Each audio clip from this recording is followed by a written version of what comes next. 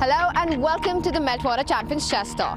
It's a bright sunny morning and we are at the most iconic landmark of San Francisco, the majestic Golden Gate Bridge.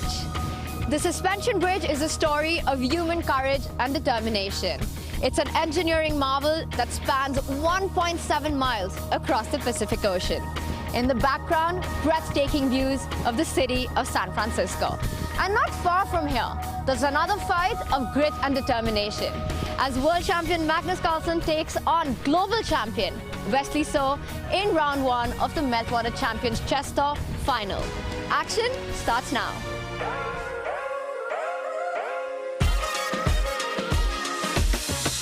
Unbelievable how he finds that move. We've got to call that Prague style. He's going to win the tournament.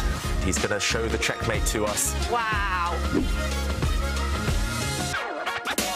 He's taken it. He's done it. Magnus really looking happy with himself. It's going to be checkmate. Magnus shaking his head. Has, Oh, look at the bar. 3 seconds. 1 second. Has to make a move. Whoa, okay, crazy tactics. This is just one of the most beautiful games I've ever seen. This is a dude move, isn't it? Direct. Wow, he's going straight for the kill. He is out to win this tournament. This is so difficult. Whoa! Oh! No way. This is my ultimate fancy, getting a position like this one from an opening. That's the save of the century. So happy with himself. Oh, look at that. That is such a big swing, isn't it?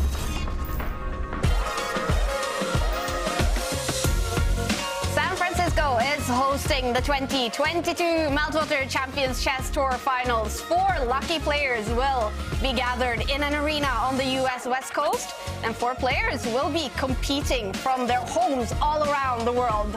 We will get to see 8 of the best players from this season on the tour, 8 of the most exciting chess geniuses in the world. And to guide you through all the action of the tour finals, as always, in the studio here in Oslo, International Master Jovanka Houska and Grandmaster David Howell. It's his birthday. Happy birthday, David. Thank you, Kaja. Thank you, everyone. It's a pleasure to be here, and what better way to celebrate a birthday than by watching some of the best chess players in the world? Yeah. 1 year older, you've done 73 more shows in this studio. You have an Olympic gold medal this past year. And let's take a look at the year that our main man in the studio has had. The person that wins this auction, what will they get? They'll get one night with me. Prague is just showing off now with some nice geometry. This is just one of the most beautiful games I've ever seen, let alone on the tour. David, huge congrats on your Olympic gold. You gotta respect the hustle, so hope to see you again soon and have fun commentating. Respectful of Jan's great ability. And these guys are maniacs. It's Sakriar Mamadyarov sacrificing. we've got to hear it, come on. I am inevitable. That was good. Okay, I would just leave the board if... Magnus tricked Duda there. Prague just blundered into checkmate in one move.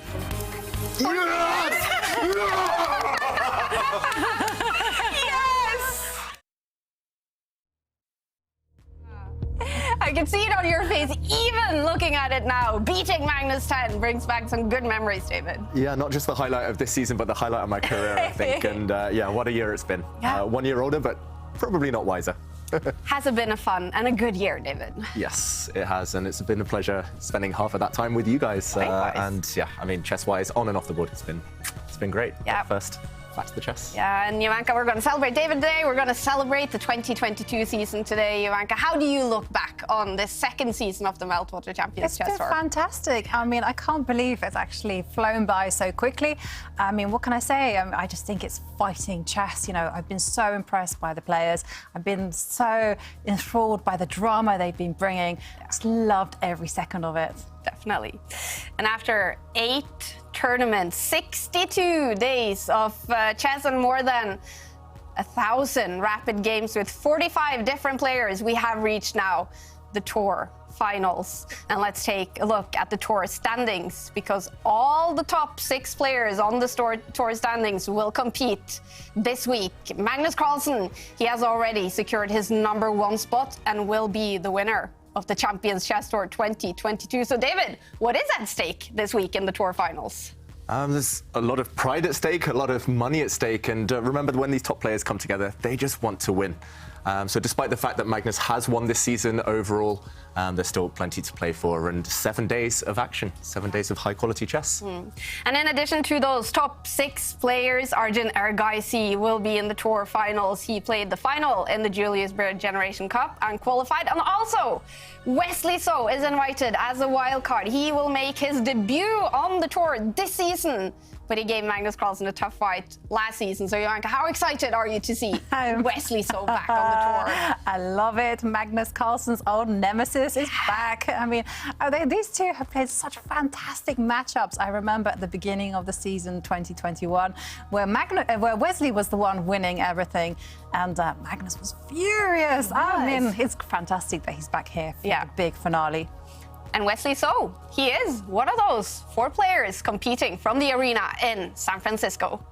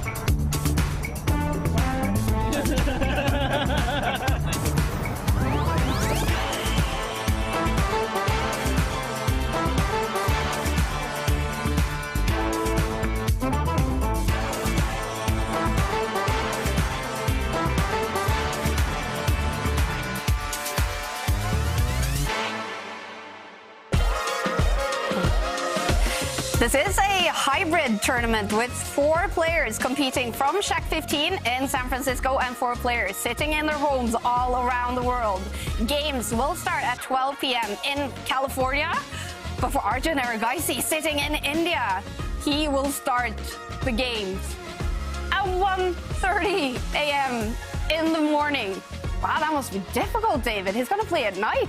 Yeah, it's incredibly difficult. I thought it was starting late here in Europe. I've been adjusting my sleep pattern, but for Erigaisi, staying up, he's going to be playing until the early hours, until 5, 6 a.m. every morning. It's going to be a challenge for the Indian. And who do you hold as the favorites? Can you talk us through it? Is it those 4 players sitting in San Francisco, or do you think one of those 4 sitting other places in the world can give them a tough fight? Well, all these 8 players are there for a reason, but we have to start with Magnus Carlsen, the tour winner 2022. He starts every tournament as the favorite. He's had a bit of a rocky ride this year, lots of ups, lots of downs, but he will start the tournament trying to prove a point. He will want to end this year on a high. Out of those out there in San Francisco, I would also say Prague. He's ready for that breakthrough. He's been so close so many times this season. And out of the players not in San Francisco, I'll say Duda, just because he's maybe been the closest rival to Magnus throughout the tour. He's won a few tournaments himself. So those 3 I'm going to be keeping an eye out for. Yeah, and we do have 7 days of online rapid chess ahead of us. Let's take a look at the schedule for the tournament. This is an 8-player round robin. Players will meet in matches, and each match is best out of 4 rapid games with 3 points and $7,500 for the winner. And if tied, the match will be decided in tie breaks with 2 points for the winner and 1 point for the loser. And it is a different format than the regulars. Do we often see drama, action, tie breaks, ups and downs? We always do. It started last season, the first season when we got the players together in the tour final. There were just fireworks every single round. This season, in the 2 majors previously, only in the last few games were the titles decided, were the prizes decided. We saw some big shocks, big surprises, and I have a feeling we'll see more this tournament. There's more in store for sure. And we have a really cool first day coming up for you guys. Let's take a look at the matchups for day 1. Jan-Krzysztof Duda, second now in the tour standings. He starts off against the 19-year-old from India, Arjun Erigaisi. Pragnananda, 17 years old from India. He starts off against the always entertaining Shakhriyar Mamdiyarov. Liam Le, he is sitting in St. Louis, and he starts off against Anish Giri, who has struggled slightly this season. And then, of course, the big fight on the first day. Magnus Carlsen against his big rival from the 2021 season, Wesley So. They played 50 games against each other last season, David. What kind of games, what kind of action can we expect when these two face off? Yeah, first of all, 50 games. That's more than most people play each other in a lifetime. And yeah, lots of ups and downs. Jovanka touched on it earlier. Last season, Wesley So was dominant against Magnus. He beat Magnus in a couple of finals at the beginning of the season. Later in the year, Magnus managed to reassert some dominance, but it all turned around in this huge match they played in the middle of last season. Magnus won. It was very close, though, and I think that's going to be the story of today. It's going to be very close. It's going to be decided in just one or two moves here and there. It's about who can start on the front foot. Yeah. And Wesley So, he won 3 tournaments on the 2021 Meltwater Champions Chess Tour. We haven't seen him this season. It's going to be so much fun to get a comeback from Wesley So. Wow. The tricks and the traps continue. Wesley makes the draw. Yeah. And Wesley's the champion. Wesley So is the winner of the Opera Euro Rapid. Technique that Wesley uses. He's using all of his pieces. He's not seduced by his material. And it is early in the morning, as we mentioned before, Wesley So in Minnesota, US, and yeah. Is he shaving? He's shaving. Wesley So with the white pieces. He wins the first game. This is the move we're looking for from Wesley So. If he plays it, game over. The fantastic Wesley So winning his 3rd tournament in the Meltwater Champions Chess Tour and his favorite banana sweater. Congratulations, Wesley. Yay! Applause to you. He gave us so much entertainment, Wesley So, on the 2021 season. And this year, different focuses for Wesley So, not playing on the tour. What has this year been like for him, Jovanka? Has he had success? He has had success, but I mean, it's been very up and down for him. You know, he was Fischer World Champion. He no longer is Fischer Random World Champion anymore. I mean, he had a bad tournament there. He had a reasonable tournament in Norway chess, but he hasn't really won anything of significance until now. He did win the Global Chess Championships. That is true. He is coming from that win in Canada in the Chess.com Global Championship, arriving here at Shack 15 at the iconic Ferry Building in San Francisco. And that was rapid chess as well. So do you think he's feeling confident in this format, David? Yeah, he'll feel that he's in form. That's how it works for chess players. Even if they've had a terrible year, it's all about the last tournament. And his last tournament was great, Wesley, so he won that in quite commanding style. So he's riding a wave, he's riding high, and he's got good history against Magnus, as we see in front of us. 15-11 in Magnus's favour, but who beats Magnus Carlsen 11 times? Wesley So. And yeah, it's going to be fascinating to watch this battle. And for the first time, we get to see the arena in San Francisco, and Wesley So is the first one to arrive, Shack 15 in San Francisco. This is where he will be sitting today, competing against Magnus Carlsen. He's going to start out with the black pieces. What kind of plan do you expect Wesley have today? Well, he has the black pieces, and he's a very pragmatic player. So when he's playing on the black side, all he will do is play solid, and then he will push any advantage he can when he has the white pieces. And of course, it's how you start the match that determines your attitude and the pace of the following games. And Magnus, not arrived yet. We're used to seeing that, and what a beautiful view for these players sitting in this building, looking out. I think actually they have view over the Golden Gate Bridge. Is that going to be annoying, or will chess players be very used to beautiful views while playing chess? I wish chess players were used to beautiful views. It will be inspiring for them, if anything. We do occasionally, throughout the tour, we do see players stare off to one side. It's often when they're trying to remember variations, calculate variations. Now, anytime they look away from the screen, it's the most beautiful view ever. So, yeah, I'm pretty sure that this is going to be perfect conditions for all those guys, all those 4 out there in San Fran. And we do see Wesley So with his headset on. Remember, the players, they have access to Spotify accounts. As we see Magnus Carlsen arriving in the background here to play against Wesley on day 1. Standing up, a handshake between the two. And in the previous major in Miami, Magnus Carlsen also putting his headset on.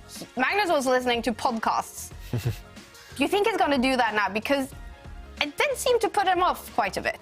Yeah, we often saw Magnus, the world champion still, for a few months. We saw him laughing, we saw him being distracted. There were a few mistakes here and there when he was listening to those podcasts. It's a risky strategy, and I wouldn't advise it personally, but Magnus, he's very individualistic. He'll do his own thing, whatever works for him. And yeah, it'll be fascinating to see whose heads are bobbing, who's listening to music, who's listening to silence. Yeah, every player has a different preference. I'm kind of interested in Magnus because he's a rule breaker. I mean, he takes all those training guides, those training manuals, advices, and he just rips them up and does things his own way. You know, we would never advocate listen to podcasts. I mean, because it's distracting. But Magnus, he won the tournament. You know, like David said, there were a few slip-ups, but overall, it worked. Yeah, and he was in a great mood, laughing a lot during the Crypto Cup in Miami. This is the tour finals with 4 players. Magnus Carlsen, one of them, sitting in an arena in San Francisco. He will start out with the white pieces against his big rival from 2021, Wesley So. What is Magnus Carlsen's plan in this first game? We are waiting for first move. We have seen him experiment quite a lot this season with his openings, Magnus Carlsen. So what do you expect from this game, David? Yeah, as Jovanka mentioned, starting with the white pieces, that is going to be key. And Magnus, he has freestyled throughout the year. It's often as if he's rolling a dice or something in terms of his opening choices. But yeah, I expect him to play his best openings, the openings he's been relying on in World Championship matches, for example, the Catalan or maybe some Spanish openings, because you can't freestyle against Wesley. Wesley is too strong, he's too good, and he will punish you. And here we go. He does open with 1e4, and I'm expecting Wesley to copy. There we go. Will we be heading towards the Berlin defense? That's Wesley's go-to solid black opening. We do see the Spanish, and will Black's other knight come out? It is the Berlin defense, rock solid stuff so far. An exchange of pawns in the center. I actually had this position this weekend myself as Black against Jan Ludwig Hammer, another commentator. It was a draw. With Black, this is known as rock solid. But can Magnus break down this defense? White's rook is kicked back. Both sides have castled. Wesley now offering a trade of rooks. Are you surprised, Jovanka? This is known to be very level if Black knows what he's doing. Yeah, I'm slightly surprised because I actually expected Magnus to take the game into more unconventional waters, and instead we see here quite a symmetrical position. I mean, in the sense that all the pawns are on the same side, and it's just going to be all about which pieces are better, and the players are just racing through the moves. And I get the feeling that this isn't the most ambitious approach from Magnus. Yeah, it's very, very surprising stuff, to me at least. I mean, this has a reputation, this exact variation of the Berlin has a reputation of being just not necessarily unambitious for White, but it's minimalistic. You're just aiming for a safe position, no risk, but not much reward, potentially. And I also have experience of this exact position against AlphaZero, a well-known computer program. I was part of a team that played against the AI AlphaZero, and we made a draw with White. It's just impossible to lose this position, essentially, if you're Magnus. Look at the pawn structure now, completely symmetrical. And unless he has a brand new idea up his sleeve, maybe involving these pawn pushes, then... I say a brand new idea. It doesn't look too impressive. But yeah, unless Magnus has something here, I have a feeling we're going to head towards an equal position. And I was just going to say, get this, you know, Wesley himself has played this exact position with the white pieces to secure a draw against Veselin Topalov. Oh. Yeah, Magnus as well. He's played this variation when he only wanted a draw against Sergei Karyakin in the last match of the 2016 World Championship.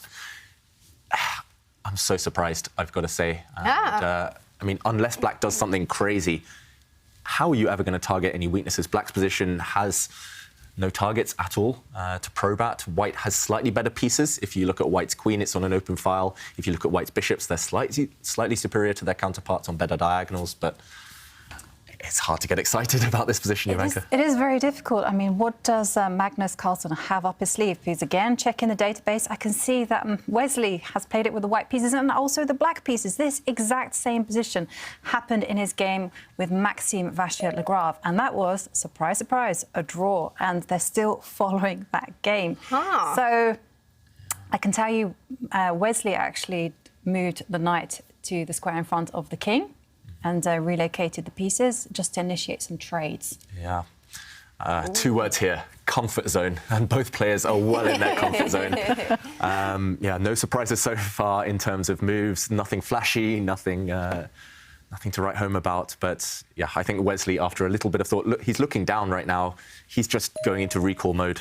He's going to relocate the Black Knight. He doesn't choose the square you mentioned, Jovanka, moving the knight back to the center rather than the square to protect its king. But yeah, still looks solid. Yeah. The Black Knight now has its eyes on both sides of the board. This is an ideal square. Some pressure on that Black Knight from the White Bishop, but again, it's defended. It's hard for Magnus to create anything. Still, you don't have any pawn breaks. That's the problem with this position. No way to open lines, no way to generate an attack.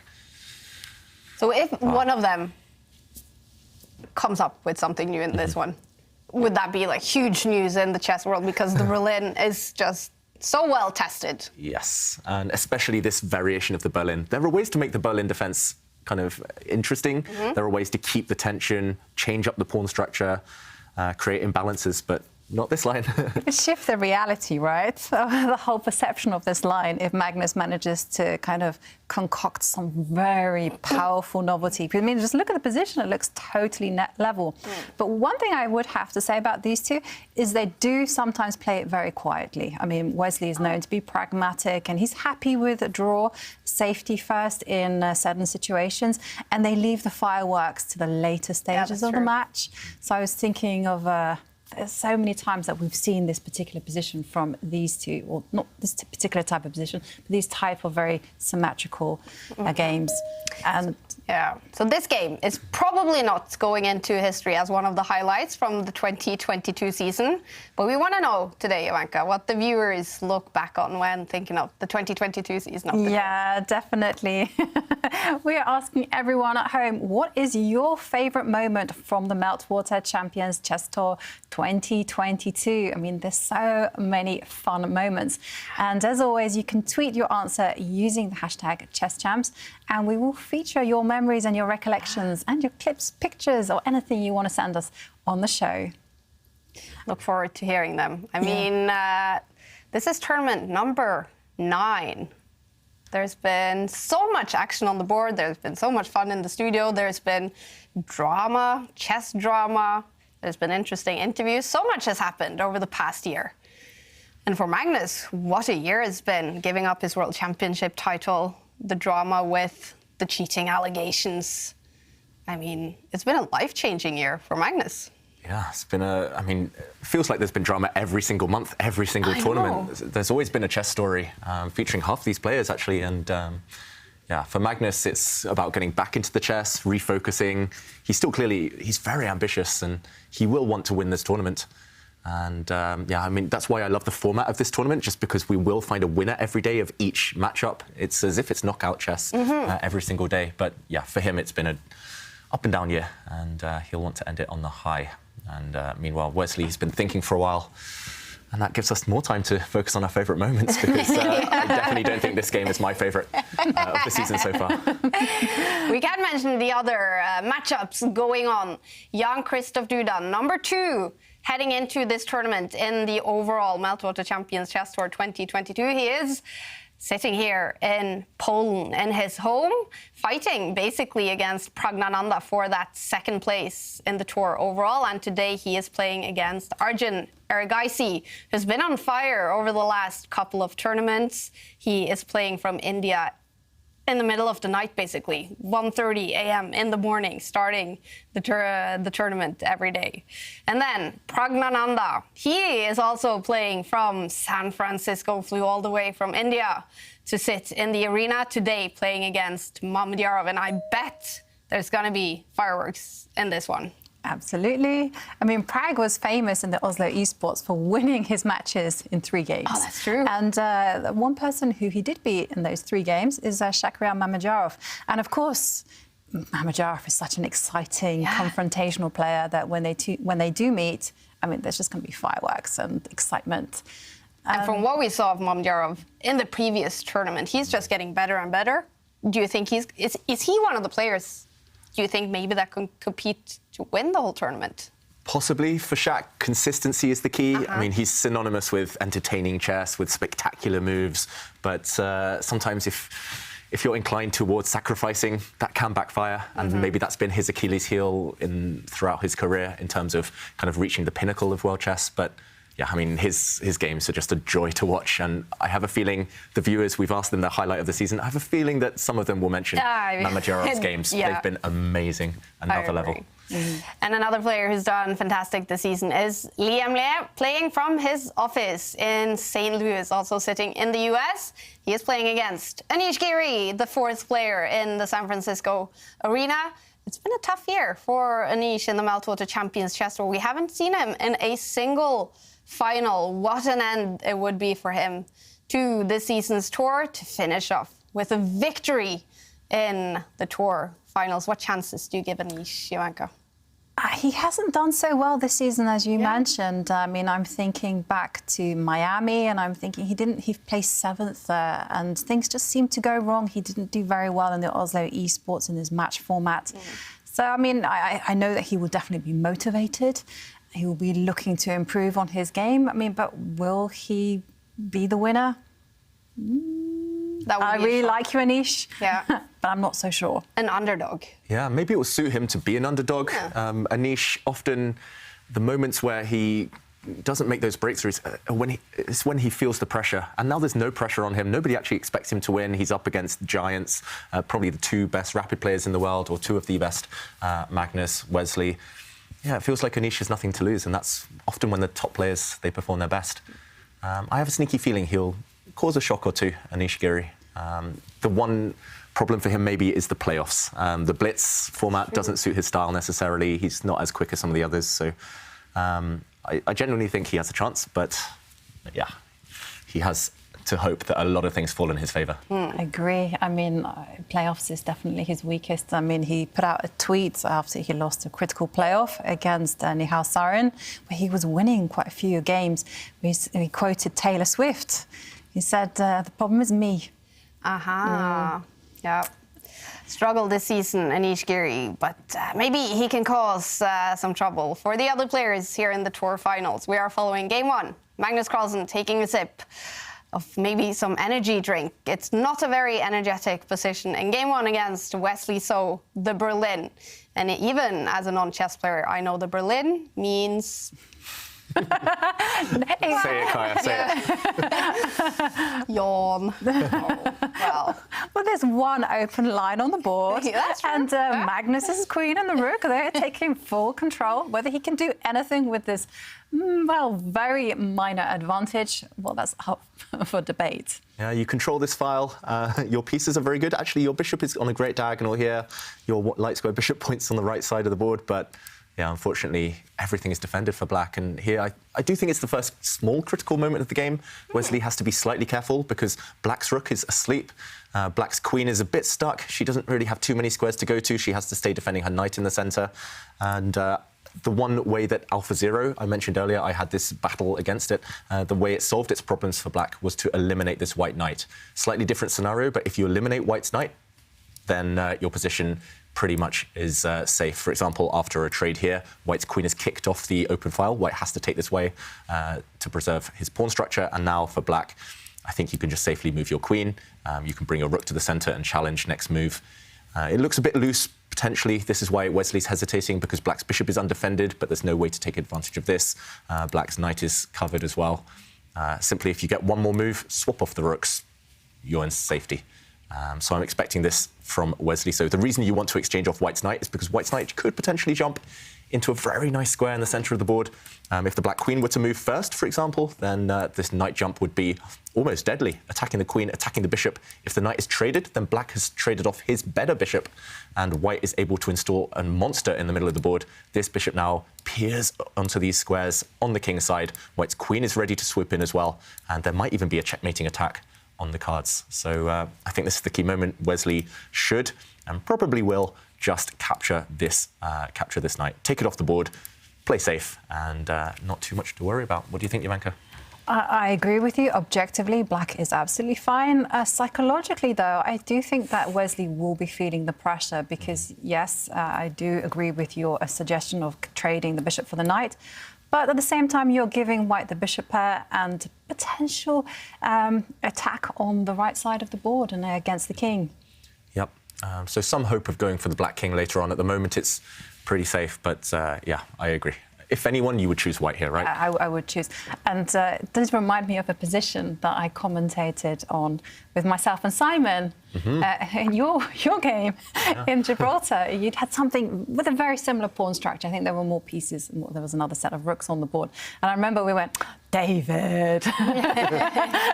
And then we moved on. And then we came back. Oh, David's doing really well. Oh, well done. Yeah. And David won a very nice game. I did, against Rasmus Warner, a German player. I think that came from a French defence, but leads to the same pawn structure, essentially. And Wesley so surprises us. He brings his queen across 2 squares. She's nice and safely tucked next to the black king. She still protects her knight, but she's vulnerable to some hits. Maybe the white bishop at some point can come and attack her. This can be blocked by black's bishop, potentially. The black bishop would jump back and save the day. So this isn't so effective right now, but that idea is on the radar. Also, white's knight still can jump in. I think Magnus will be happy to see this move, despite the fact it's still level, still balanced. Magnus will have more hope now that he can keep more pieces on the board. The more pieces that disappear, the closer we get to that dreaded draw. So, yeah, I'm expecting this knight move. Otherwise, black's rook is simply coming across. Black is ready now to start challenging the white queen, challenging the open file. If that happens, draw. Black is fine. So you need to create something. Bring the white knight in, Magnus. I think that is the only chance to try and win this game. OK, interesting. So if Magnus brings in his knight now, that is a sign he is feeling a little bit ambitious in this game. Yeah, I mean, there's so many things that could happen, actually, once the knight jumps into the centre. So, for instance, if the rook comes over to pin the knight and the queen, well, you could even go knight takes bishop. Yeah, I think you're right, Jovanka. I think it's a winning tactic. You give up the queen, and after the queen is captured, as Vishrensuk, an in-between move, as we call it, and knight takes bishop. Yep. It's a check. That's the key. And when the king moves, you can simply take back the black rook. And white here is up on material. You've given up your queen, but you have a rook and a bishop, or you have a rook and 2 bishops for the black queen. If we do a bit of counting, that's 11, the black queen worth 9 with 2 points up. And black's king cannot actually take this white knight because now it is too exposed in the centre of the board. And I think it's going to get checkmated or pushed into a bad square, this black king now. It only has 2 ways to go. If you go to the centre of the board, there's going to be a discovered check along this file. The white bishop moves out the way, check, and winning the black queen next move. And if the black king had gone to this side, then suddenly there would be checkmating ideas. For example, hitting the king with a pawn and checkmate on the edge of the board. So despite the fact we're moaning about this being a boring Berlin, a draw, there are still some tactics in the air and some potential traps that Magnus could set for Wesley. But they all do start with this knight move. That was a long variation, but it all begins with this knight move. And as Jovanka mentioned, black has to avoid some ideas there. Yeah. I think you have to move your bishop. Yeah. To retreat somewhere. And if you do have to retreat, then suddenly white has another small advantage. And yeah, this knight, beautiful. And remember, black doesn't want to exchange it off for his dark squared bishop because the dark squares are too weak. You can only exchange it off for the light squared bishop. And Magnus, OK, he encourages Wesley to play a move he probably wanted to play anyway. That is a surprise to me, Jovanka, I've got to admit. What do you think of this one? It's slightly surprising because I too was focused on the knight jump. I didn't consider this small little improving move. But then again, it is Magnus's style. He makes a small improving move at the same time, creates a safe square for the king. I mean, can Wesley really get away with like trying to trade off pieces? So, for instance, take the knight. Yeah. This looks fine to me, and the question is whether he can bring his rook over and try and trade off even more pieces. White has the small advantage of the bishop pair, but the centre is blocked. Yeah, still take white, I think, but yeah, it's getting close to level right now, close to equal. Yeah, and whilst the players are deep in thought, Emilia Castellao tells us a very fun fact. Okay. She tells us, where my mouse got in the way there, and again, a fun little chess tidbit for our commentators. It says, but the Mechanics Institute in San Francisco houses the oldest chess club in the US. organised in 1854 when San Fran was a frontier community. I didn't know that, actually. I didn't. 1854, oldest chess club in the US. Wow. I would have thought it was US. Sorry, not US, New York. Yeah, I guess there's been some very strong players out of New York and some other places, but yeah, shout out to Amelia as well, a chess historian, doing some work for FIDE now, I think. Cool. The Awesome. history front, yeah, fascinating facts. And we'll pretend we knew that. We'll pretend that's why we're organising the tournament in San Fran. Some great chess history in San Francisco. These two players both on site, and Tanya, our on-site reporter in San Francisco, did get a chat with both Wesley and Magnus before the start of today. Magnus, you've been looking forward to this clash, and how are you feeling going into the match? Feeling pretty good. Starting with the white pieces, Yeah, I'm going to try and put some pressure on him from the start. what do you think will be the most deciding factor in this clash? Time. Fair enough, good luck. Thank you. Wesley, walking up, you mentioned you're excited about this one. Tell us your feelings. Well, I'm very pleased and very glad to be back in the Meltwater Champions Chess Tour. So I said yesterday I was very happy when they invited me for the last one. And yeah, I'm very happy to play Magnus Carlsen as the best player in the world the very first round. I want to ask you about that because that's one matchup we're really looking forward to. What can we expect when the global champion takes on the world champion? Well, I mean, I hope to be able to do my best. I don't know what form I'll be in. I think my best form I can compete, but we'll have to see which part of me shows up today. But I prepared hard for it, and we'll see what happens. I think also depends on what mood Magnus is in today. Wesley, what according to you will be the critical factor in today's matchup? Well, you know, strength of the moves. I mean, I guess I've beaten Magnus a few times before in the past. Not sure why exactly. And, you know, I guess strength of the moves would be the most important, you know, whether Magnus gets a good opening and if he gets a comfortable position. Or if I get a position that I like, then I'll have good chances, I guess. You look calm, composed, and ready for the fight. Yeah, I hope so. I hope I am. I'm a bit nervous, but at the same time, I'm ready. Hopefully the results will show it. All the best, Wesley. Thank you. Magnus Carlsen saying this match depends on time, that the clock will be the critical factor. Wesley wondering what version of himself would turn up today. I remember one word from last season, solid so, and I guess it is the solid so that has turned up today. Yeah, the So Solid crew. Yeah. Yeah, exactly. He's at least adopting that strategy with black. I think that makes sense. You start off, especially, he mentioned the word nervous as well. If you're feeling the nerves, just kind of feel your way into the game. Don't take too many risks too early, because that's when bad things happen, if you risk take, if you kind of leave holes in your defense. So he's just keeping all the pieces on the board, covering all the squares. He'll try and press with white, as Jovanka mentioned, if he can hold this game. And at the moment, I say if, because suddenly black's retreating. Suddenly black's pieces are going backwards. It's Magnus in move. I don't really see any way to advance kind of the attack, advance the initiative, momentum, unless you jump in to the centre with white's knight, as we've been advocating for a while. But yeah, for me, it was fascinating, the different styles on the board, of course, but also in the interviews, Magnus, short and sweet, Yeah. just not messing about. And Wesley taking his time, maybe talking out the nerves from his system. That's true. Really fascinating. Yeah.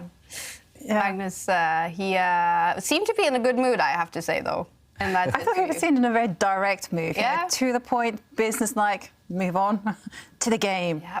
You think he's doing the same on the board? Direct mood? Yeah, I mean, he's playing very quickly. You know, they blitzed out the opening, and now he's taking his time. And Wesley seemed to be a bit more hesitant. But to me, he seems to have a lot of faith in his position. You know, he's not making any critical decisions. He's simply believing in his pawn structure, believing that his position will hold. Yeah. And I'm quite concerned, actually, because when one tends to do that, one tends to drift into passivity. And Magnus, wow. Well, that's the kind of move I Direct. like to play. Unfortunately, I've been punished a lot quite recently by making these type of moves. He's grabbing as much space as possible on the right side. Yeah. That move comes with warning attached. Don't try this at home, pushing pawns in front of your own king. But Magnus, as you say, he's taking control of some key squares. And we have to show the idea behind this move because it is a bit surprising, I've got to say. It crossed my mind, but I don't think I'd have the courage to play this move that Magnus has just chosen. It's all to do with taking Black's control of the f5 square away. And the whole reason, for example, let's go back one move. White wanted to jump in with his knight. He wanted to attack this bishop. This looks very scary. But Black can bring his bishop over to challenge White's light squared bishop. If pieces come off the board, we're heading towards a draw. So Magnus, by pushing his pawn forward, has stopped that idea. Next move, White wants to jump in, as he has just done. The Black rook swings across to attack the White queen, and Magnus blocks. He blocks with his knight, and now this Black bishop doesn't have access to this key f5 square. No more exchanges. It is attacked, and probably it just has to retreat. You want to run away with this bishop. You can push it to this square, but it kind of gets in the way of the Black rook. It gets in the way. It's staring at all of its own pawns. Not a good square at all. So I recommend this bishop to retreat. It's attacked. And again, remember, you don't want to eliminate, you don't want to trade off your own dark squared bishop as Black, because that is a key defender. So I think Wesley's just going to step back, and Magnus, will he regret pushing a pawn in front of the White king? The White king looking really loose, really airy right now. I don't know. It's you mentioned you've been punished in this kind of situation before. So have I, Jovanka, many times in my career. Don't touch pawns in front of your king normally, but if you're Magnus, you can get away with it. And Wesley doesn't actually retreat the bishop to the starting square. Instead, he steps it to the square in front of its own rook. Yeah, I didn't like this because, as you mentioned, clumsy, the rook. right? It looks clumsy. It looks like the bishop might be a tactical target at some point. But at least it's protected for now. Everything in Wesley's camp is protected. Look how passive it is, though. The two heavy pieces on the back rank. These three, though, they look like they're very well centralized. So at the moment, it's holding.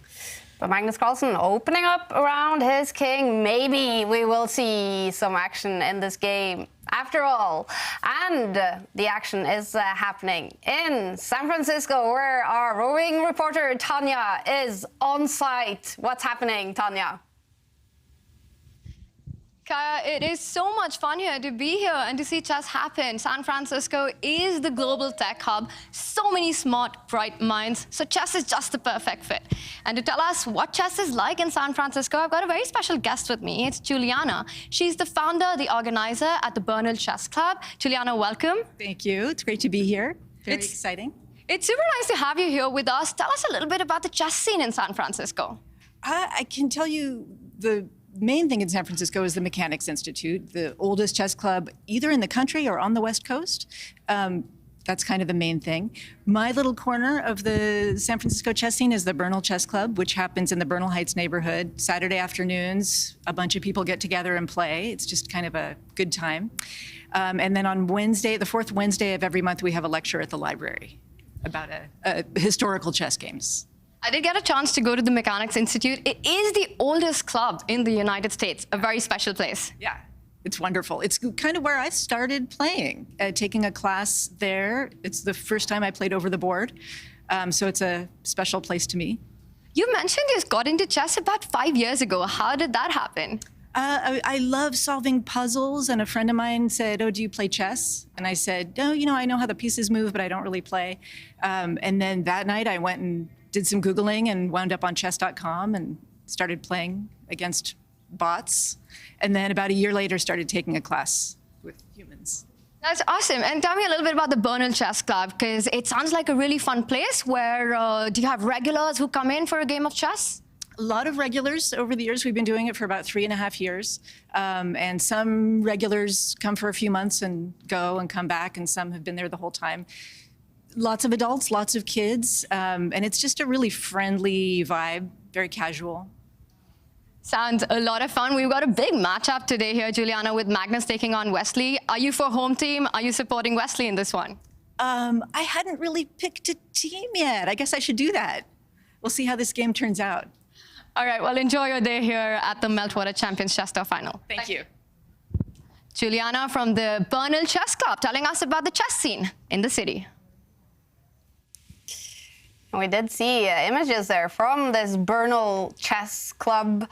Seems like the chess scene in San Francisco is just crazy. A lot of chess interest in the city. probably after the Queen's Gambit, everyone. Yeah, it's getting more and more popular, of course inspired by the Queen's Gambit, and of course also the effect that lockdown had when suddenly everyone was interested in playing chess.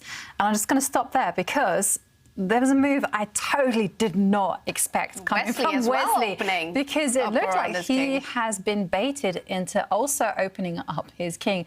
Wow. I don't like this one. I mean, it looks so risky to open up the light squared bishop. Yeah, I'm inclined to agree. Whether it's a good move or a bad move, it's not Wesley's style, right? We mentioned pragmatic, solid, safety first, all those kind of terms when we think about Wesley's chess, and this is not a solid move.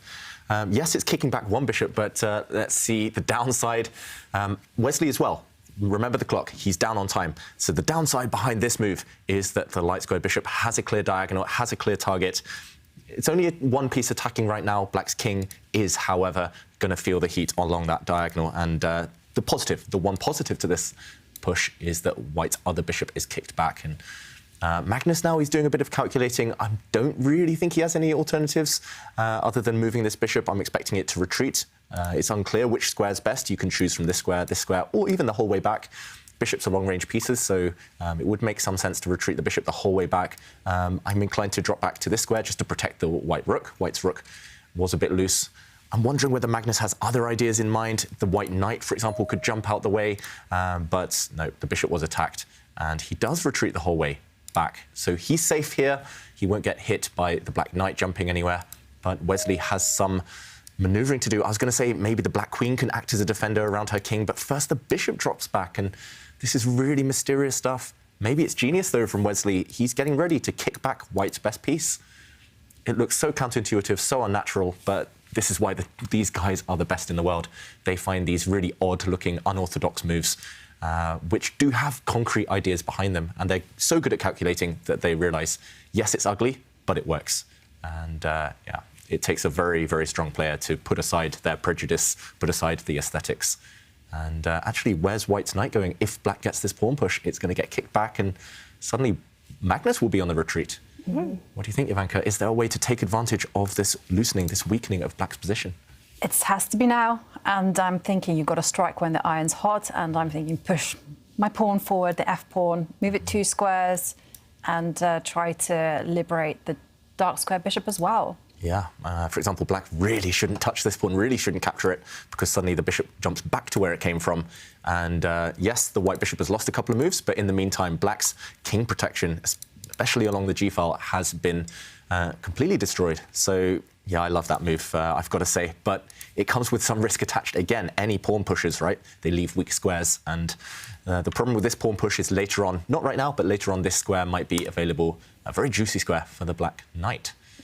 And I guess Wesley might have ideas in mind, for example, of challenging the white knight, kicking this one back. And it will all depend on whether this works for Black. It does look like it's hanging by a thread, but the evaluation bar above the board does say that Black is just about fine.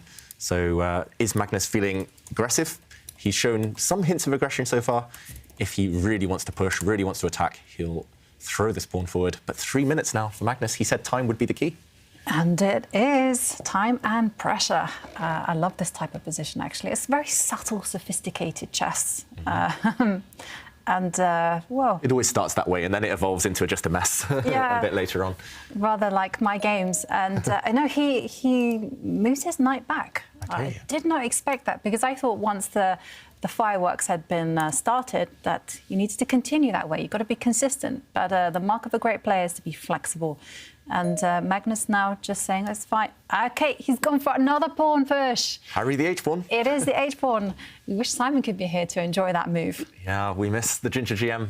Hopefully he'll join us at some point. But yeah, in the spirit of Simon Williams, in the spirit of Alpha Zero as well that we mentioned earlier, throwing the H-pawn forward to destabilise Black's structure. This has 2 points. Firstly, you're attacking Black's stronghold, the pawn that's actually keeping Black's position together.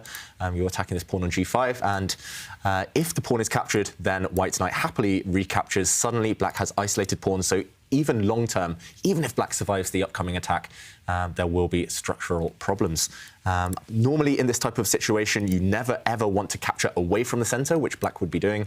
You want to kind of protect your stronghold, which he's done, Wesley, so, but this is loose as well. Oh, I was going to say something, David. Actually, I just checked the computer evaluations, and Wesley's last pawn move is a huge mistake. There was only really one way to maintain the balance, and that was to take a risk, take a gamble, and actually jump in with a knight to the center. OK, so black should have jumped in with the knight. And why is this a mistake, Jovanka? Is it because of this move, retreating the white queen? White has a threat.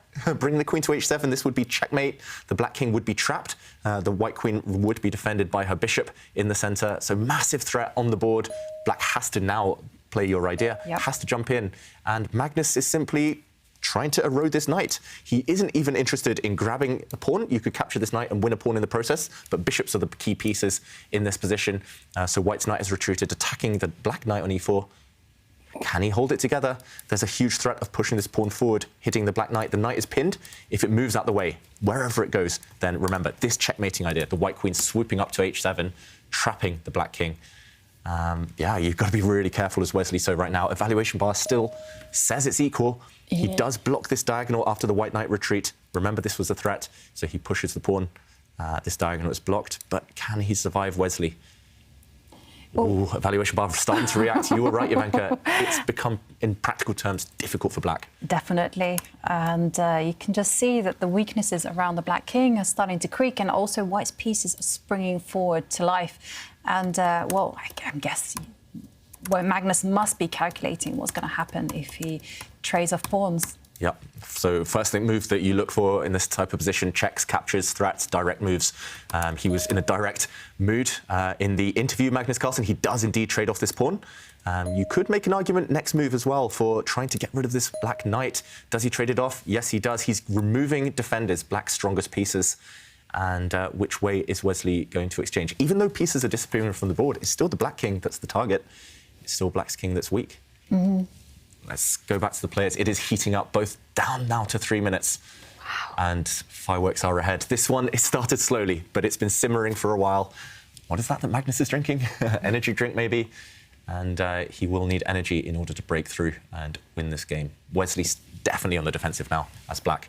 That's actually kind of shocking. Magnus has been very much on the water while playing chess for, like, the past, 5 years? Yeah, you're right. Staying very much away from sugar and caffeine and stuff like that. This is a huge change, if it is, for example, an energy drink.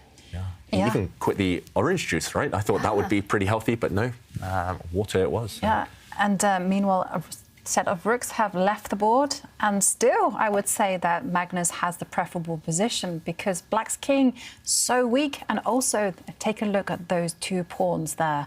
I mean, they are just sitting targets. Yeah, black's pawn on the e-file that's just captured, and that black g-pawn in front of the black king. Isolated pawns can be weaknesses, and we would class this as an endgame now, right? I guess. There aren't that many pieces on the board. The queens are still on, but it's basically a queen endgame, just with bishops.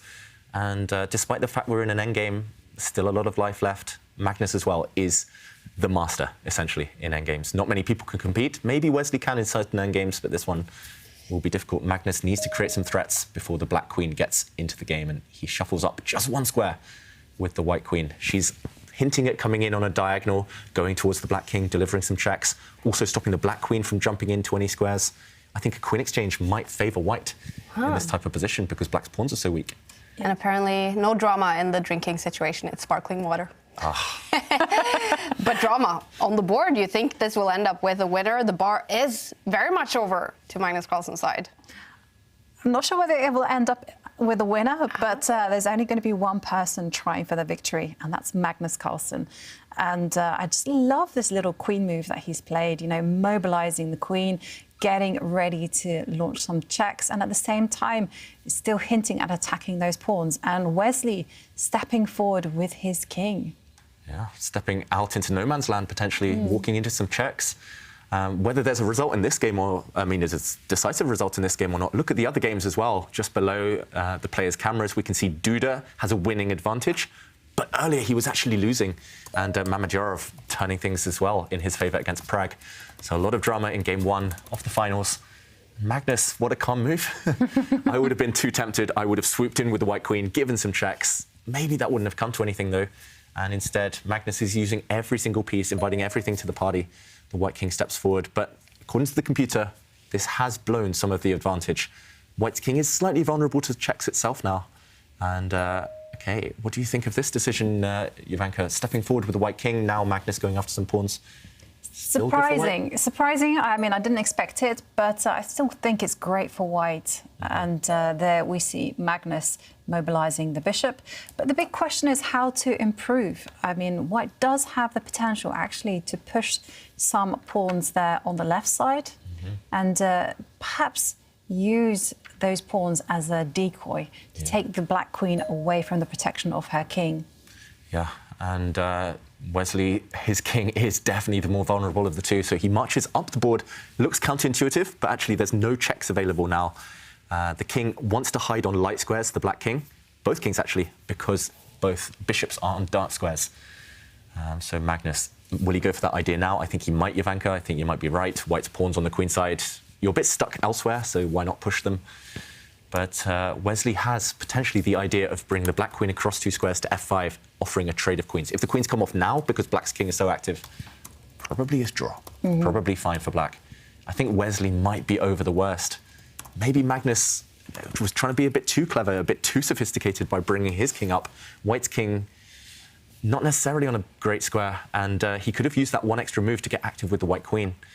It's all about timing. Maybe Magnus has missed the moment. Yeah, potentially, I think so. But still, there are questions to be asked. I mean, Magnus, first of all, has to give his queen a purpose, and the white king, like you said, needs to be improved. Ideally, I'd like to actually move the king to where the queen is standing and then put the queen somewhere where she covers all the checks. Yeah. I think Wesley has a key idea up his sleeve as well. So Magnus, he's ticking under 1 minute. We'll come back to the players in a moment. But here, Magnus, I think his plan was to swoop in with the white queen, create some pressure, start attacking some pawns. He retreats, actually. But here, Wesley's idea was to offer a queen exchange, giving up the black bishop. And now suddenly, after this check, white's king has no escape. If you go to the right, the black queen follows you with a check. If you go to the left, the black queen follows you again. If you go back, the black queen swoops in, and the position would be a draw. Repetition of moves, no escape, perpetual check. So Magnus, his idea wasn't quite working. It would have led to a draw, simply. So he had to retreat. He stepped back with the white queen, but the white queen's not great now, and Wesley takes the opportunity to push forward himself. Suddenly, I'm a bit worried for Magnus. The momentum is in black's favour, and suddenly an endgame. These pawns might be dangerous, these pawns marching down on the left side of the board. I think it might be time to try and bail out to a draw. Yeah, definitely. It's getting double-edged again, because both sides have that possibility to create passed pawns. I'm always wary now of pushing pawns in endgames. After sitting next to you for so long, I'm like, oh, you should be patient. And there we see Magnus swoop in with the queen. And, I mean, there has been consequences to Wesley's ambitious pawn moves there, because if white were to make the right set of trades, it might be the d4 pawn that is the winner. Yeah, that white d-pawn blockaded by the black queen right now, but it is a passed pawn long term.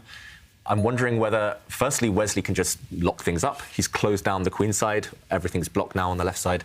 But I was wondering whether he can still try this idea of swinging the black queen across and going for some checks. He didn't go for that. And now Magnus running away with the white king. That's a preemptive retreat again. Magnus has done this a few times this game.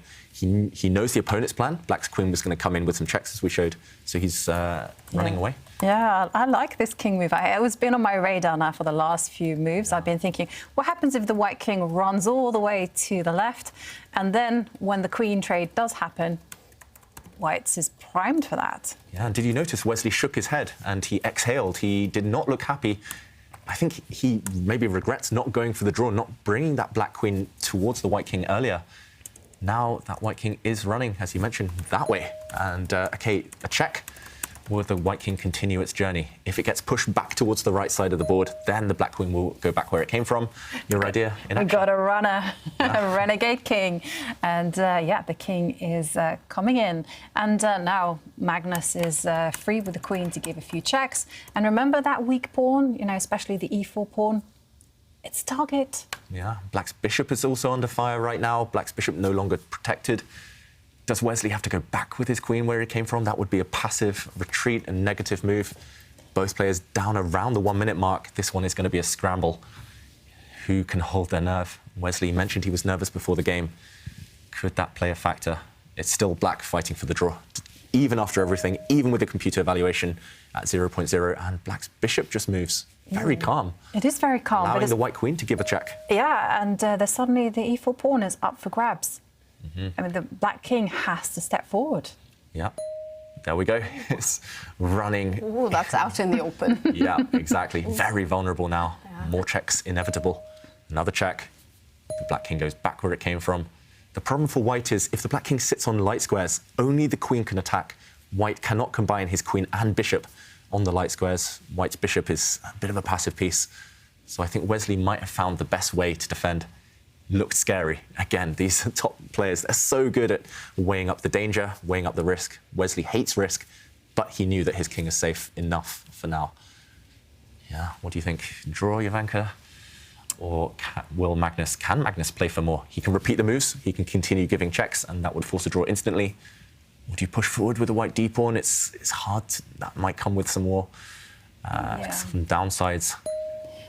Gives another check. Give a check, and I do like the idea of pushing the d pawn. Take the risk, put Wesley under some pressure. Yeah, but Wesley looking confident. Magnus down to 20 seconds. That's quite a big time difference suddenly. And in practical terms, maybe it's safer to just get the draw, move on to the next game, but Magnus will be reluctant. And, OK, we see the position repeat itself 3 times, and we do have a result. It's over. Game 1 started with the Berlin, but it did end up being quite an interesting game. Wesley So still sitting by the board in the arena in San Francisco. Magnus Carlsen heading out. They will now have 15 minutes to get ready for Game 2, where Magnus will have the black pieces. And will he stop for a comment? Yes, let's head to San Francisco. Berlin, what happened then? Yeah, I think I played decently for a while, then things got a little bit out of control, and then, yeah, at some point I chose the wrong setup, and he managed to find some maneuvers to equalize. So that was a bit unfortunate. And in the end, was it frustrating? Because it looked like you were in control and pushing in that endgame a little bit, but then things turned around. Yeah, no, I mean, as I said, I missed one of his maneuvers there, and after that, he defended very nicely. All right, good luck for Game 2.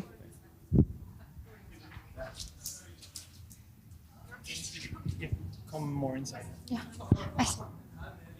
I see. Can we come?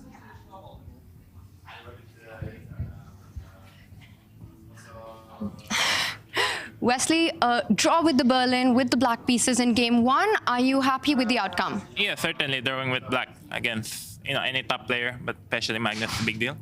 But I thought it was slightly unpleasant. Like I don't know what Magnus thought about it or what Magnus said, but he's got some pressure with the kingside pawn push here and there. But I played this with white also, and I was worse with the white pieces when I tried it. Maybe it's not much, but maybe Magnus got to play a bit better. But I was very happy when I found this G5 F6 stuff, because I got counterplay, and I thought there was some chances of taking over. But Magnus found this knight d2 very important. F5, then I was slightly worse, but didn't really see any. Maybe after F5, F3, some chances for white. He mentioned that he missed a queen maneuver, and that's when things turned around a bit. He was the one putting pressure, but then not anymore. Did you feel the switch during the game? No, certainly not. I mean, I was never better. I thought I was G5, F6 with this knight e4 ideas, but then he has this knight d2, as I said. But, I mean, I think in the queen endgame, I always had like good chances for perpetual. Maybe white should have played quickly this c3, c4, like put the pawn on c4, beater, put all his pawns on the light squares, and then he can have some pressure. But I think it should still be other. When I got b5, a4, I was very safe, but also not better. All right, a good start with the black pieces. All the best for Game 2. Thank you.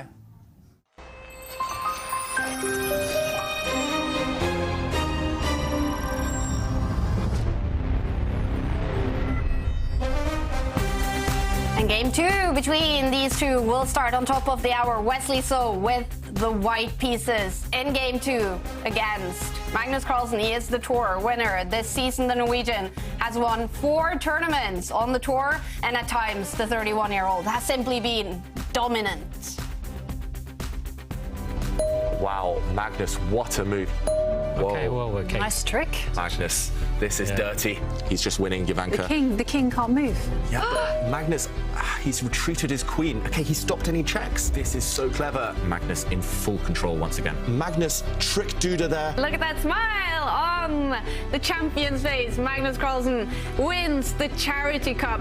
Wow, it's over. He is the winner of the FTX Crypto Cup. 2 threats and the White King is doomed. Wow, Magnus Carlsen is up by 2 points now. Magnus is in suffocation mode. He's that python wrapping around the victim. One thing I would love to see in the Tour is a beauty prize, the most brilliant game prize for each event, and Magnus is trying to achieve that now. Magnus, really looking happy with himself. He's going to win the tournament.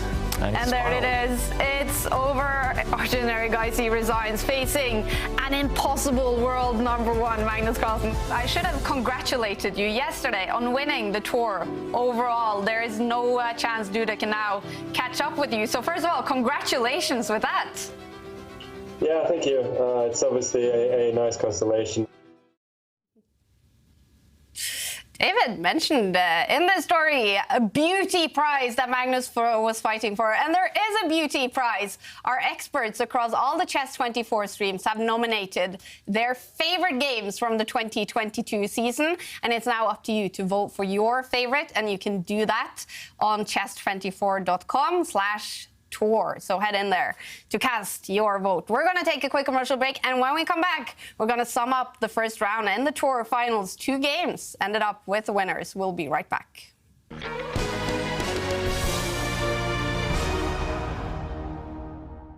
No more fancy openings, no swashbuckling middle games, no attacks. We're here to tell you about what comes after that. After all of that has failed, and you're stuck in a position where it's fairly equal, and you may think it's fairly boring. That's where we'll teach you how to use our tools in order to win those games, maximize your potential, win slightly better positions, and draw your worst positions, and make your opponents, frankly, hate your point.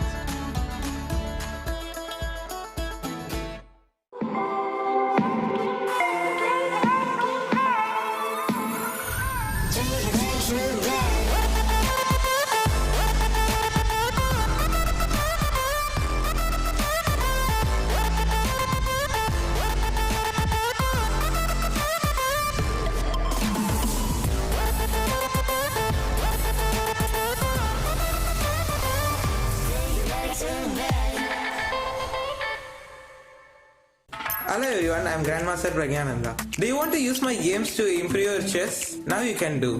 We have handpicked 50 puzzles from my games played in Champions Chess Tour this season. I went Bishop c5, d4 and Queen e4. Yeah, another crucial win for the qualifications to tournament. You can download it for free just by going to chess24.com/puzzlepack. Enjoy solving.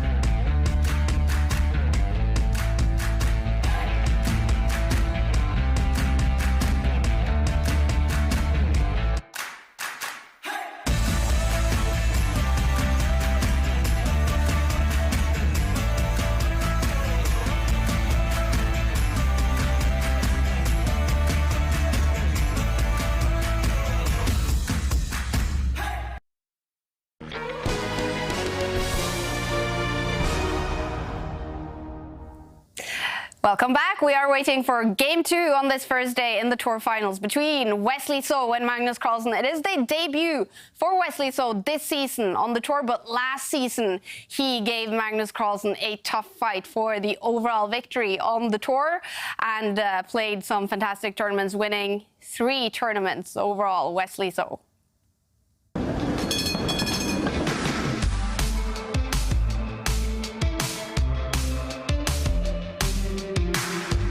You had a great performance in Champions Chess Tour in 2021. Why have we not seen you on the tour this year? Well, it's because there many other tour options. Like, I don't think it's realistic to pick everything, so you have to pick and choose because you also want time to prepare and time to rest. I kind of regret not playing in the Meltwater, but at the same time, I don't see how I could play every single event because they have one every month. But when they invited me back in August, I was very happy. I really, enjoy playing and competing against Magnus Carlsen every month. You want to play against the best people in the world. You learn a lot from it. This is my 8th year as a chess professional, and I was number 2 in the world in 2017. This year in 2020 has been very inconsistent for me. Like, I have good years and bad years. It's one of the worst years. But I think when I'm in my best form, I think I can compete with anybody. So just my play has been relatively inconsistent. Obviously, when Magnus is around, it seems like other players are just fighting for second place. Although maybe Pragnananda is changing that a little bit with his great performance in Miami. But I hope I can fight for the top places in this tournament. Wesley So is back with the ambition to cause trouble for Magnus Carlsen and the other players. 4 of the players in the tournament are sitting in Shack 15 in the iconic Ferry building in San Francisco. And let's head down to Tanya to take a look at the venue where the tour finals is happening. Hey guys, we are at Shack 15, the event space at the iconic Ferry building in downtown San Francisco. And this is where the action will happen, where the final event of the Meltwater Champions Chess Tour will be taking place. I'm going to show you around, so come on in. Let's start with my favorite spot at Shack 15. This is the cafe. The players, their families can come here to enjoy a refreshment or just sit around. This is where the players come to refresh, recharge their batteries, get some rest between games. They're green rooms. Another fun fact, these signboards up here, they've got names of specific Norwegian fjords. I'm not even going to try to pronounce that one. And then inside, on the big screens, they've got photographs of these fjords. Very cool stuff. Let's see. Let's head to Magnus Carlsen's green room. Let's go. Super important to get that rest between games, 4 rapid games every day. This is where they can come to prepare as well as just chill, get their refreshments, and this is how it is. And now it's time to head over to where the magic happens, the action happens. Let's go over to the playing arena. Right outside the playing arena is the mix zone. Right here. This is where all the interviews happen. Let me show you where the players are. It's a beautiful playing hall. Guess what, guys? The players are actually here for a practice warm-up match to test everything. The technical stuff, how everything works. I think the biggest challenge here for the players is going to be to make sure that they keep their focus, because that's not going to be easy with the stunning views outside. So you guys just did a tech check, and how was that? Everything looking good? Yeah, definitely. I mean, all looks good. We have our music here. Just testing how fast the internet is. Seems like we got everything we need. Using a Logitech GT 05 mouse. I've never used this mouse before, so that's why I'm testing it. I brought my own mouse just in case, but downloading softwares and, I mean, Anish told me maybe it's not a big deal because we have a 10-second increment, but it could count sometimes. So you have a backup mouse, but I want to ask you, do you have a special playlist for the games? Yeah, definitely. I'll keep the same one as I use in Toronto. So it's the Carpenters, and the band Bread is just old country music. Very nice. So that's the one you had on in CGC? Yeah, that's the one I have on. I'll stick to it. I just like, slow, old country songs, nothing metallic or nothing rap, just relaxing. Awesome. We hope it works for you this time as well. Thanks, Wesley. Thank you. Well, I'm playing Magnus tomorrow, so fingers crossed.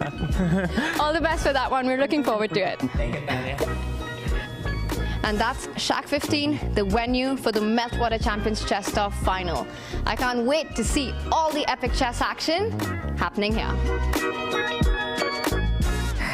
They did get to test out the venue yesterday, the players, and make their playlists. So Carpenters and country music. So what's the verdict on Wesley So's?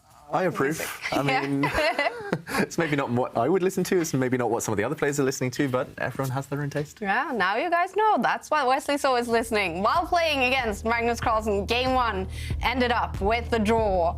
But we did have two big results. Jan-Krzysztof Duda, he won Game 1 against Arjun Ergaisi.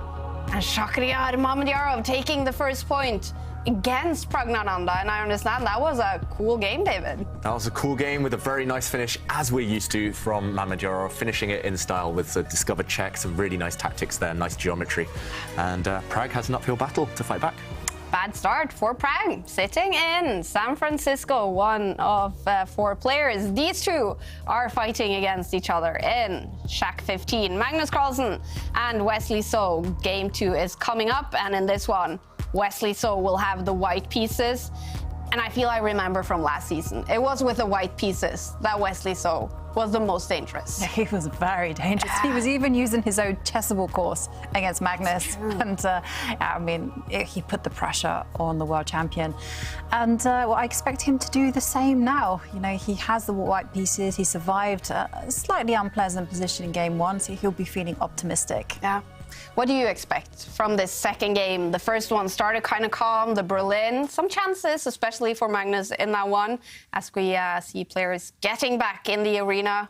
But this one, do you expect more action, more drama? Definitely, not just because of Wesley's approach of being more ambitious with white, but also because of Magnus's approach. Magnus, as black, he is a bit provocative. He does provoke his opponents into quite muddy waters sometimes. And unless Magnus tries the Wesley approach of locking things down, maybe going for another Berlin, then I do see a lot of fire actually happening in this game. And yeah, throughout the tour, what has brought Magnus success is the fact that he's been playing for wins with white and with black.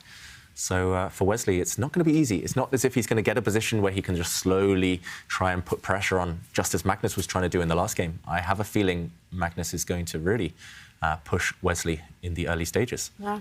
Pushing play on the Carpenters. Wesley So ready for Game 2. But where is Magnus Carlsen? Game was supposed to start, and we are waiting for Magnus to arrive to play with the black pieces in this one. And it's really interesting. We can see Magnus's screen. It looks like he has the webcam up on the right side. I mean, he can see his opponent just in front of him, but it looks like the webcams are on. Yeah. And an inside look into the play zone there that the players do compete on. Very nice screen, isn't it? Yeah. Very big. Just the perfect conditions for playing online chess.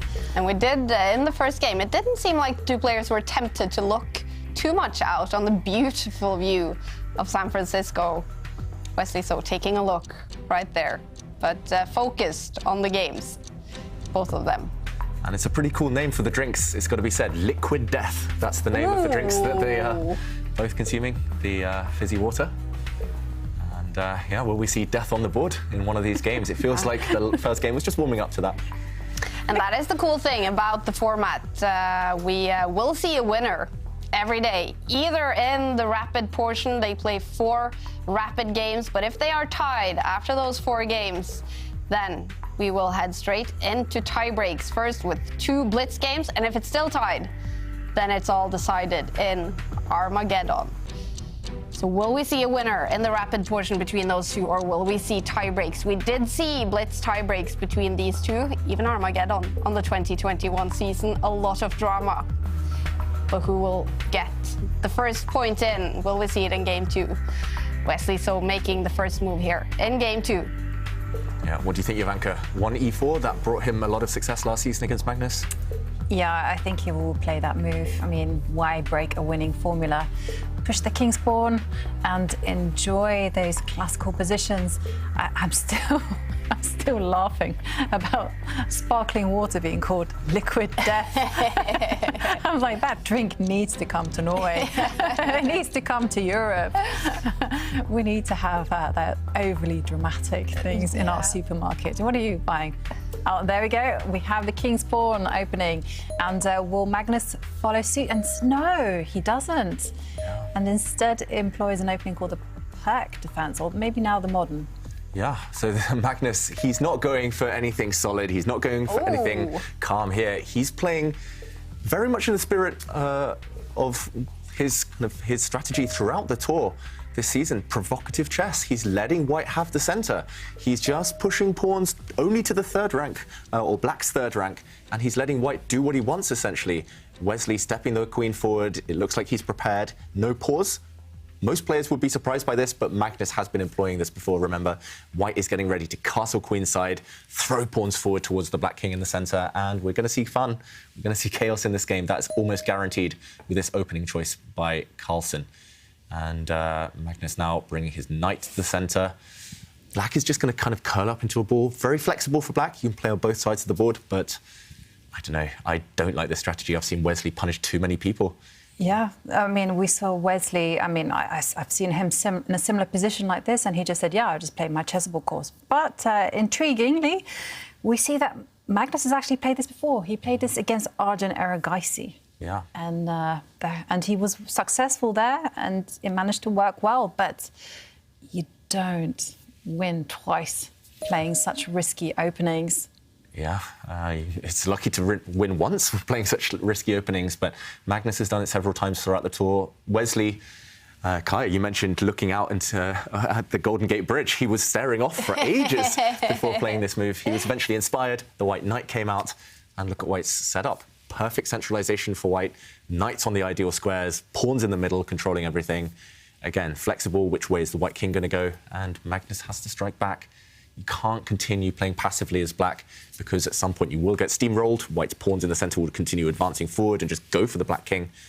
So how is Magnus going to react? There's two typical ways you can react here. One is to move the black dark squared bishop out, fianchetto it on the g7 square, then castle the black king on that right side. But you do leave yourself as a sitting target, sitting duck, and white's going to attack you if you commit the black king. The other strategy, which Magnus prefers, is staying flexible with the black king, not telling the opponent which way he's going to castle, and this move, this queen move, highlights that.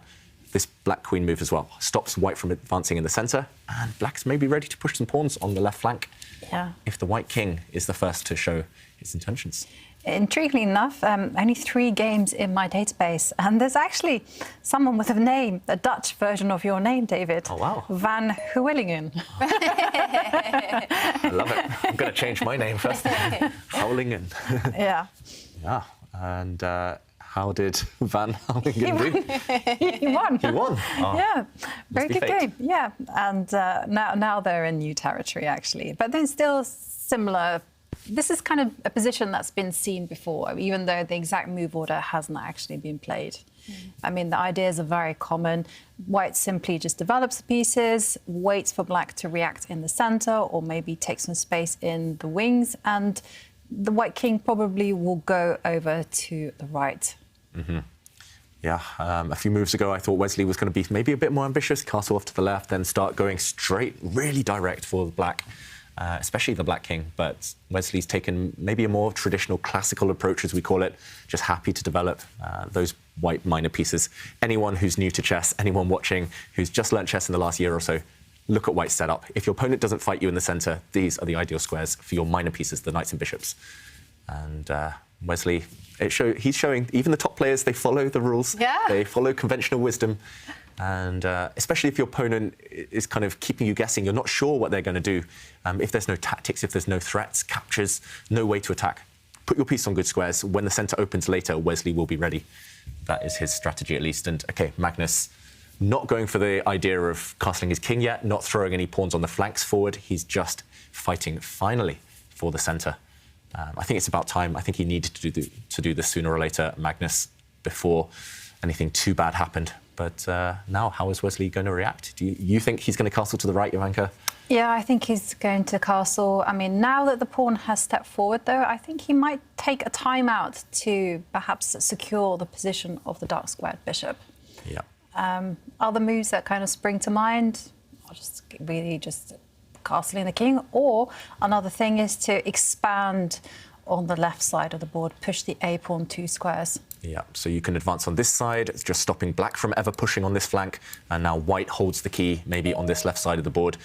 He actually went for the first plan you mentioned there, Jovanka, and this is also very logical. Stopping the black knight, for example, if you had pushed on this side, the black knight could come and harass your bishop. Bishops are key pieces in these positions. You don't want to lose your dark squared bishop with white, you don't want it to be traded off. So that has been prevented. You mentioned this first, and also very natural. This is also flexible because white's king could hint at going this side still. Most likely, as you say, it will go safely to the king side. And I'm expecting Magnus to try and rush and do that too before the centre becomes open. The one thing you don't want to do as black is kind of simplify. You don't want to clarify the central tension because suddenly, firstly, white's bishop will be on a great diagonal here, but also the white knight could capture, and suddenly white has a nice advanced central pawn as black. This pawn is a bit of a weakness, a backward pawn, can't really advance, can't really challenge for the centre. So I think Magnus, he's going to get developed. There we go. He moves his bishop. He's finally ready to castle. It's time for Wesley to decide. Do you go to the right or do you go long? Do you go queenside? Either way, he's going to reveal all, right? This is the moment. Because if he decides to not commit the king, but, you know, to just take some space on the left side, then that's still saying, I'm going to castle to the right. Yeah, if you push this pawn, you definitely won't castle this way anymore. You've weakened yourself on that flank. So we're expecting Wesley, for example, to castle kingside. Black will do the same. And from here, we'll see some manoeuvring. White might push some pawns. White might bring his rooks to the centre. This is pretty much the ideal setup for white. Look how centralised these pieces are. This is kind of what I was taught when I was first learning the game. Just put your piece on these squares and nothing can ever go wrong. And that's what Wesley is most likely to do. He does castle kingside. We're going to see a calmer game than we expected, but still looking like there's a lot of tension, looking like a lot of life left. Definitely a lot of life. I mean, the action will certainly take place within the next 10 moves. I mean, black has to break out. He has to find a way to develop the light squared bishop. He has to see some space. He has to unbalance the white position. Otherwise, as you've pointed out, totally harmonious. Yeah. So black castles, and we're expecting either the white rook to move into the centre or white maybe to stop any pawn pushes on this left flank by pushing his own rook's pawn. Very trendy space-gaining manoeuvre. Yeah. Ooh.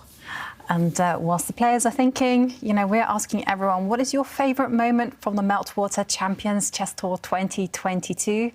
I mean, so many fun moments. And Christopher Miller says that Prag's victory over Ivanchuk, for some reason, springs to mind as a memorable moment.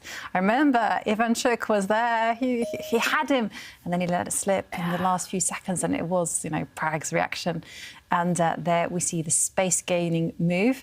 And Ian Simcock says that David Howell has to be the loveliest man in chess. We agree with you, Ian. It says, happy birthday. Whenever it's time to watch you all again in the studio, it warms our hearts. Too many great memories to select one. Oh, what a lovely message, yeah. Thank you, Ian.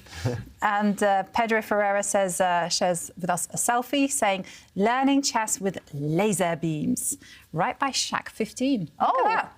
How cool. That is very cool. And take a look at the picture as well. I like these new versions of chess. Yeah, that sounds like a lot of fun. And if you are around Shack 15, you can probably see the players walking to the arena or leaving the arena when the day is finished. And meanwhile, a lot of action happening over there in Shack 15. Magnus, he's going for a move that I condemned, a move that I thought he wouldn't go for, at least not now, at least not in the foreseeable future. He has clarified the central tension. And normally as black, you want a stronghold. You need a pawn in the 4 central squares. Black's pawn, which previously stood on e5, though, it's traded itself off. And Magnus, he's going to try and activate as quickly as possible after this capture, because otherwise he will get cramped. He will be struggling for the rest of the game. So let's jump in to show what has happened. Wesley has a decision to make. Black has just captured a pawn on this square. I'm not sure which way Wesley will recapture. Taking with the knight is maybe the more normal way.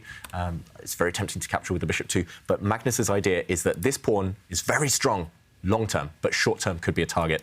So Magnus's knight might jump forward, for example, and next move, this pawn is attacked twice right now, defended twice. For example, if Wesley plays a bit too slowly, then black's rook can come as well. And 3 times this pawn is attacked now by the knight and by the black rook, and it's actually hard to defend. The only way to keep it defended would be to step this pawn forward, but you don't want to do this as white, because suddenly your dart squares are very weak around your king.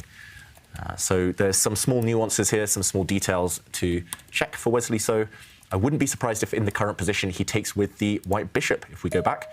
And there we go. He does capture with the bishop, because now it's easier for the white rook to defend this key pawn in the centre. Also, black's best bishop, best minor piece in these types of positions tend to be his dark square bishop, which protects the king. And now Wesley is ready for a potential trade later on of those bishops. Who would you choose here, Jovanka? I like the white position. I mean, I'm a big fan of this because, you know, white has a nice plan, you know, just centralize the rooks and wait for black to come up with an active plan. And ultimately, the big dream is for white to put pressure on the black d6 pawn. Yeah, this is a very poor pawn. And the problem is if you ever step it forward as black, if you have a trade-off, white might be happy to say yes, because suddenly after a capture, you're left with an isolated pawn in the middle of the board. It's not great. It's a big weakness. It's well blockaded. You'd never want this to happen. So, yeah, easy plan for the rooks to come to the center. For example, if black is slow, say pushes a pawn, the white rook will slide across. If black is too slow again, then at some point later, white's bishop will move out the way. And already the white queen and rook are lined up against this weakness. So, yeah, long-term, Magnus is in a bit of trouble. He needs something short-term. He needs something over the next few moves, and he tries that by launching his knight into the center. Now there's a threat. Knight takes knight would ruin the white pawn structure, and this black knight, if it's captured, suddenly would be replaced by a very strong pawn in the middle, and if the position locks up like this, it will be level. Magnus will have solved his problems. I think Wesley's plan, or what he's got to do, is move his knight out the way. Move his knight, I'm not sure where. For example, you could retreat and get ready to join. Throw even more pawns forward in the center of the board. Some calculation needs to be done here, but if you can achieve this, kick the black knight away, maybe some chances of an advantage. What do you think here, Jovanka? Yeah, I like the idea. It actually wasn't the first move that kind of sprung to mind, because I would have been like, oh, preserve the light squared bishop. But it's a very nice idea, actually, that just ignore that and just go, well, hang on a second. Let me just control the center. Let me just take all the space with my pawns. Yeah, so, I mean, that's the plan I was attracted to. It feels like role reversal. Now you're protective of your bishops, I'm pushing pawns. It's like we've swapped places, Jovanka. What's happened? But yeah, as you mentioned, the other key move here, the other move that Wesley will consider is dropping the bishop back, keeping it, and a knight trade actually doesn't solve the problem of black's weak backward pawn. It's actually even more vulnerable, if anything, on this open file, if white gets the time. So Magnus trying to trade pieces, trying to equalize as black, but he's still a few moves away. What do you think Wesley will do? I think he's going to go for your idea, Jovanka. It's a bit safer than mine. Retreating this bishop, protecting the knight, opens the d-file as well. It's more of a Wesley type of move. Yeah. He's very known for having great intuition, right? Yes. Knowing where to place the pieces, basically. Yeah. We talk about just knowing where the pieces go. I think it's just partly pattern recognition, but partly it's just sensing coordination as well. Every piece seems to protect each other when Wesley plays. He goes for your move, Jovanka, as we predicted. Yeah, everything protects each other. Everything is harmonious. Everything is where it should be. No weaknesses, no bad pawn structures. None of that long-term stuff that we talk about. It just feels so smooth. It feels like there's a plan from move one till the end of the game with Wesley. And that's rare. Very few players in the history of chess have mastered that skill. And yeah, Magnus is maybe another one who, when he wants to control the game and not take any risks, he's got a similar style to Wesley. But Magnus may be a bit more universal, a bit more, well, ambitious with his approach. And, OK, we do see Magnus gain space, block things up on the left, but slow. I pointed this out again as a very slow approach. And meanwhile, we hear some noises. We hear some noises. What's happening here? Oh. I don't know what's happening. Chess-orama. Yeah. Wow, sounds intriguing. You got me hooked already. Looking forward to that game being released. Chess-orama causing some drama. Yeah. Oh. All right. Well, the game is going on. Magnus Carlsen is in his 13th move. The bar is over to Wesley So's side. This is the tour finals of what's been a revolutionary season on the Meltwater Champions Chess Tour. 3 majors, 3 of the tournaments have been on site with a bunch of players. This is the first hybrid one, with 4 players in San Francisco and 4 players in their homes around the world. So I'm excited to hear from tour director Arne Horvei. What is the thought behind this hybrid event, Tanja? Kaja, truly a revolutionary season. The tour continues to grow and expand, and the one man behind the success of it all, we've got him with us. It is tour director Arne. Arne, it must be so special to see the final shape up in the city of San Francisco. It's fantastic to finally be here in San Francisco and have the final event. What an amazing season we've had, with the fact that we are at the last tournament now of the 2022 season, and the fact that we're actually in San Francisco doing it here at Czech, that's really cool. Very cool. I want to ask you, this is a unique event because you've got 4 players on site and 4 playing remotely. Why is that the case? Well, that is kind of the beauty with this entire concept, that we are able, when you're doing online tournaments like this, that players can play from wherever. So we can have all players gathered at one event, we can have all players gathered remotely, or we can do here, we can have a really cool venue here for some of the players, and then have some of the players participating from home. One of the big visions of the tour has been to transform chess into an esports. And do you feel you've been able to achieve that? We have come a very far way. The goal is still, we are just raising the bar. We are not crossing the goal line by far. We're raising the bar and continuing to innovate, and we're going to continue to do that as well. And one of the big moments for the tour was also when it received the Digital Entertainment Award. That was a big deal. That was really amazing to have that Leaders in Sports Awards, and the fact that we are now only in our 2nd season acknowledged, like Wimbledon, like NBA, that we are up on that level. That's thanks to an incredible crew and fantastic partners, and of course some really talented chess players. Very talented chess players, but Arne, the one time when the tour really made it into big headlines happened at the Julius Baer Generation Cup, when Magnus refused to play against Hans. After that, Hans went on to at least file a lawsuit to sue pretty much everyone. We haven't heard anything since then. What are the developments? What can you tell us? Well, that's with the lawyers, and for now, that's a good place for it to be, and let's see how this develops. We're all waiting to hear on that. But the question I want to ask you as a tour director, and I think a lot of our fans want to know about this, is there a future where Hans will be invited back on the tour? No, this is the last tournament of this season. And like from the 1st to the 2nd season, we did a lot of improvements, involvements, and changes. So we are still working on how the next season is going to be. And there's still a lot of balls in the air also when it comes to the potential fact that Chess.com and Play Magnus Group might be a common entity in the next season. So it's depending on how things plays out, actually. That's actually big news in the chess world, with Chess.com taking over. And what does that mean for the future of the tour in 2023? That's going to be really, really, really exciting. It opens up even more exciting opportunities. So we are looking forward to hopefully see that this deal is closed and we can all work together. We're super excited to see what's in store for 23 with Chess.com. Thank you so much for all you do, Arne. Thank you. Thank you. Future is super exciting. Hopefully the future is bright, especially for the Meltwater Champions Chess Tour. Season 3 of the tour is coming up.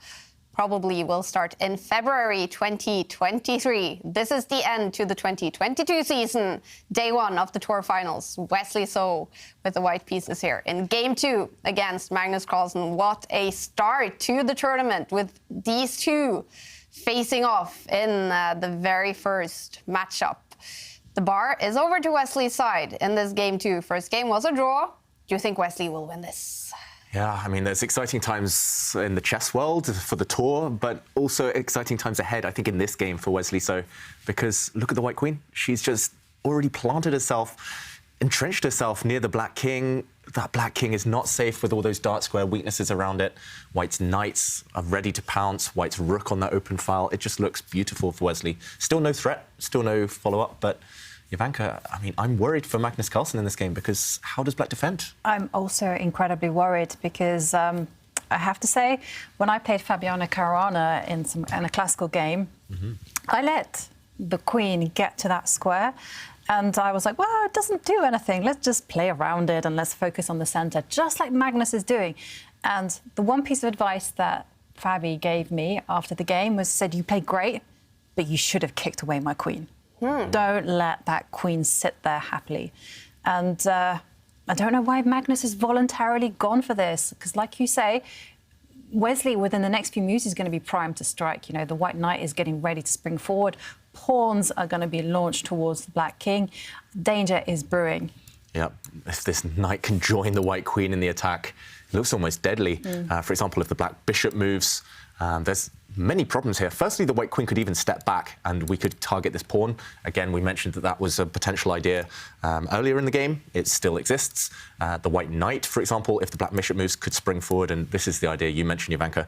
This pawn is protected for now. But that's the thing. It's only temporarily guarded by this black knight. This black knight. But if the black knight does disappear, if it's kicked away, game over. The white queen is going to capture this pawn, and it's going to be checkmate within a few moves. The black king is just too weak, and you can kick away that black knight first by kicking away its fellow. This knight is actually trapped in the center of the board. And for example, if, let's say, black wastes a move, the whole idea will be to eliminate this knight at all costs. You could step forward with your pawn in the center. You could even step forward with this pawn, open up the white rook on the f-file. This rook looks like it's doing nothing in the current position in the game, but it's 2 or 3 moves away from becoming open. And let's go back, because Magnus, he's trying to deal with a potential brewing attack by trading off pieces. That's good. Chess wisdom in general. Trade off pieces if you know you're about to come under fire, especially your king. Now white's knight can't join the attack anytime soon, but the other problems persist, especially this pawn. White is threatening at some point to come back and just win this pawn. It's too weak. The white rooks could double up on the d-file. White could step forward with one of them, slide the other one behind, and go after this weakness. I just don't see how you can deal with this. For example, if your bishop moves, you already lose a pawn. Your bishop needs to develop eventually, but the white queen just slides back. Double attack, hitting the knight, which is loose, undefended, hitting this pawn, which is now overwhelmed. It's really scary for the world champion. It looks like Wesley's just played a great game so far, continuing his good form from the global championship. How do you even react? If you can't develop this bishop, it means you can't develop your rook in the corner. Yeah, the black queen is misplaced as well. The black knight ends up stepping back, but away from its own king, away from the protection of the king side. It wants to come into the center to replace the knight that was just traded off. And, I mean, it looks like a temporary measure. It just feels all wrong instinctively. It feels like black is playing with only his knight, only his rook. The black queen is just miles away from the defense. I mean, what is that knight doing? I mean, yeah, I know it's going to jump into the center, but say the light square bishop moves, well, it's going to get kicked away again. Yeah, for example, if you just step your rook up, this was the other plan, just to double up against the center. As you mentioned, the white knight attacks the bishop. So what? You just retreat, and you're getting ready to even win some time against the black knight. And you just can't chase away the thorn and black side, the queen, and combined with the weak pawn, adds a significant advantage. I don't say winning, because it doesn't quite feel like it's winning, but it feels like within the next few moves, okay, he retreats the queen. Yeah. I thought that this wasn't necessarily the best move, so going for material. Yeah, he wants to win this pawn immediately, Wesley, so retreating the queen, and Magnus reacts by counterattacking. This is literally the only undefended point in white's camp, the only undefended pawn, and what is the idea here? So, for example, if the pawn steps up, still looks very tempting here, and the pawn does indeed step up to a guarded square. Now, I guess black wants to bring his queen forward and keep some pressure on this knight, so white's queen is kept honest, tied down to the defense of its knight. Either this square by Magnus, or maybe this square to attack this piece. I like your first move, because I feel like the knight should jump to the c5 square. Okay, yeah, keep this one, and he does play that, keep this square available for black's knight. He's still hanging by a thread for Magnus, but at least he's guarded everything for now. Yeah, I agree with you, Jovanka. I don't like white's queen retreating. I think she was more active where she previously stood. Let's go back to the players. Wesley, can he amp up the pressure? Can he just hold together his whole left side of the board, the knight, the pawns? If he can, he's going to win a pawn. He's going to win the game. 7 minutes against 5 as well. Yeah, I mean, this opening experiment for Magnus, I think it's just too much. I don't think he can get away with doing this against Wesley game after game. And yeah, it's hard to be... I try not to be too harsh, but yeah, it just feels like he hasn't had a chance, Magnus. Wesley's just played a great opening. Yeah, I have to say, I don't even think he's going to get away with it. I think he's going to get punished. And white just has a very comfortable position. I mean, even if white were to do absolutely nothing, black's problems are permanent. Yeah. It's going to persist. You know, he can even just kind of push the g pawn one square forward, move the bishop to a safe square, and then just get on with. Okay, and there we see Wesley initiate a queen trade. Yeah, it makes some sense. Black's queen was the only active piece, so why not try and trade her off, get rid of her? Black's d-pawn that we've been talking about a lot, still a weakness, a permanent weakness, essentially. But the evaluation bar doesn't like it, and Black's knight does leap forward. So the problem for White is if you trade off the queens now, it's on Black's terms, and Black's pawn will recapture the queen, attacking the White knight, kicking the White knight away, and Black now is aiming for White's central pawn. Yeah, makes a lot of sense what Magnus has just done. Wesley needs to trade off the queens, but in favourable circumstances. He needs to maybe activate the other white rook. The other white rook can defend the pawn in the centre. There's no rush to get rid of those pieces, to head towards that endgame yet. Only when you're ready, Wesley. That is the key. And he's taking his time. He's still a minute up on the clock. That was the key to Wesley winning the Global Chess Championship. He was always ahead on time, it seemed. And all of those knockout phases when he was defeating the likes of Hikaru Nakamura and Nihao Sarin, all these great speed players, Wesley is so practical, very rarely in time pressure. So I'm expecting him just to sit tight, not commit, not trade off any queens yet. It's in Wesley's style as well, you know, just overprotect his pieces and then only strike when the iron is hot. And I agree with you. I find it, I'm like struggling to think of an active plan for Magnus because Magnus's position has this one terrible pawn weakness. He has to like liven up the odds somehow. And Wesley takes a step back with the queen. Weird. Very weird move. Didn't expect that one. I thought he would just play the move you suggested. But, I mean, it's not just the fact that this queen now has parked herself opposite the black rook, which is never really advised, but it's also the fact that the white queen could have gone to this square 2 moves ago, and he could have saved a move, essentially. He's lost a tempo with his queen, and if you lose a tempo in chess, even if you've got a fantastic position, often there could be consequences. It's all about timing. Every move counts. Why retreat the queen like this? Why bring her forward when you could have gone to this square originally? Strange. I guess there is an attack. White's rook has opened up now on the d-file, on that open line, attacking Black's backward d-pawn. But suddenly, maybe Magnus has some active possibilities to do with the white queen sitting on this vulnerable file. That e-file is not a safe haven for her. No. And, what a view on the cameras, by the way. It's very beautiful, isn't it? Yeah. It could be a picture. You know, we talk a lot about NFTs, but I feel like this is a picture I would like to have on my wall. I agree. 2 players deep in thought with that view. And it's actually quite inspirational when you play in such magnificent surroundings, because often when you're struggling and you need that dose of inspiration, you just look outside and you think, life is beautiful. Yeah. I'm so lucky to be here playing in this wonderful location. And then you look back at the position and you're like, oh, it's not that bad after all. Well, that's what I think. Unless you're Magnus and your position is pretty bad. But you're right, it's... Even this position, I mean, Magnus has his problems. I mean, primarily that d6 pawn, but his black queen is active.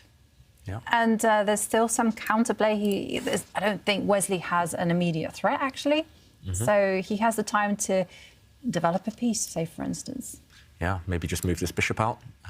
For example, you can move it to this square, and the whole idea is if White's rook does take your pawn right now, maybe the black knight could jump out the way. I'm not sure where it goes, though. Take a pawn. Yeah, I mean, you could take a pawn. The problem is now, yes, the rook is attacked, but it could potentially give itself up for the bishop. This gets very complicated suddenly. Give itself up for the bishop, and next move, you take the black knight, and we might get a situation like this where White has 2 pieces against a black rook and a couple of pawns. Very tense, and wow, Wesley sacrificed his rook. Suddenly, drama on the board. Let's go back to the game. Magnus pushed a pawn, taking advantage of the fact this pawn is pinned in the centre. The white pawn cannot capture, but Wesley gave up his rook. Giving up a rook, and the whole idea is suddenly, if the rook is captured, Black would walk into a fork. The queen is attacked, she only has 1 safe square, and suddenly this looks deadly. A deadly check. White's knight coming in for the kill, coming into the attack, but Magnus reacted instantly, of course. He didn't take this rook, he had foreseen this trick, and he gives up his knight. What a weird move. What a hard move to spot, but it looks quite strong for Black. Suddenly, the whole reason is if this knight is captured now, then after pawn takes rook, suddenly the black queen is no longer trapped. She can swoop back and defend this key square. No checks for the white knight. Still looks scary, I've got to say. Those black squares, those dark squares around the black king, really, really weak. White can't quite build an attack on these squares, though everything is protected. So in the current position, what is happening? Black has just taken a pawn.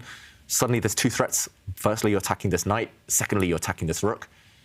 How can Wesley guard against both of those? Had he missed this move, maybe he's going to be shocked and unable to react. He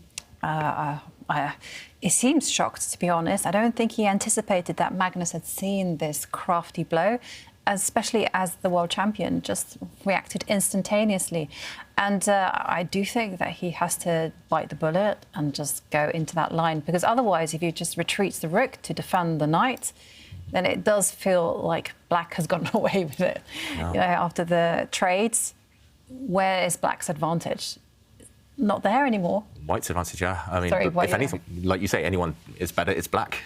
Black simply brings the bishop out. Suddenly, this pawn might be dangerous long term. It will start running. Yeah, if the knights come off the board, if White can't attack now, then Black is better. So the evaluation bar might say it's slightly in White's favour, but that's only if Wesley finds all the best moves. If he retreats, Magnus, it's momentum Magnus. And yeah, I think you're right, Jovanka. Just give up this rook. Just leave it up for grabs in the centre of the board. It's kind of poisoned in a way. And if we do see that variation, at least now you get an all-powerful knight, an octo knight, as you call it, with its tentacles all over the dark squares. And yeah, I think this has to be the acid test of Magnus's sacrifice, his idea. And OK, this is the current position. It's chaos. Finally, we do see life in this game. And it's going to take us a while to figure out. But Wesley does go for this with 3 minutes left on the clock each. So we do see this critical position. Let's do a count. Black is up material, a rook for a knight and a pawn. So Black is up 5 points against 4 points. He's up 1 point on the board. But it's the quality of pieces that counts, and the knight is the best piece. So can he get it? He needs it into this square, but the black queen defends. First, he lines up, threatening a discovered attack against the black queen. Ooh. The evaluation bar going down. Yeah, the evaluation bar didn't like that at all. And one thing that I learned this weekend is that a knight is not necessarily better than a rook. In fact, most of the time, the rook beats the knight. In fact, 3 times out of 3.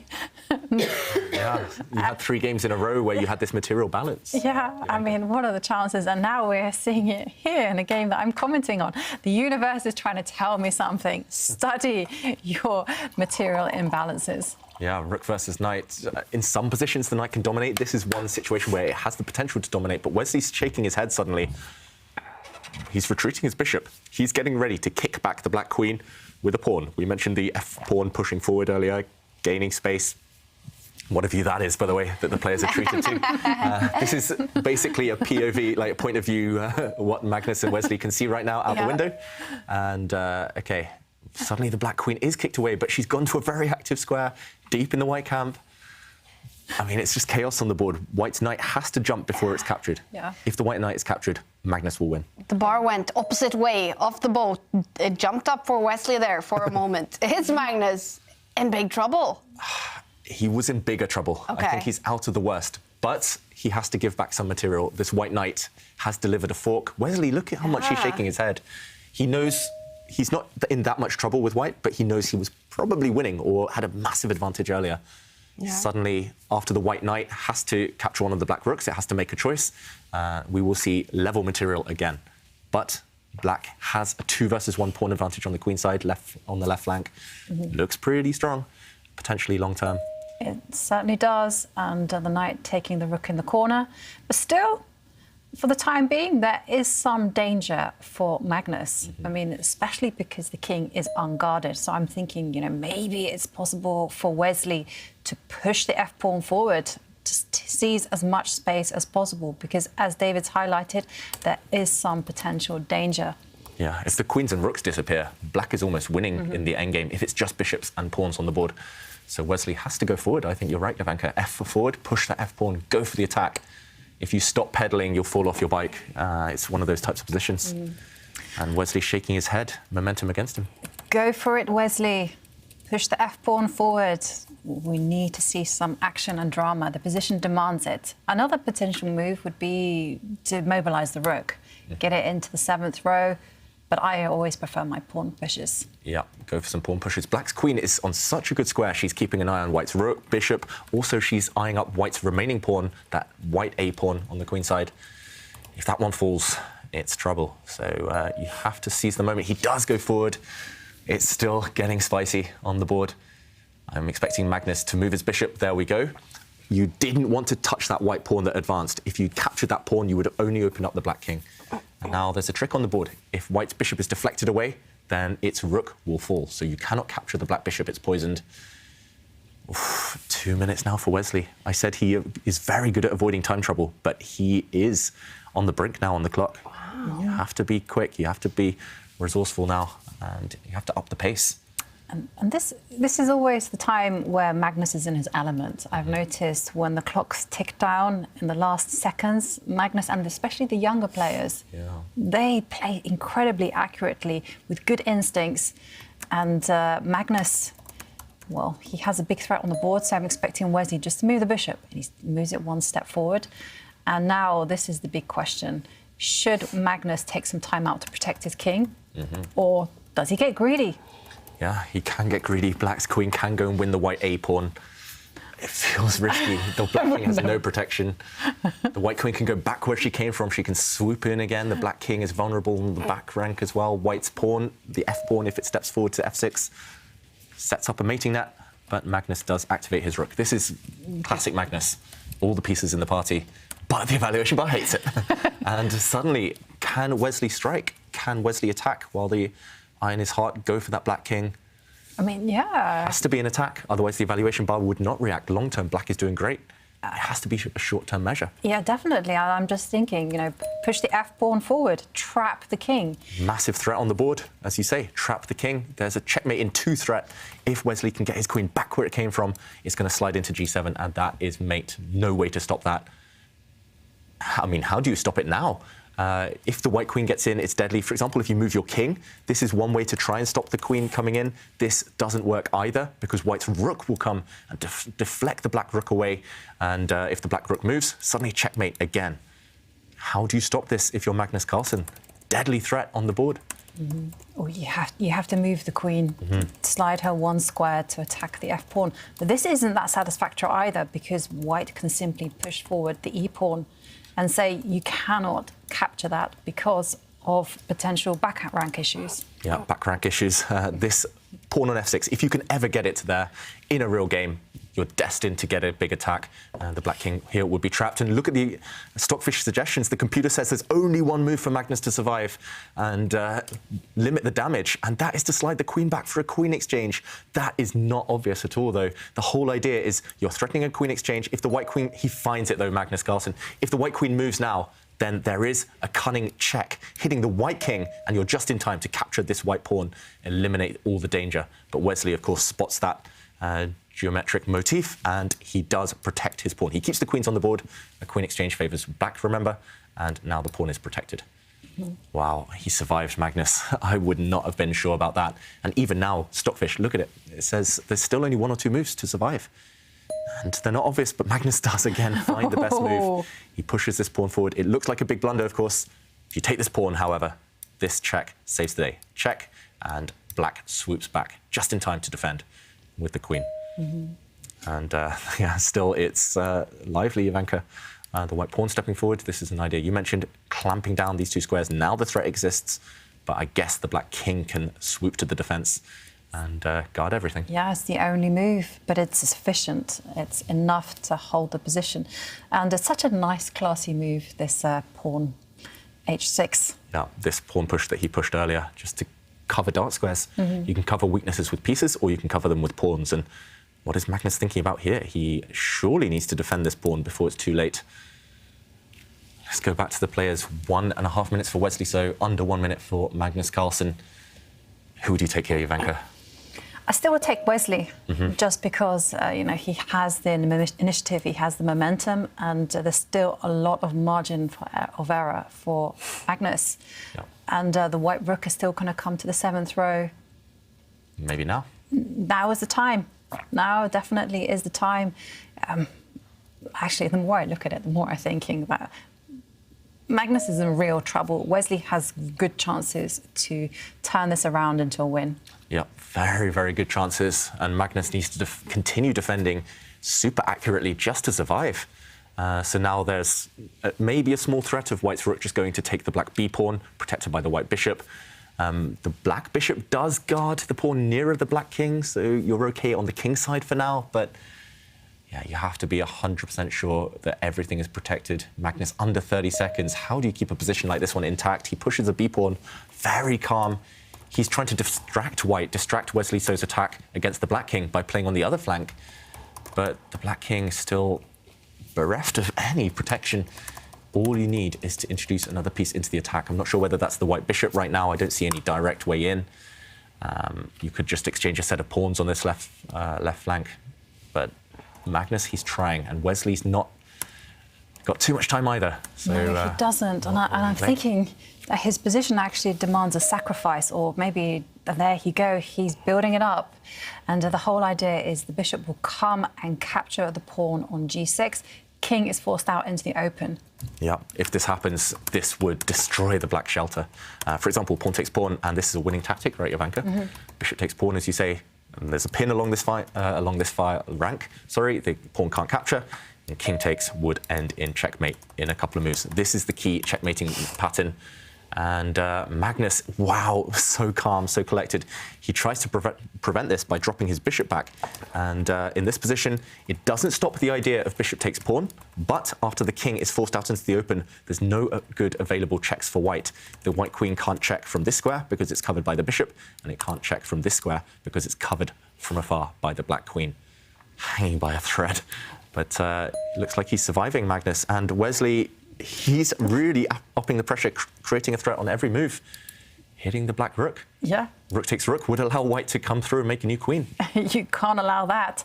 So that one's off the agenda. I mean, but also Magnus will be thinking about every potential sacrifice here. So say if he moves rook to some random place far away, then you do even have possibilities of, oh, he's captured the rook. Wow, you can do this?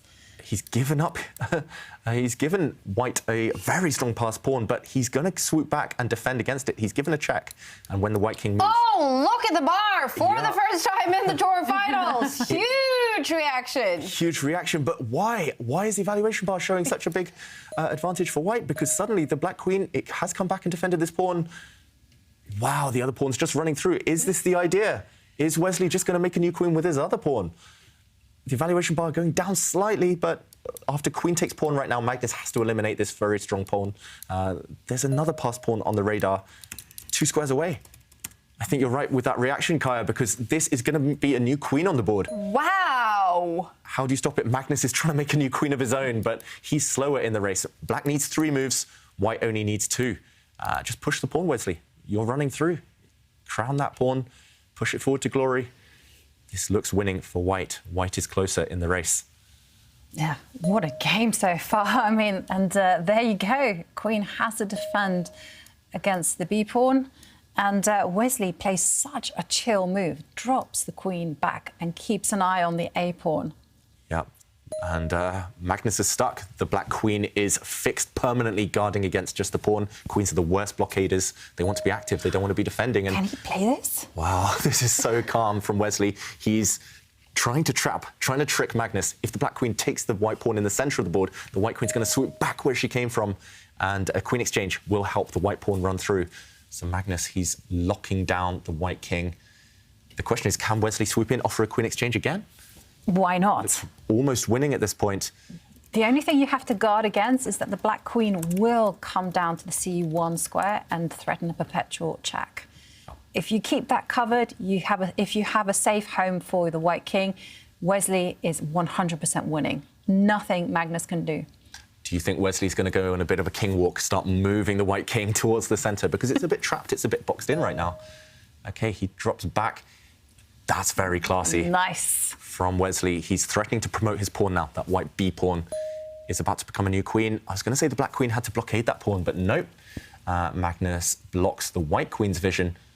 And the evaluation bar continues to go up. Nearly +6 now for white. That means there's a direct win, but where is it? And 10 seconds left for Wesley So. Can he win this? And the nice flashy moves continue. Look at that. He's saying, hey, why don't you take off my bishop and allow me a queen? And Magnus, of course, can't go for that. Okay, evaluation bar really confusing though. Dropping slightly for Wesley.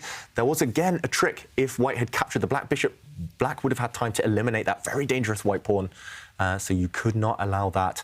Suddenly the advantage disappearing. Is Magnus in time to trade off the bishops and soon start running with that black a pawn? That black pawn is going to distract the white queen away. Is Magnus out of danger? It looks that way. Yeah, he's just in time. That black pawn is really dangerous now. Yeah. And I mean, the white queen just cannot mobilize herself. You know, she cannot let go of the defense of the e5 pawn. And that's why Wesley pushes his g pawn forward. But it's not enough. Yeah, it's not enough, and Magnus ignores everything on the other flank. He's just pushing this black a pawn forward, and white's queen is overworked. She wants to perform two jobs. She wants to help her own pawn run through, but she has to stop the black pawn. She can't do both at the same time. Black's pawn on the a file, white's pawn on the b file, they're going to get traded off by hook or by crook, and we will see the game fizzle out towards a draw. After all that drama, Wesley was 1 or 2 moves away. Yeah. So close, but Magnus defending, that's why he's so good, so hard to beat.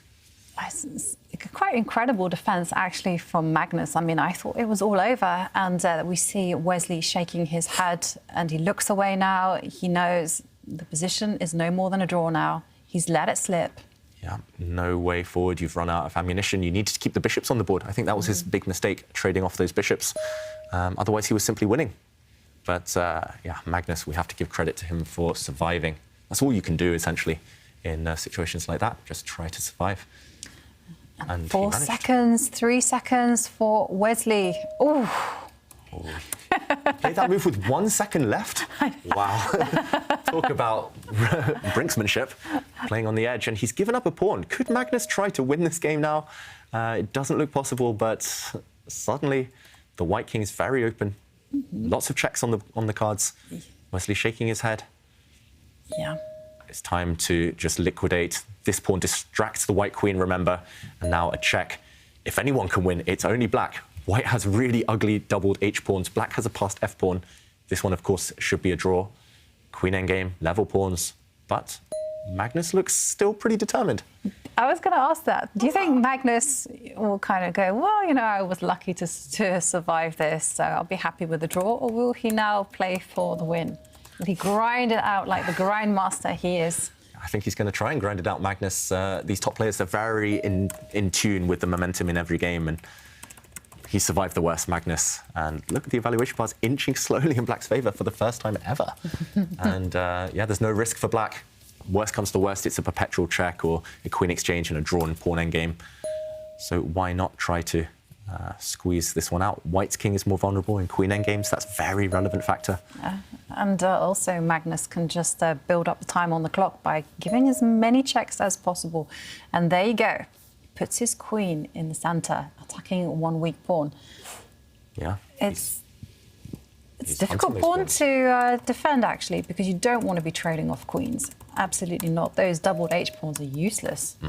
You have to trade off queens in the right way, and maybe that's what Wesley So is going for right now. The white queen can come back on the diagonal, plant herself next to the black queen, defend everything, but yeah, it's definitely Wesley on the defense. There we go. And now a queen exchange would, if black takes this queen, would improve the white pawn structure after white recaptures. So Magnus says, no, it's going to be on my terms. And now the black f pawn could start pushing. Magnus turning the screw, trying to kind of squeeze blood out of a stone here. He gives a check. Black's king coming forward. No good checks for white now. Yeah. And now your idea of pushing the f-pawn, that's going to come into operation. I mean, where is the queen going to go? She's going to have to retreat all the way back.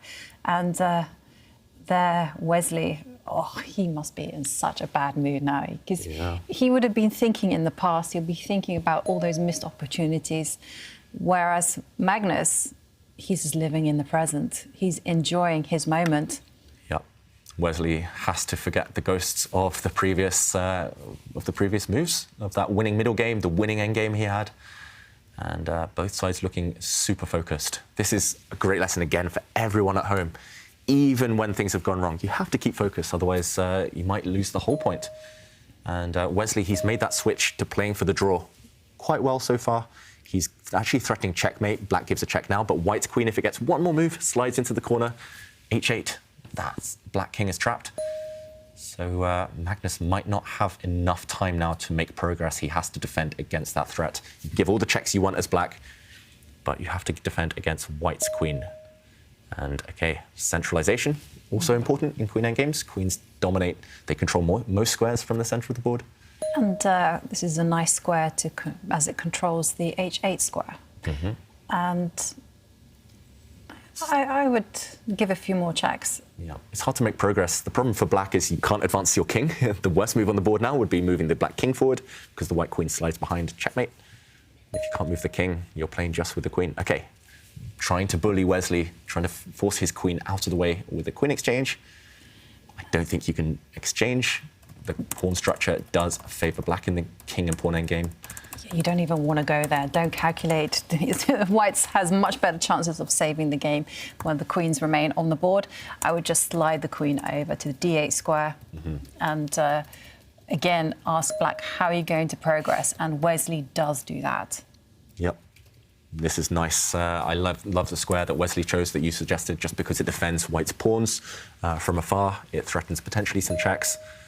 And yeah, it's going to be very hard for Magnus to win this one. It feels like it should be a draw with best play. It will be a draw most likely, but another lesson for everyone at home, just keep playing. You might occasionally squeeze out those extra half points here and there. And this would be a huge turnaround if Magnus can indeed find a way past Wesley's defences. I have to say, if Magnus were to turn this around and be winning, it would be one of those situations where you look at your opponent and you go, I really hate you. You don't often do that. Even if you're being crushed, you often don't have those thoughts. But in this situation, it would be. Yeah, you've got to hate your opponent sometimes. That's cruel. That's cold-blooded. But yeah, Wesley's doing fine. He's holding. Yeah, we all know chess is cruel, though, sometimes, Jovanka. So will we see that scenario? Black's king is going back. Any checks now on the 7th rank by White's queen would be blocked by Black's queen going back, again offering that queen exchange. I'm expecting Magnus now to block. There we go. And Wesley will continue saying no to a queen exchange while he has these bad doubled pawns. 2 H-pawns are not necessarily better than 1. And a repetition of the position, potentially by Wesley. He's saying to Magnus, you're not getting anywhere. My queen controls everything. I think we might well see Magnus give up his winning attempts soon because it's very hard to make progress without weakening, exposing the Black king. So in hindsight, you'd actually think that maybe Black rushed with pushing the F-pawn. Maybe he should have done it one square at a time. He could have tortured Wesley for 40, 50 moves and then pushed his pawn. Exactly. Now that is an art form. Yeah, that is an art form. Magnus, we know, is the ultimate grinder, but unfortunately, when you're up against a great defender like Wesley... Oh, but hang on a second. Wesley is taking some risk because he's marching forward with his king. Yeah, so Black's queen could go and grab a pawn on the 3rd rank, but then White's queen could just deliver checks forever. The Black queen has to act as a defender, so you're right. I wouldn't dream of this move, Jovanka. The king is so open there for White, but no way to punish it, no way to take advantage for Magnus. That must be frustrating. Yeah. And, OK, diagonal checks, often a good idea in queen endgames. I'm not sure what this achieves exactly. If White's king just retreats, which it most likely will, don't play with fire here. Don't continue advancing that white king. I mean, maybe you can get away with it. Maybe that's what Wesley will do. But no, the safer option is to retreat. You have everything under control. Magnus giving some more checks. His dream is to capture one of the white pawns with check. But I don't think you can get away with it. I don't think you can. You can't quite orchestrate that. And the king's going to the side. The problem for Black is that he just can't mobilise his king. Maybe he can, having said that, maybe he can go on an epic journey. You know, the checks haven't worked out. So, OK, he gives another check. King will take a step back. Yeah, and then what next? That's the big problem. Could you push a pawn? Yeah. Oh, no, now the king is rolling in. It's coming. We're going to be here for a long time, ladies and gentlemen. Oh, we are, okay. He's not giving up his winning attempts. Well, the next few games is starting in only 3 minutes. We're going to follow Mamedyarov against Pragnananda. Prag will have the white pieces in game 3 starting in only 2 minutes. And he cannot lose that game, Prag. Mamedyarov is up by 1 point, and if he wins game 3, he will win the match. We will jump into that game when this one finishes sometime in the near future. When was the last pawn push, David? Oh, that's a very good question, Jovanka. 63, I think. Okay, so 63 plus 50 is 113. So still a long way to go before the 50 move rule kicks into effect. So that's the no progress rule. It means if black cannot exchange or capture a piece or push a pawn in 50 moves, no progress has been made. It feels like he hasn't made much progress, but he will keep trying, Magnus. Wesley's found another nice centralizing check. And yeah, Magnus still looks super focused. He looks determined to press this one, to squeeze every bit of life out of this endgame, but still not easy.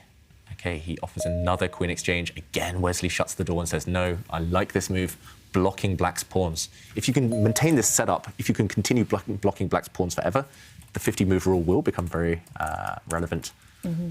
And okay, a check. White's king can go pretty much anywhere. I would go towards your pawns, just keep those pawns protected, ideally. I don't think there's any danger here. Wesley retreats. Not ideal. Now the white king is cut off, far away from the action, but it is a safe square. And Magnus has nothing better to do than another check. I would just keep the king exactly where he's placed it. Black's queen is inching closer, but not really to any avail here. It's not going to help the winning attempts. There's just no way to get rid of white's queen. Yeah, you really do need a coordinated attempt, and it does look like from Magnus's body language that he knows it's a draw. Well, he knows it's a draw. It's been a draw for a long time. He's just trying his luck. Yeah, I mean, the one thing I learned from filming my chessable course on grinding out endgames with Magnus is, I think he even used the phrase, he said, even if you know it's a draw, play till the end, because in practical terms, psychology is half the battle. And psychology here is key. Wesley's very strong, very resilient, but against maybe less sure, less confident endgame players, Magnus might win this endgame and a queen exchange. Yeah. Nope. The answer is no. A queen exchange would have given black a pass pawn and black's king would have been quick enough to run forward. But now Magnus has actually done some small but potentially significant things. I mean, take a look at the white king. It's on the bottom row. If the black king now were to start moving forward, ooh, yeah, maybe some chances. We're in the winning territory, potentially. Yeah. I mean, if you can just pick off one of those white pawns, that's his dream. Then 2 versus 1, great winning chances. But yeah, unfortunately, it's the first step, maybe the most problematic, is that it's hard to avoid Wesley's checks. Instead, Magnus, his queen was perfectly placed. He had to retreat her. And yeah, she stepped back, she blocked a check, she blocks another check. And how can Wesley best place his queen now? I think he's going to move it over to the d8 square, protect his pawns, and also prevent the black king from marching forward. Yep. He does the same just from the centre, which is equally logical. Yeah. Do we think we'll hit the 100 mark? I think we will. It's 91. 91. I think good chances. So I'm not going to take that bet, David. I was trying to tempt you. You always win your bets, Jovanka. Not like that one. The Lannisters always pay their debts, but Jovanka always wins her bets. And another offer of a queen exchange. Again, don't get tempted if you're Wesley. So queen exchange would only help black with a better pawn structure. And another check. We've almost been here before. Time to advance the king. And now if the white queen gives a check, the black queen can step back and intercept it. Yep, and we'll see that happen. Yeah, and potentially Magnus has found a way to activate the king. Yeah, if you can activate your king, you're playing with 2 pieces against 1. White's king will never be active. If you can activate the black king and queen, combine them together. Check. Diagonal check. Now is the time. You think now? Step the king. Oh, he doesn't come forward. He didn't take the opportunity. Maybe it was possible for Magnus, but he steps back, Jovanka. You're disappointed. Yeah, because, you know, all the good work has been undone by that move. I mean, what was the point? OK, Maybe the king is going to go to the edge of the board, and Wesley is relying on his tried and tested method of defence and putting the queen on the 8th row. Yeah, again, a big threat. Wesley is threatening checkmate, but Magnus will, of course, see that, will give some checks. Yeah, the white queen wants to go to h8. This is a check, however. And how does the black king escape? It's just trapped on the side. Can it step forward now? I mean, Wow. with the idea that if the queen were to give a check, black queen steps back. Really clever. And you have forced white's queen into the corner. Your black king is now looking ready to capture some pawns, but Wesley again shuts the door, says, no, you can't take my pawns, centralized, defending from the side. Black's queen now is on a bit of a bad square, on a bit of a bad circuit. Suddenly Magnus is risking something. The black king could get trapped on this. Big threat on the board, actually, as well. You know, if the if the f pawn steps forward, it would have been a self-mate. Yeah, we can just show this on the board. It's never too late to blunder. And while Magnus continues trying to squeeze this one out, if he had been ambitious here and pushed this pawn forward, Jovanka, you're right. I was actually going to say maybe you can grab the pawn next move, but suddenly a check from the bottom row, and the king only has one square. Whoops, checkmate. You're trapped on the edge of the board. So this is the problem for Magnus. Any winning attempts come with risk. And let's go back to the position. It's this position right now, and yeah. Wesley, again, he's closing the door on the black king. No escape squares. Sooner or later, it will get kicked back where it came from. No progress to be made. Reaching move 100 in game 2. There we are. Between these two, they played now for 65 minutes. The other matches have now started game 3s. These two will have 10 minutes after this game before game 3 starts for them. We're going to jump into Prague, Mamedyarov, game 3. Which is a dramatic situation for Prague, sitting in San Francisco. He cannot lose that game. If he does, he will lose the match. Magnus Carlsen and Wesley, so they are tied after the first game, and probably after this game as well. It's been a dramatic one, but it looks like Wesley will be able to save a draw. Well, it was him that had the advantage earlier in the game. But now Magnus, he is pushing for that win. Yeah. Typical Magnus Carlsen. Exactly. That's how he's risen to the top of world chess. That's how he broke onto the scene, actually. He wasn't necessarily outplaying his opponents in the middle game, in the opening. He had some weaknesses there, but he was dominant in the end game ever since he was a teenager. Unfortunately, he's met his match in this one. Wesley is going to hold this one very comfortably in the end.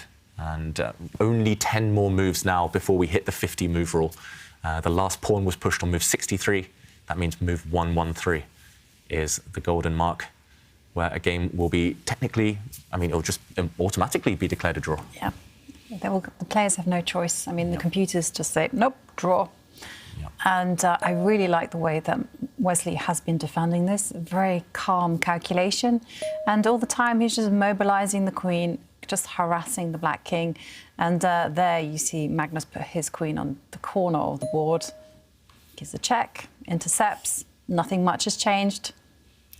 Yeah, nothing much has changed at all, and he's running out of time. Only a few more moves now, a handful of moves.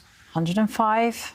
Yeah, unless you could push your black pawn on that move or the move before, no chance. And Wesley preventing any pawn pushes.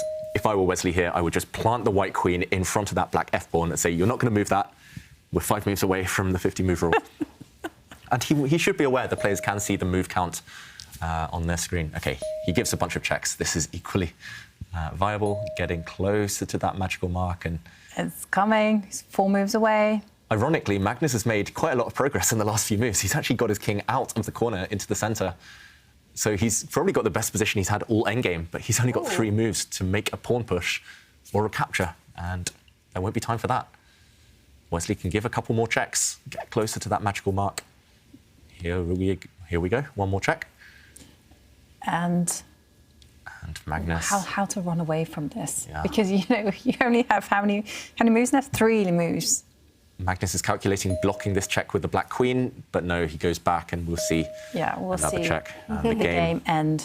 Yeah, 1 more move, and unless I'm mistaken, maybe I am mistaken. No, but there we go. 50 moves and a draw. You're never mistaken, David. It's a draw after 113 moves. Wesley So fought for the win here. And then Magnus fought for the win, but eventually it is a draw. After 2 games, they are still tied. And now 10 minutes break before game 3 starts between these two. We're going to see if one of them stops for an interview with Tanya. Let's head to San Francisco. Magnus, for a big part of the game, you were in a lot of trouble. Are you relieved with the result? Yeah, I mean, it's okay. It was a pretty weak game, so I hope to do better. All right, and what happened when you played d5? Was that because you didn't like your position, or you had calculated the entire sequence of moves after that? Yeah, I mean, I'd seen that well, at least I thought that I didn't lose immediately, so I thought I'd go for it, but I sort of underestimated his attack maybe a little bit later. And the endgame, you kept pushing the queen-pawn endgame. Did you believe you had some real chances there? It's always possible to blunder. All right, good luck for the next one.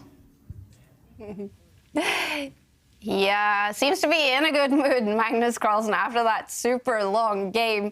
Wesley So, the bar was all the way over to his side at some point in the game. And here is today's Lisoveta learning point.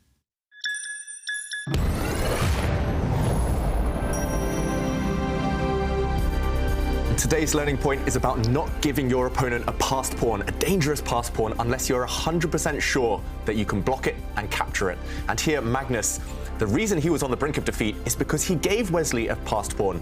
Here, Black's safest idea is to just move the rook. You can move it to a safe square this way, maybe even this way, keep the rooks on the board, and you should be holding, you should be defending.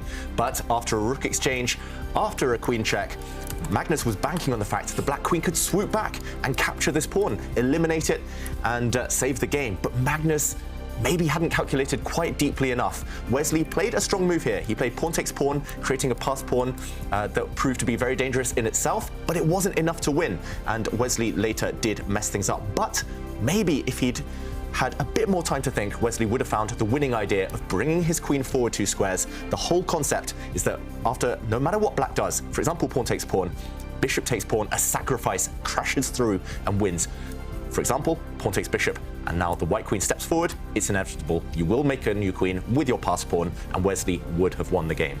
So be careful when passed pawns are on the board. But he didn't make that extra queen. It was a draw, and let's hear what Wesley So says after that dramatic game.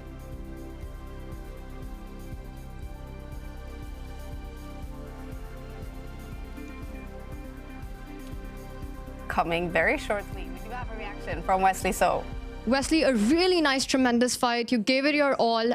Are you slightly disappointed that didn't go your way in the end? In the end, he was pushing, but yeah, I thought I had some pretty good chances. Pretty sure I was winning some point, but Magnus defended very well, and I guess time plays a huge factor in this format. And you mentioned in the end he was the one who was pushing. Were you worried at any point? No, I could. I mean, it was technically drawn. If he won upon an h4, then I might start to get worried. I mean, it's still a draw, but obviously, if I make one mistake, one blunder, I could lose the game. So I just have to defend well. But I mean, it's clear that Magnus very badly wants to win this match, considering that fortunately, there's a 50-move rule. And you're going to make it as hard as possible, of course. That's the plan. Hopefully, I'm up to it. All right, and finally, Wesley, it looked like you were in control, knowing exactly what you're doing. Was there a moment when you realized that you let go of the advantage? Yeah, I mean, yeah, there were many points. Magnus, of course, chose a very risky opening. The black pieces, it's totally unexpected. It's probably not a good idea, but he always gets away with it. But maybe when he played h5 in the end, I think h4 is winning for white to prevent this perpetual stuff. After queen a3, h4, which I totally missed, it seems like there should still be something, but black's always getting away with it. But anyway, I think he blundered before that, and the position was very interesting before. It's hard to say, like his king's almost mated in the middle game. And this rook sacrifice, rook takes d5 is very unclear. After queen d6, I had several interesting options, but maybe none of them work. I don't know, not sure. The computer gave bishop d5 as the move and instead queen d4, but of course it was a brilliantly played game. Finally, you mentioned, were you surprised about perk at all? But what? About Magnus going for the perk. Yeah, it goes without saying. I mean, I think Nihal played the modern as well. I mean, it's a very risky opening. It's usually not played. All right, well, one more game to go. After this one, or two actually, good luck for the remaining games. Thank you. Thanks. 2 draws so far between Magnus Carlsen and Wesley, so they are tied with 2 rapid games to go. But we have had some results. Jan-Krzysztof won the first game against Arjun Erigaisi, and if he wins game 3 now, he will win the match. Same situation for Mamadjaro winning game 1. If he wins game 3 now against Prague, then Shakhriyar and Mamadjaro will win the match. Liam Liam and Anish Giri, they are tied still after 2 games, playing 2 draws so far. But we're going to jump into the drama between these two because Pragnananda, he cannot lose this game 3 against Mamadjaro. He will then lose the match sitting in San Francisco, and he does have the white pieces. Prague, the bar, slightly over to his side. We're heading into this game in move 14. What are we seeing? Yep, move 14. It's still early days. We've only just left the opening. Both sides have castled now, but both sides also have reason to be happy. White has the bishop pair. We've talked about that plenty of times throughout the tour. In open positions, this is kind of a semi-open position. In open positions, having the 2 bishops can be fantastic long term, especially in an endgame. The bishops come to life, they can control the whole board together. However, Mamadjaro has more space. If you look at Black's pawns in the center, on the 5th rank, they control a lot of important squares. White's bishops are not so impressive while those pawns exist. And Jovanka, who would you choose here? Because it's hard to say. Both sides have chances, right? I'm a space monster. I'm going to pick my space. You know, extra space, a target, easy plan. All that Shaka has to do is just to do what he's just done, you know, continue putting pressure on the weak point, which is the g3 pawn. And then after that, you know, he has control of this half-open line. He can just double up his rooks. I love it. Yeah, I'm inclined to agree. Normally, I'm very biased towards the bishops, but this is one of the rare scenarios where it feels like it's much easier for Black to play. Yes, White is completely fine, but also, Pragnananda's d3 pawn really reminds me of Magnus's d6 pawn in the previous game. That eternal weakness on an open file, backward pawn, can never advance. The thing that worries me, though, is that my instinct is telling me, love Black's position. It's great. But the bar says otherwise. The bar's like, well, actually, White has the advantage. And why? Computers love the bishops as well. That's one thing I've learnt. I guess maybe computers have such deep vision nowadays that they see a scenario with White just defending everything and then eventually pushing some pawns forward, maybe to break open White's dark squared bishop, which is the only unrivaled bishop right now on the long diagonal. But for a human, I mean, we can barely see that far ahead. We just see White has a weakness. Black has an easy plan to activate his remaining piece, that rook in the corner. What is White doing? White's bishops are blocked, especially the light squared piece. Yeah, I mean, I think Prague will have mixed feelings about the outcome of this opening. He's already lost once with White today, Prague. He will be slightly fearful that it might happen again, and Mamadjaro looking calm, cool, collected as ever. And yeah, I'm expecting Prague to bring one of his rooks towards the center. He's just choosing which one. That's always the eternal dilemma, right, Jovanka? Which rook do you use? For example, one of the rooks wants to come to d1, but do you use the queenside rook, the kingside rook? Who knows? I would use the rook on the left, the rook on the a1. And the reason why is because if I take a look at the Black pawn structure, I want to keep in my pocket the f2, f4 pawn break. It literally lengthens the diagonal of the dark square bishop, which is what you mentioned. And so therefore, there's only one rook that can be utilised, and we do see Prague play that move. Yeah, so it's imperative to guard this weakness, this backward pawn. And actually, just the rook and bishop alone can guard this pawn. You don't need the rest of your army. The bishop does a great job of protecting. The rook does a great job of protecting. And, OK, I was going to say you could just keep that formation forever, but Mamadjaro says no. He slides across. Now, there is a triple attack on this d3 pawn, so you do have to actually do something about this. I think if given enough time, Pragnananda would have burst forward. He would have thrown his pawns forward to at least undermine Black's stronghold in the center. But now you can't really do this. And if you want to defend this pawn, you can only really use your queen. You can bring her across, for example, to defend.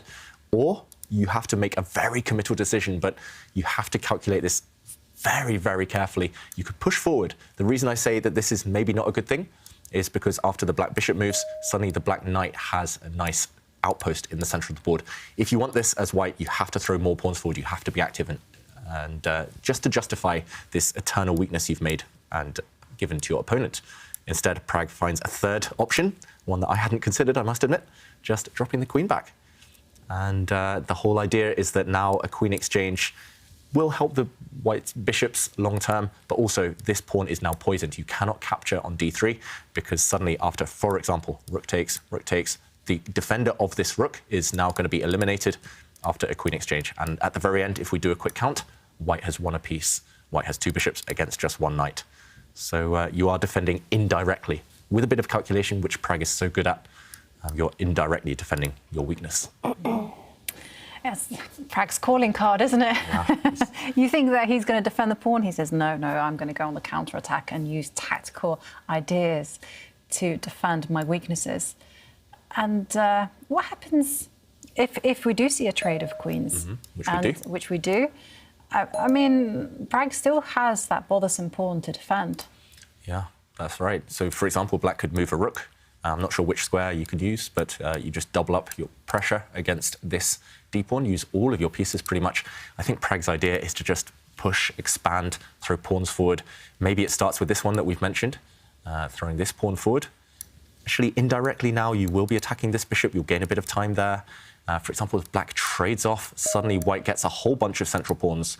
It's still level material, but these pawns will start marching forward at some point. A bit of a strange move there, I've got to say. Doesn't feel critical. Pushing this pawn now. You have stopped white advancing on this side of the board, but you've lost a bit of time. Suddenly, the bishops, I'm liking them. I think Pragg has to start advancing and opening up diagonals, opening up lines for these bishops sooner or later, before it's too late. If Mamedyarov gets another move or two, doubling up the rooks, for example, then black is better. But short term, white has a bit of time. White has 2 or 3 moves before that happens. Yeah, push pawns. I agree. Push those pawns. It gets my vote of approval. No, one of these 2, I think. Just push one of these 2 forward and just go from there. Pragg is in a must-not-lose situation in this game, and the situation is the same for Arjun Erigaisi, sitting in India, super-duper late at night. What is it now for him? Like 2 a.m. in the morning, probably, for Arjun Erigaisi, and he is in huge trouble. He has already lost 1 game today against Jan-Krzysztof Duda, and the bar is now all the way over to Duda's side. He is sitting all the way up in his computer, and he could be about to win the match. Jan-Krzysztof Duda, who has had some fantastic results this season on the tour. He is in 2nd place overall heading into this tournament and about to get a fantastic start to the tour finals, taking all 3 points, probably, in this match against Arjun Erigaisi. Praggnanandhaa, he cannot lose this game, and the bar is swinging a little bit, but it is on his side. Are you liking it for young Pragg? Yeah, I'm liking it more and more. How about you, Jovanka? Me too. I'm also liking it, especially after this pawn trade, capturing towards the centre, because white has a lot of potential, this potential to advance. And we take a look at the pawn weakness. Nah, not really a pawn weakness to begin with. And I just have to say, we're asking for our quiz of the day, what is your favourite moment from the Meltwater Champions Chess Tour 2022? And one of my most favourite moments, which still actually gives me the moment, was when poor Praggnanandhaa self-mated himself against Duda. Yeah. I mean, just even now when I watch that clip, I still have that same reaction, like, oh my God, Pragg, what have you done? And that just shows how much chess can generate an emotional reaction. I still feel the pain and the sadness for Pragg. I mean, such a heartbreaking moment. But I mean, it wasn't really my favourite, but it's still the one that I think about. Right? Yeah. And it pretty much just that one blunder, walking into a self-mate, it cost him tournament victory in the previous major of the tour. He's been one of the players of the year, Pragg, but even the top players can blunder. And wow, look at this from Mamedyarov. He's not afraid to take risks himself. Bit of a strange one, this one. I guess he wanted to just kind of prevent white from gaining even more space on this flank. But let's go in, because he's pushing all of his rook pawns forward. Just a couple of moves ago, he pushed this guy. He pushed the A pawn. Now he's pushing the H pawn. It's designed against white pushing his pawn to kick away black's bishop, but If this guy is captured now, then Mamedyarev's idea, the big idea, is that this one is undefended. And, for example, you could take it with the bishop, you could take it with the rook. Either way, you don't want to give up a central pawn for a flank pawn. So Pragg just completely ignores that, ignores the advance of Harry the h-pawn. He just moves his king into the centre. And I'm loving this for white now. Just, I mean, this pawn, first of all, it started on h2, and it's kind of moving towards the centre. You're gaining more and more space in the middle of the board. Suddenly, you're getting ready to advance in this other direction, other direction. You want to go this way, Jovanka? Right, yeah, because I suddenly had this like cunning plan. The rook can move over to the h line, and then gonna push Gerald the g-pawn. Yeah, Gerald the g-pawn indeed. Yeah. Yeah, for example, if black just waits and kind of blocks things up on this flank, this is actually maybe a major threat, Jovanka, you're right. Just attacking this guy, it's attacked twice, and suddenly this bishop, we've been talking about it, we've been talking about its diagonal, it's been lengthened to the maximum, and Gerald would win the game now, pushing forward, breaking down, opening up a line, and whoops, checkmate in the corner, defended from afar by this bishop. Yeah, suddenly you're right, Jovanka. I was looking towards the centre. It's different styles, but I think your idea is even more powerful. He's looking towards the black king, which looks safe, but he's going for it. And how, as Mamedyarov, do you prevent this threat? Breaking in on the h-file. I don't think you do stop it. I think Mamedyarov's in massive trouble right now. Pragg, in the space of 5-6 moves, just started with that queen exchange. I think he's already outplayed his more experienced opponent. Just fantastic long-term vision. He's known as a great strategist. Pragg, he has ever since he broke onto the scene. He understands these positions very well, and white is rock solid. I just love these central pawns and the control they give you. So yeah, big threat. And Pragg maybe about to strike back in this match. About to equalise, potentially, the scores. It's looking very promising, and I think this is a great try, actually, from Shaq, just to create some imbalance. And once again, we're treated by another artistic view of the players. And I'm just looking at, is it Pragg? His knees bobbing up and down. Must be, because Shaq is playing from his home. Yeah. Looked like the outline of Pragg. He might be in the shadow in that previous shot we saw, but his position is definitely not in the shadows here. He's just in full control. And yeah, as you mentioned, black now has a threat before it's too late to push the pawn to b4 and kick away that white bishop. We see it on the board. And the question now is, does the white bishop have to move? Or can you get greedy and use the white rook on the h-file and go and capture black's pawn? You have to do a bit of calculation there, but just the fact that the evaluation bar is so far in white's favour, it says to me that rook takes pawn is indeed possible, and it is Pragg style to counterattack. It is, and it's like a game of Hungry Hippos. We have to show the lines, right? Yeah, let's jump in. Everything, white is going to be taking everything. Yeah, you start by taking this pawn. Suddenly, for example, if the bishop moves, you take this pawn, and everything falls to the white rook. Suddenly, if the bishop is captured, you take this knight, and your rook has kind of done a jump, hop, skip, and across, and it's won everything. It's like Snake on the old Nokia phones, just winning everything. And yes, black gets a very strong pass pawn. I warned against this earlier, but it can be stopped. It can be stopped by white's rook coming across. For example, you can even come and corner this pawn if you really need to remove it. And still some work to be done, but I think you will emerge one pawn up in the endgame. And Pragg is weighing up that endgame right now. If you do take this pawn, that line is pretty much forced. You have to calculate 6-7 moves deep, potentially. If you don't want to do any calculation, yes, you could just retreat your bishop, but you have to put it on a bad square. You have to, for example, retreat it the whole way back, and suddenly black will get time to defend his pawn. The bishop is nowhere near as good as it used to be on this proud diagonal. So I think this is key, and he has counterattacked. Classic Pragg here. Every game we see, he never backs down, never takes a step back to retreat. He's counterattacking against this bishop, against this pawn, against this knight, against all of those hungry hippos in action. It certainly is. I mean, this is something that he's trained on all his life, calculation, counterattacks. And if you read his coach's, Ramesh's calculation guide, you see it's very, very complicated puzzles. I mean, everything is designed to be working out in your head. And he says it quite honestly, chess is difficult. Yeah. You have to struggle with it. If you want to get better, you have to make the effort. I agree with that. But it's looking good for Pragnananda sitting in San Francisco, and there are some very lucky VIP guests close to all the action together with you, Tanya.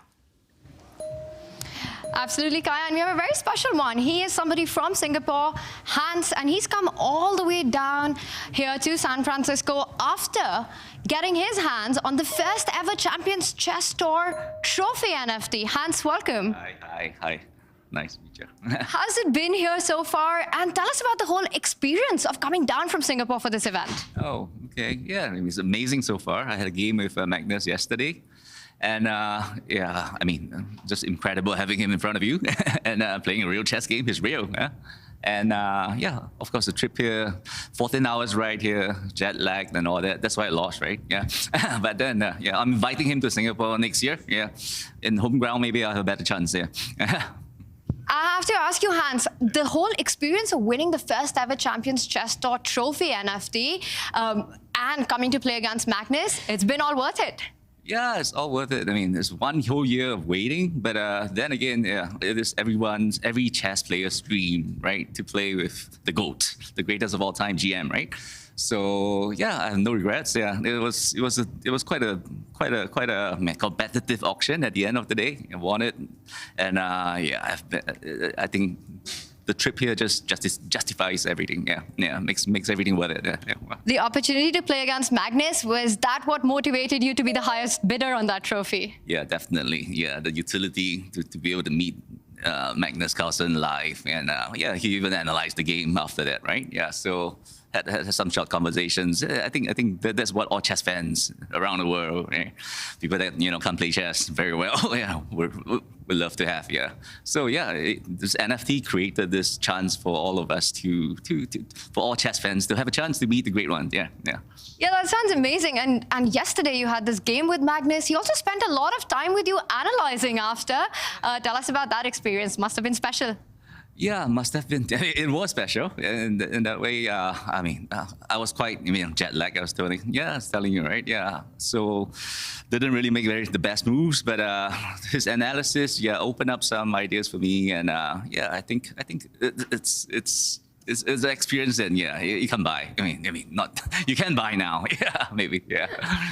Very interesting. And tell me, finally meeting Magnus in person, spending some time with him, was he how you imagined it to be? Was he everything you imagined?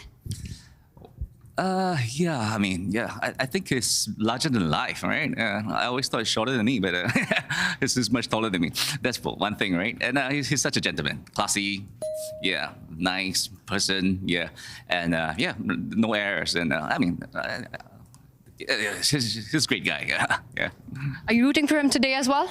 Definitely, yeah. He's the GOAT. He's my GOAT, at least, yeah. All right, and you're gonna have a good time. You're in a beautiful city. Yeah, it's amazing setup you guys do here. So it's like, please keep it up. I mean, bring it to Singapore. I have invited him to Singapore already. I invite all of you to come to Singapore. Yeah, so I don't have to fly 14 hours here. And let's meet up again and let's see what we can do. Yeah. All right, enjoy the rest of the day. We'll see you around. Thanks, Hans. The man with the coolest nickname in the San Francisco arena, Han Solo, getting an opportunity of a lifetime to play against Magnus Carlsen yesterday. And Magnus is right now playing Game 3 against Wesley, so the bar is in the middle. But in this one, Pragnananda fighting to make a comeback in the match against Mamjaro. The bar is all the way over to Prag's side now. Is he making that comeback? Yes. You think so too, Jovanka? I definitely think so. Look at that black bishop. I mean, I didn't really understand what Shaq was doing. I thought that he would capture the pawn, but he's locked his own bishop out of the game.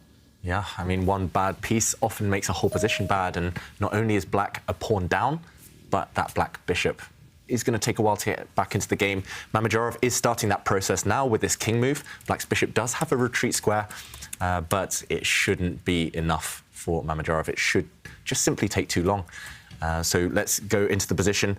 You mentioned this is the current position. Let's backtrack a few moves. You were expecting maybe to, for example, in this position, to capture a pawn. Yeah. And, OK, black will be a pawn down, but some drawing chances. It's a rook endgame after all. Some drawish tendencies here, some chance to survive. But, yeah, Mamedyarov took a risk. He moved his rook across to defend this pawn to keep it alive. We talked about passed pawns earlier, but this did give Prag the opportunity to step forward and then step forward again, locking this bishop out the game. And in the current position, Mamedyarov wants to get his bishop back. For example, if white steps forward, he might push a pawn, and next move, the bishop will come back. And some fine day might try to squeeze in to this square and try to eliminate the blockader, this rook. Still needs 3 or 4 moves to get that in action.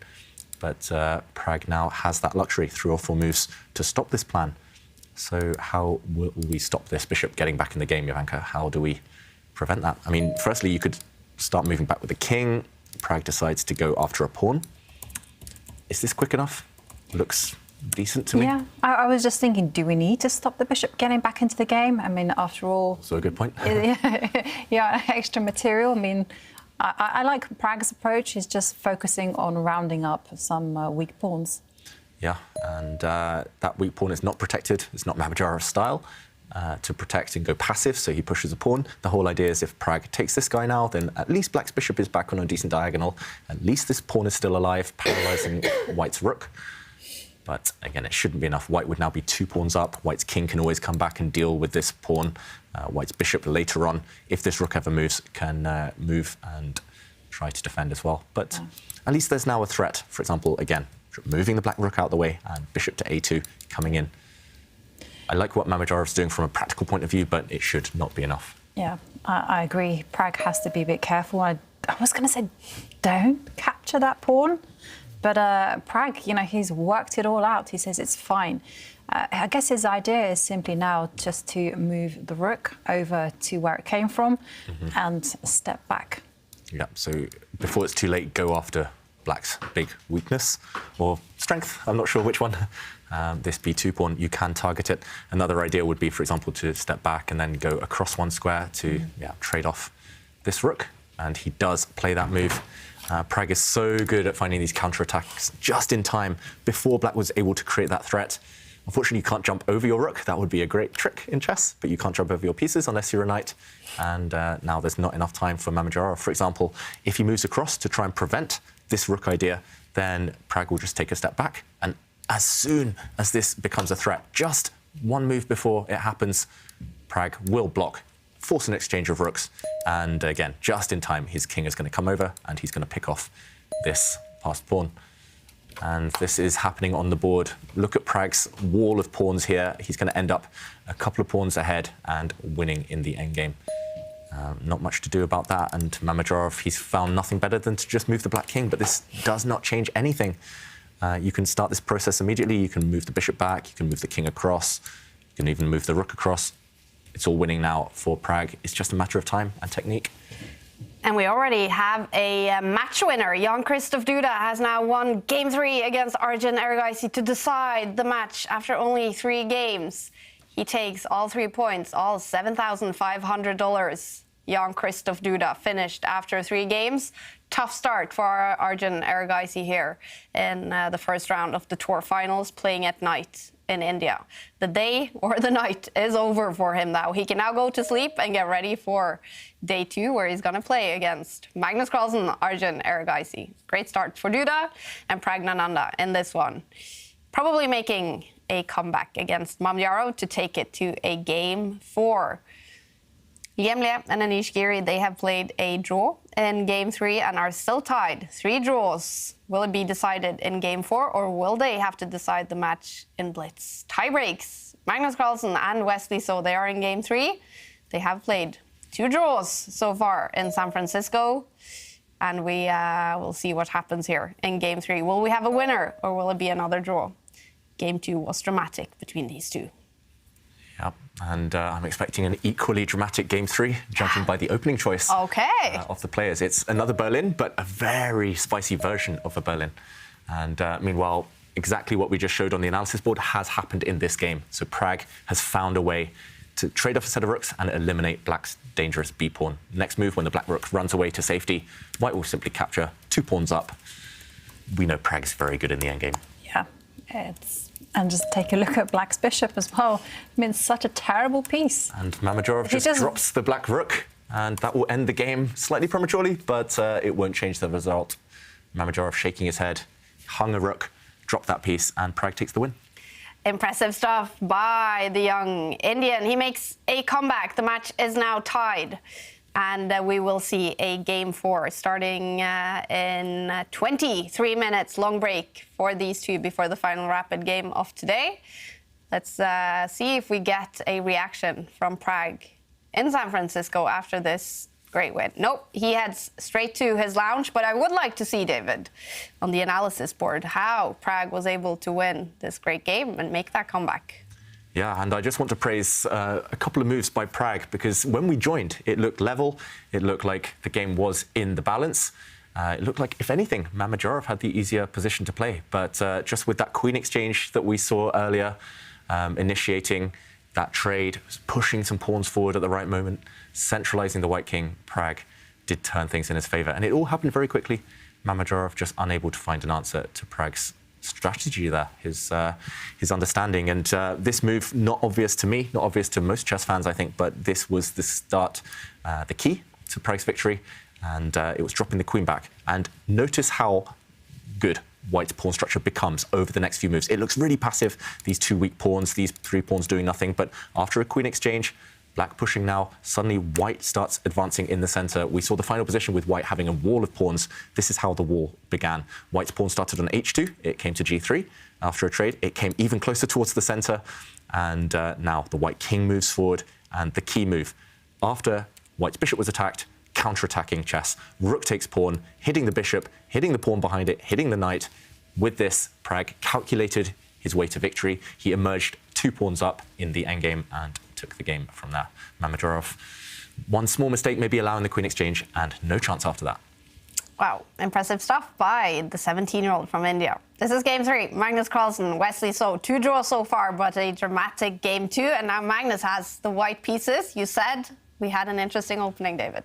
Yeah, just look at how tense this one is and how imbalanced it is compared to the previous Berlin when in game 1 when Magnus had the white pieces. And yeah, if we count the pawns, the pieces, it's all level. But White's knight is actually trapped behind enemy lines. White's knight on the 5th rank on g5, can't retreat, can't jump anywhere. It's protected by a pawn.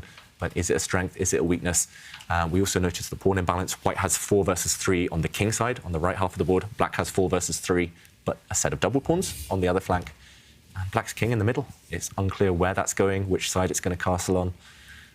I've seen something similar to this. OK, he's hinting now, Wesley, that he's going to castle on the queen side, the left side. I've seen something similar to this in a game between Caruana and Nakamura in the past. And that one ended very dramatically with White winning. Yeah, it's anyone's game in this one. Who do you prefer, Jovanka? Has to be White. I think White's pieces are very active, and I just think that Black's problem with the king, it's going to be insurmountable. Having said all that, there's one kind of thing that concerns me about the White position, and this is a little bit like long-term in the future. White's bishop is really, really bad. Yeah. I mean, just take a look at it. It's not doing a thing. It's reminiscent of a famous Capablanca game with White's bishop just trapped, staring at a pawn, but unable to really move or get anywhere. Yeah, we talked about Prague's bishops in that previous game on great diagonals. This White bishop, what's it doing? And also, I'm slightly concerned. White's knight on g5 looks fantastic. Looks like it's on an outpost, but in an endgame, it might get trapped again behind, just unable to go anywhere. Yeah, it doesn't hit anything. Doesn't have a purpose. Yeah, hang on. I was slightly optimistic. I must stop using the British, like playing things down. Slightly optimistic, I think. No. And there we see Magnus. Well, he's going for an attack. You know, he's just saying to Wesley, where are you going to put your king? Are you going to find safety on the left side? Nope, because I'm going to open up some lines there. And the first question is, what happens if Wesley just captures that pawn? And I'm assuming that there's poison because the white A pawn will step forward and attack the knight. Yeah, some calculation needs to be done now. It's getting very tense, both on the board and the clock for Wesley. So he's 2 minutes down on the clock. And as you say, Jovanka, big dilemma with the king. First of all, do you capture this poison pawn? Do you take the bait? Magnus is sacrificing already. And I think you're right. If you allow White to start advancing to kick away that black knight, Wesley will only be stuck in retreat mode and it's not going to end well. The problem is if the black king... OK, you definitely can't castle that way anymore. As you say, lines are opening. If you castle the other side, suddenly White's knight looks like a great attacking piece. So, yeah, it's troubled times for Wesley So. And the evaluation bar is not too excited, says small advantage for white. But in a position like this, that means white is doing well only if black defends perfectly, and it's going to be hard to defend perfectly. Yeah, the more I look at it, the more I think those kind of long-term factors, like the white bishop, the white knight, I don't think those are relevant, at least for the next 20, 30 moves. So Magnus looks like he's attacking with a free hand. White's king, meanwhile, super safe, and Magnus is back to dancing. He's having a good time on and off the board. And what's his playlist like? Do we know? I don't know. It doesn't look like a podcast this time. That's all I can say. Certainly not. I was thinking it's quite interesting, actually, that the players are listening to music. If I were them, I think I would do an experiment. Have one tournament playing just country, another one with like heavy metal. See which one is the most effective. The most success with. Yeah. Very typical chess player to think like that. Find all the small like. So most of the time I go through life thinking I'm not a chess player, and Kaja, you're just going to ruin my illusion.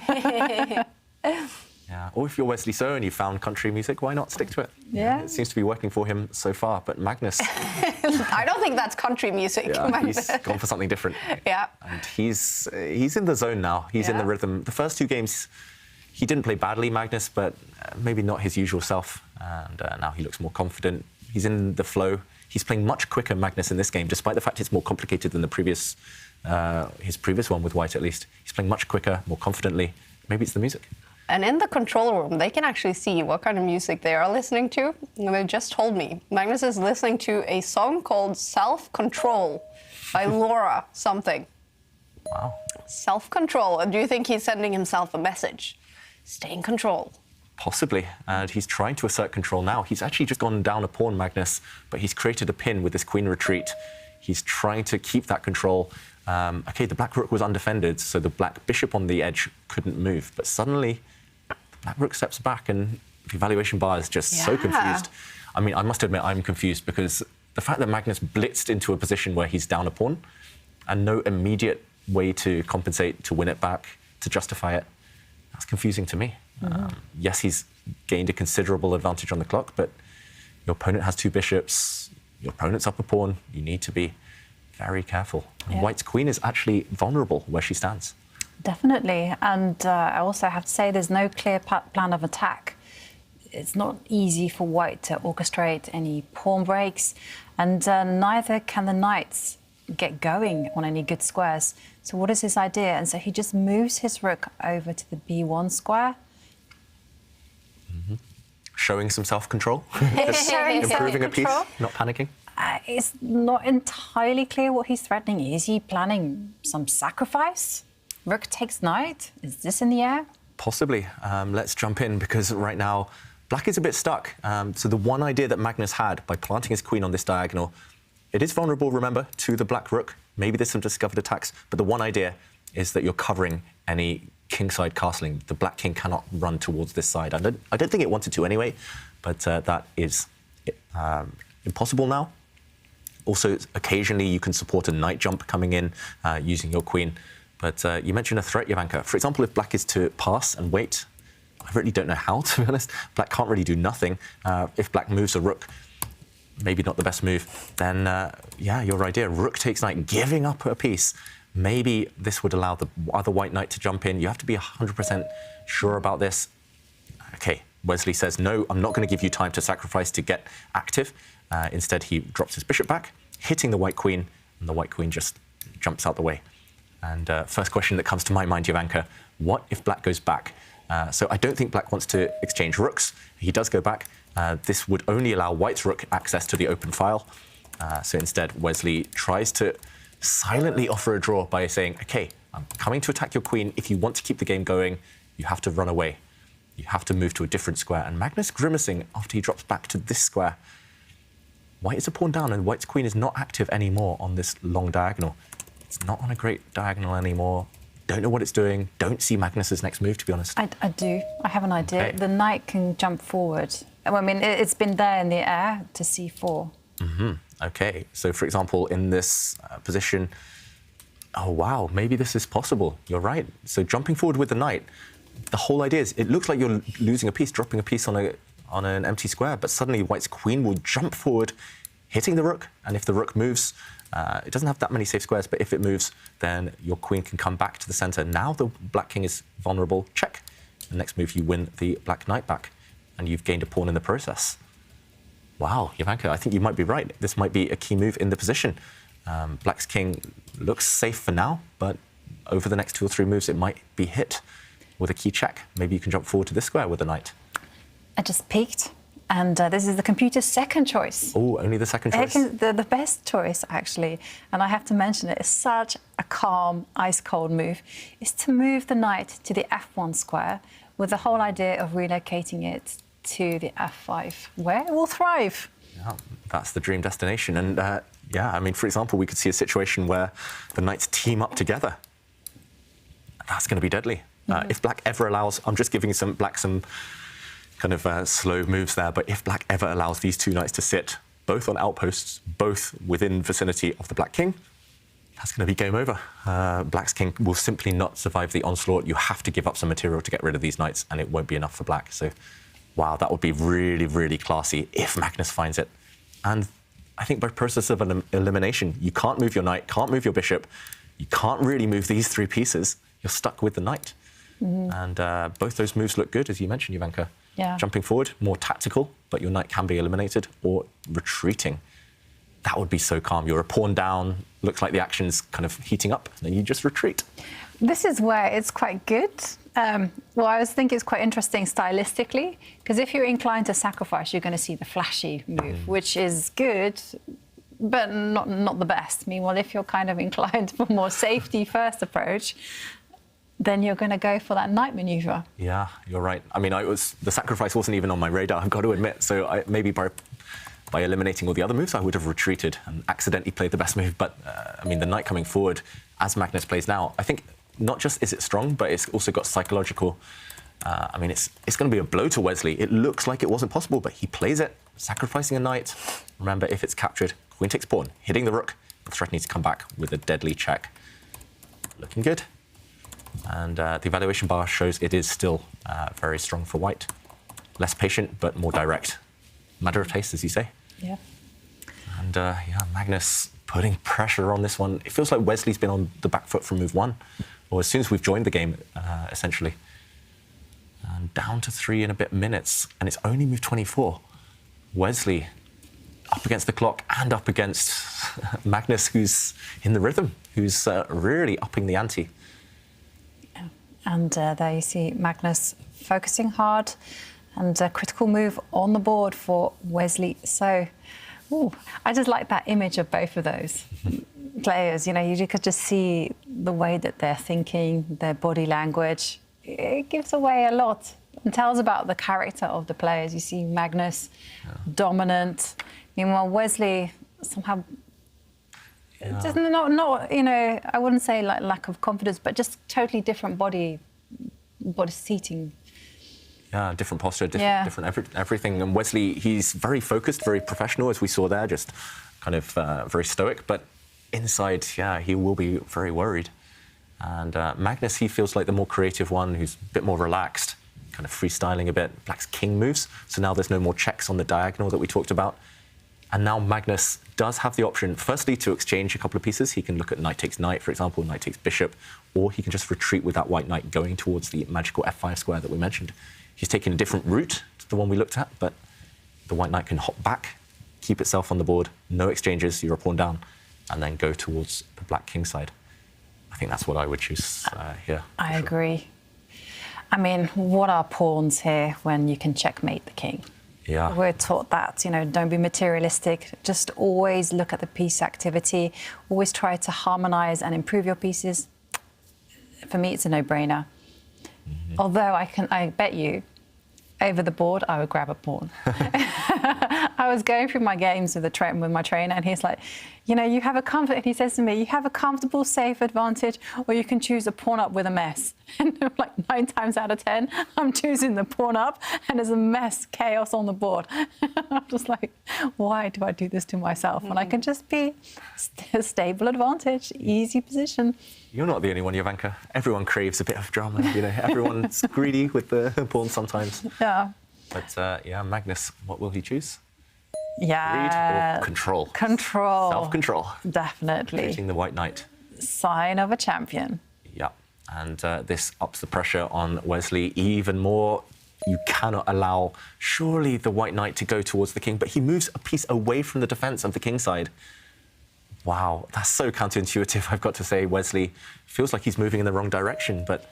Yeah, the bar is like going, don't approve. I mean, it doesn't make any sense, right? You've got to have some protection around your king. And Magnus now stepping forward with his pawn, and suddenly the queen is thinking about joining in the fun over there. Yeah, the white queen is on the same diagonal as the black king. It's still got a pawn in the way, but from afar she's hinting at some tricks, potentially some sacrifices, ways to break through to that black king. Yeah, I love it from Magnus. I've got to say, I love that last move. And Wesley, I want to see him find a defensive idea. I think that black light square bishop has lingered too long on the edge of the board. It needs to retreat, go back to the defense, cover some key squares. That's the only justification of black lining up his two rooks together to defend his rooks. And he does retreat indeed. But again, it feels like the pieces are on the wrong side of the board. Black's knight, black's two bishops, they're not really helping the defense of their king. And the bar does react even further in white's favor. Yeah, one trade of rooks is inevitable right now. I think if I were Magnus, I would just trade off one set of rooks, and then I would look at how to bring the pieces towards that black king. It's not easy, I've got to say. There's still some care needs to be done. But there must be a way. According to the evaluation bar, white still has a winning attack if he can mobilize in the right way.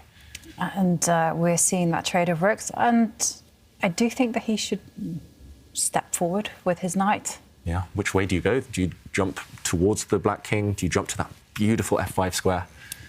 Or do you go towards the centre? Not towards the centre. Jump to f5. Towards the king. You can never be wrong. Jumping to a beautiful outpost, gaining time, hitting the black queen. Exactly, and I've worked out that I don't think black can actually capture the pawn and counterattack the white queen.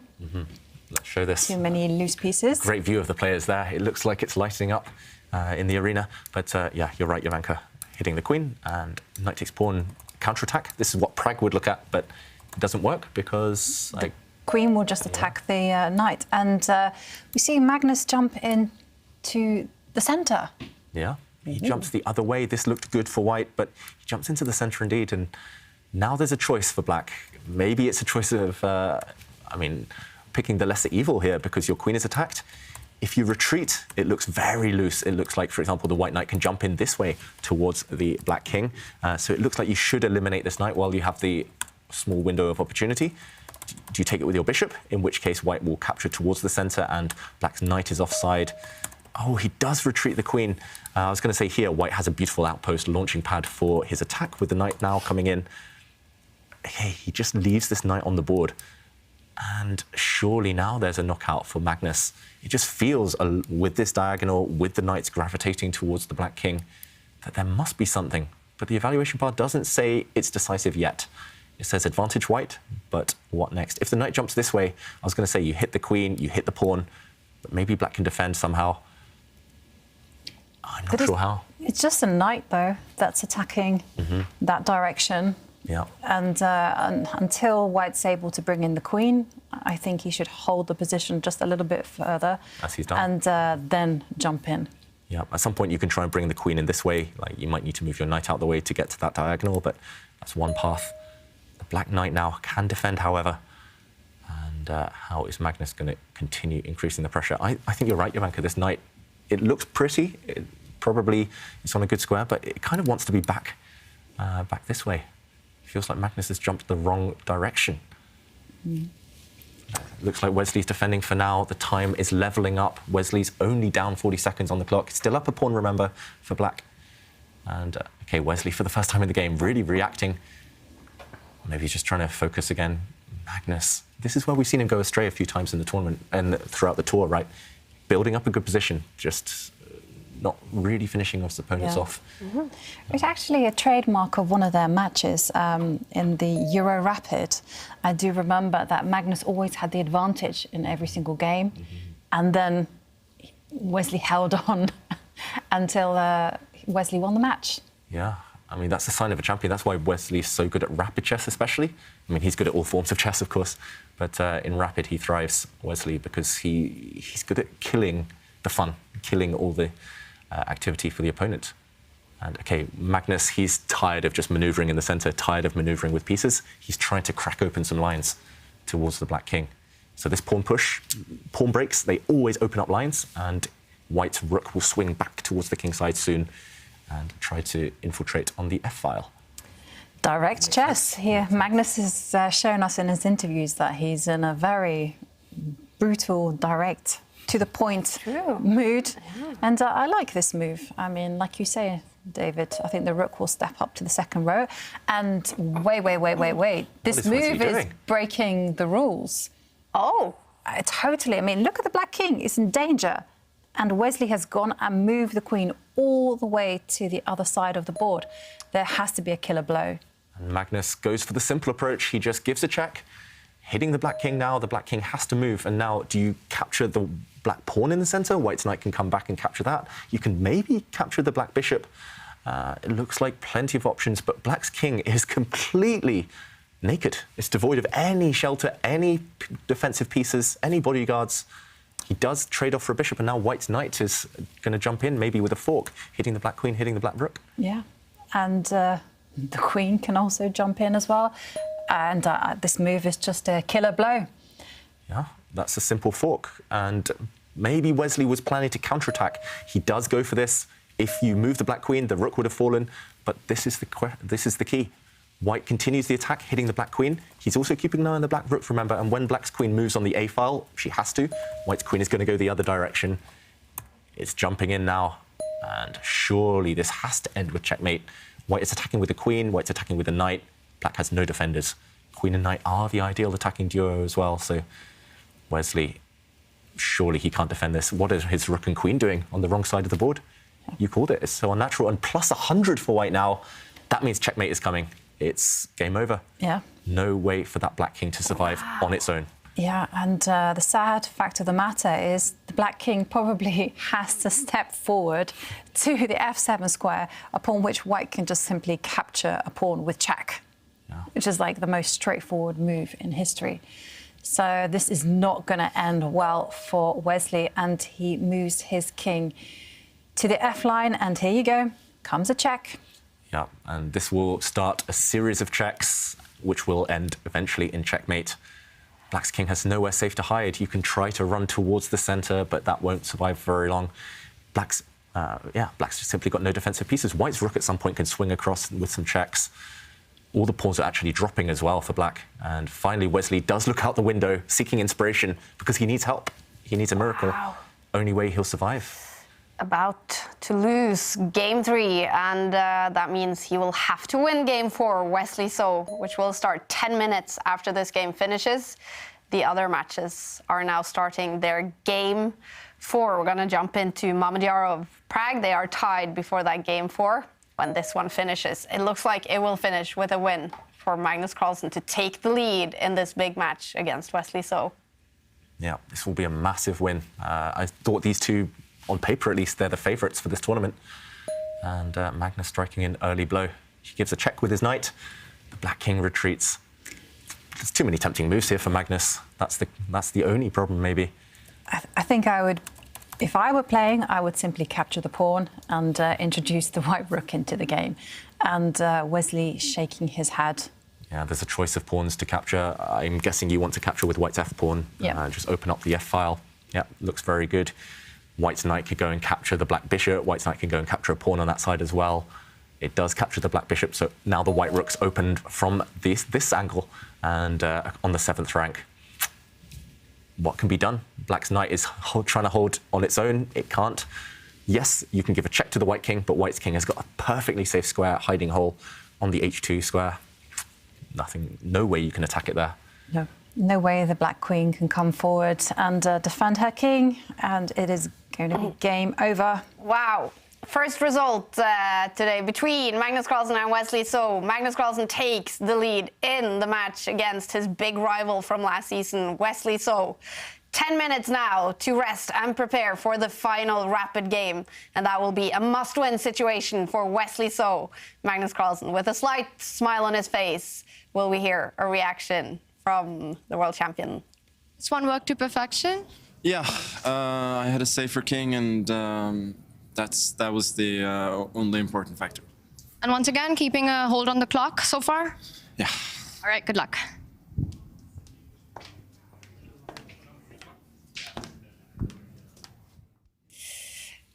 Wesley strides past. He needs to head back to his lounge and come up with something brilliant for game 4. He has to win it to take it to tie breaks. A draw or a win for Magnus means Magnus wins the match after a great game 3. How did Magnus get that win, David? Magnus got the win, as he said, by focusing on the enemy king, focusing only on the black king and forgetting everything else. And that tunnel vision actually helped him in this game. It was, in the end, a direct attack on the black king that won for Magnus. But we've got to criticise one move by Wesley. So he crumbled here, just unable to build that defensive setup. And it was a very counterintuitive move that led to his downfall. The black queen is actually the key defender, holding on this diagonal, stopping any knight checks, holding this key pawn in the centre, protecting everything. But Wesley brought her away, the wrong direction. He wanted, I guess, to support the black rook coming in on the A file somewhere, but the black queen was not unable to help. And here, for example, it was imperative. You had to simply eliminate attacking pieces. You have to eliminate this knight, for example.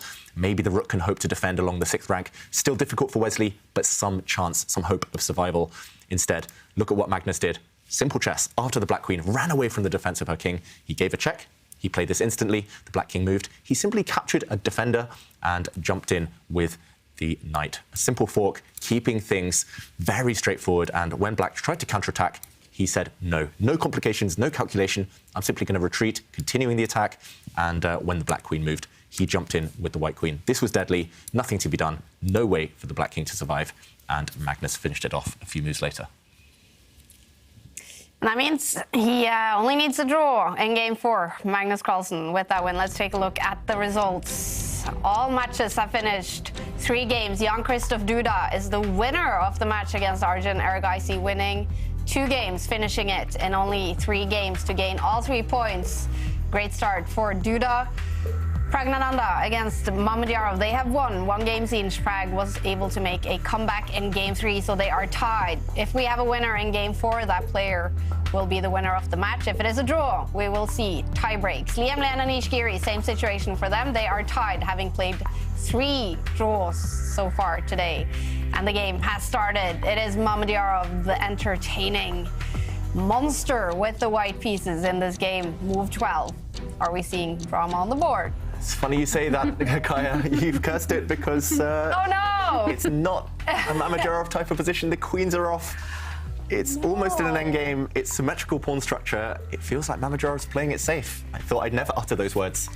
And maybe it's just the match situation. He doesn't want to start the tournament with a loss. He just fell to defeat after Prag outplayed him in the last game. It's not heading towards a draw necessarily. There's still enough life left, but are we disappointed, Jovanka? I'm disappointed not to see Mamedyarov win an attack.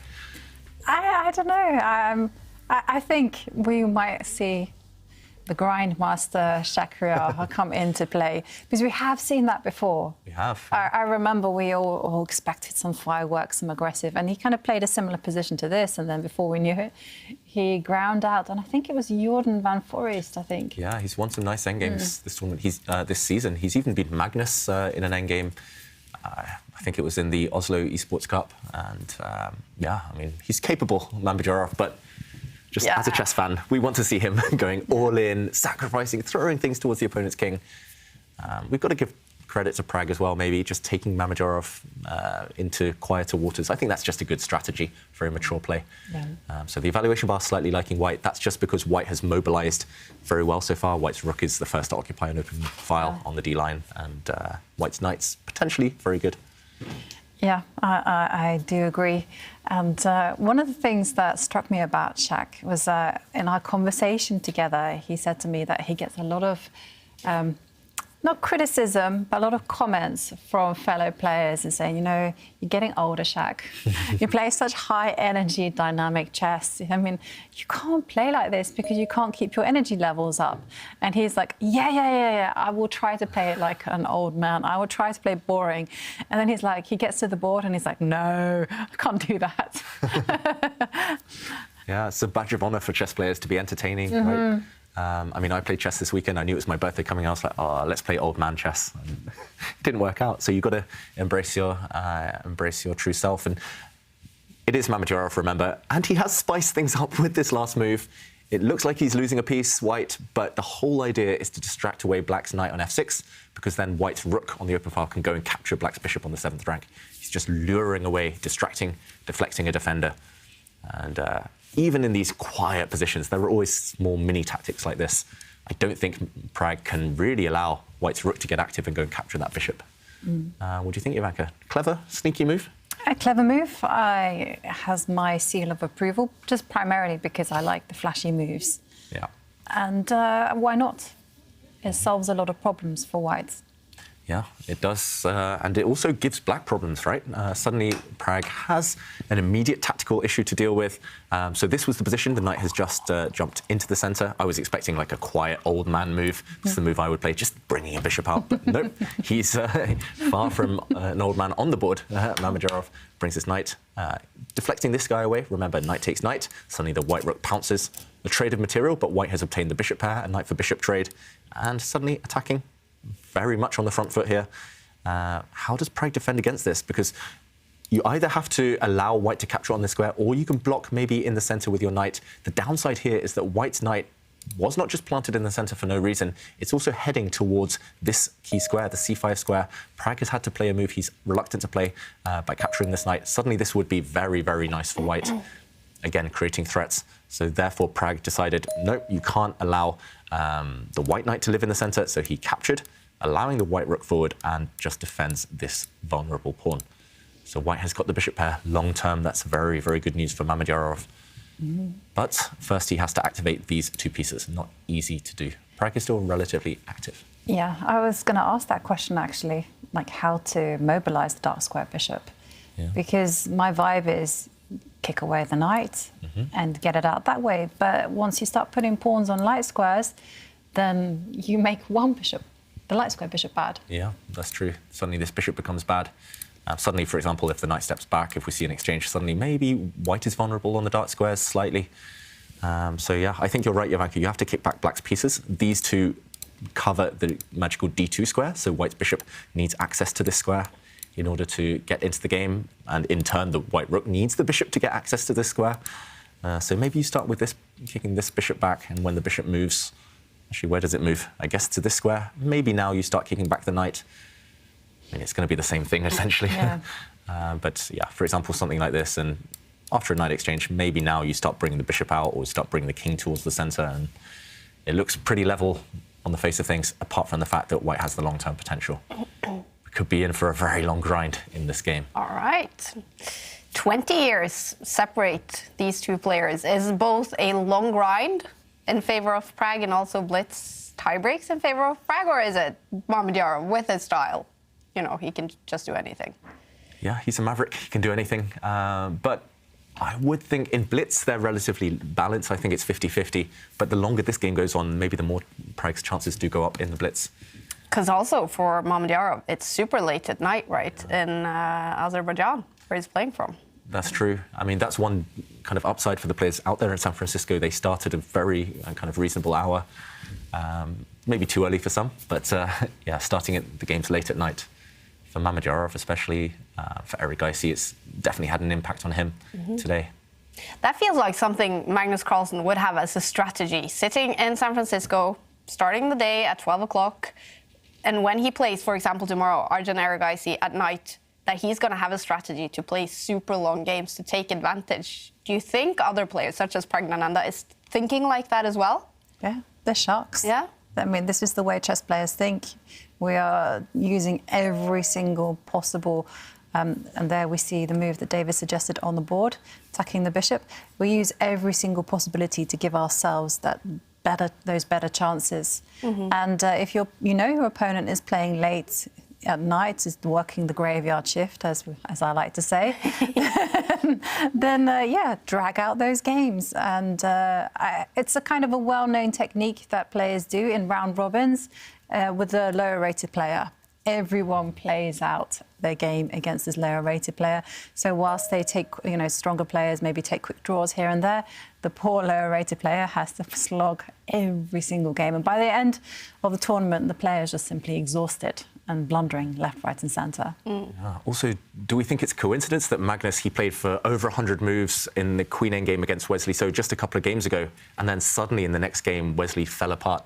It's a battle of attrition. You wear down your opponent, you erode their defences, play on their nerves, and eventually you might get rewarded. So Magnus, he doesn't grind out, play these really long games just for the games themselves. He plays them for the next games and the games after. And that's why he won the World Championship in 2021 against Nepomniachtchi. He played that 136-move game. Yes, he won, which was a big turning point, but even if he hadn't, he broke Nepomniachtchi's kind of physical prowess. He tired him out. He gave him no belief that he could win. And meanwhile, a couple of exchanges. White's rook in the 7th rank was actually in danger of getting trapped.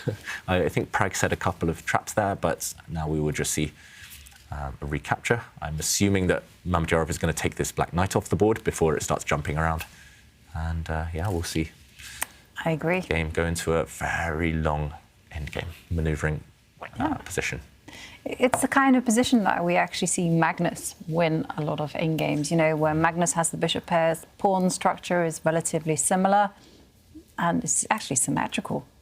And he just does it by simply mobilising the bishop, slowly improving things, and there we do see the recapture. I'm expecting some rooks to be traded off as well.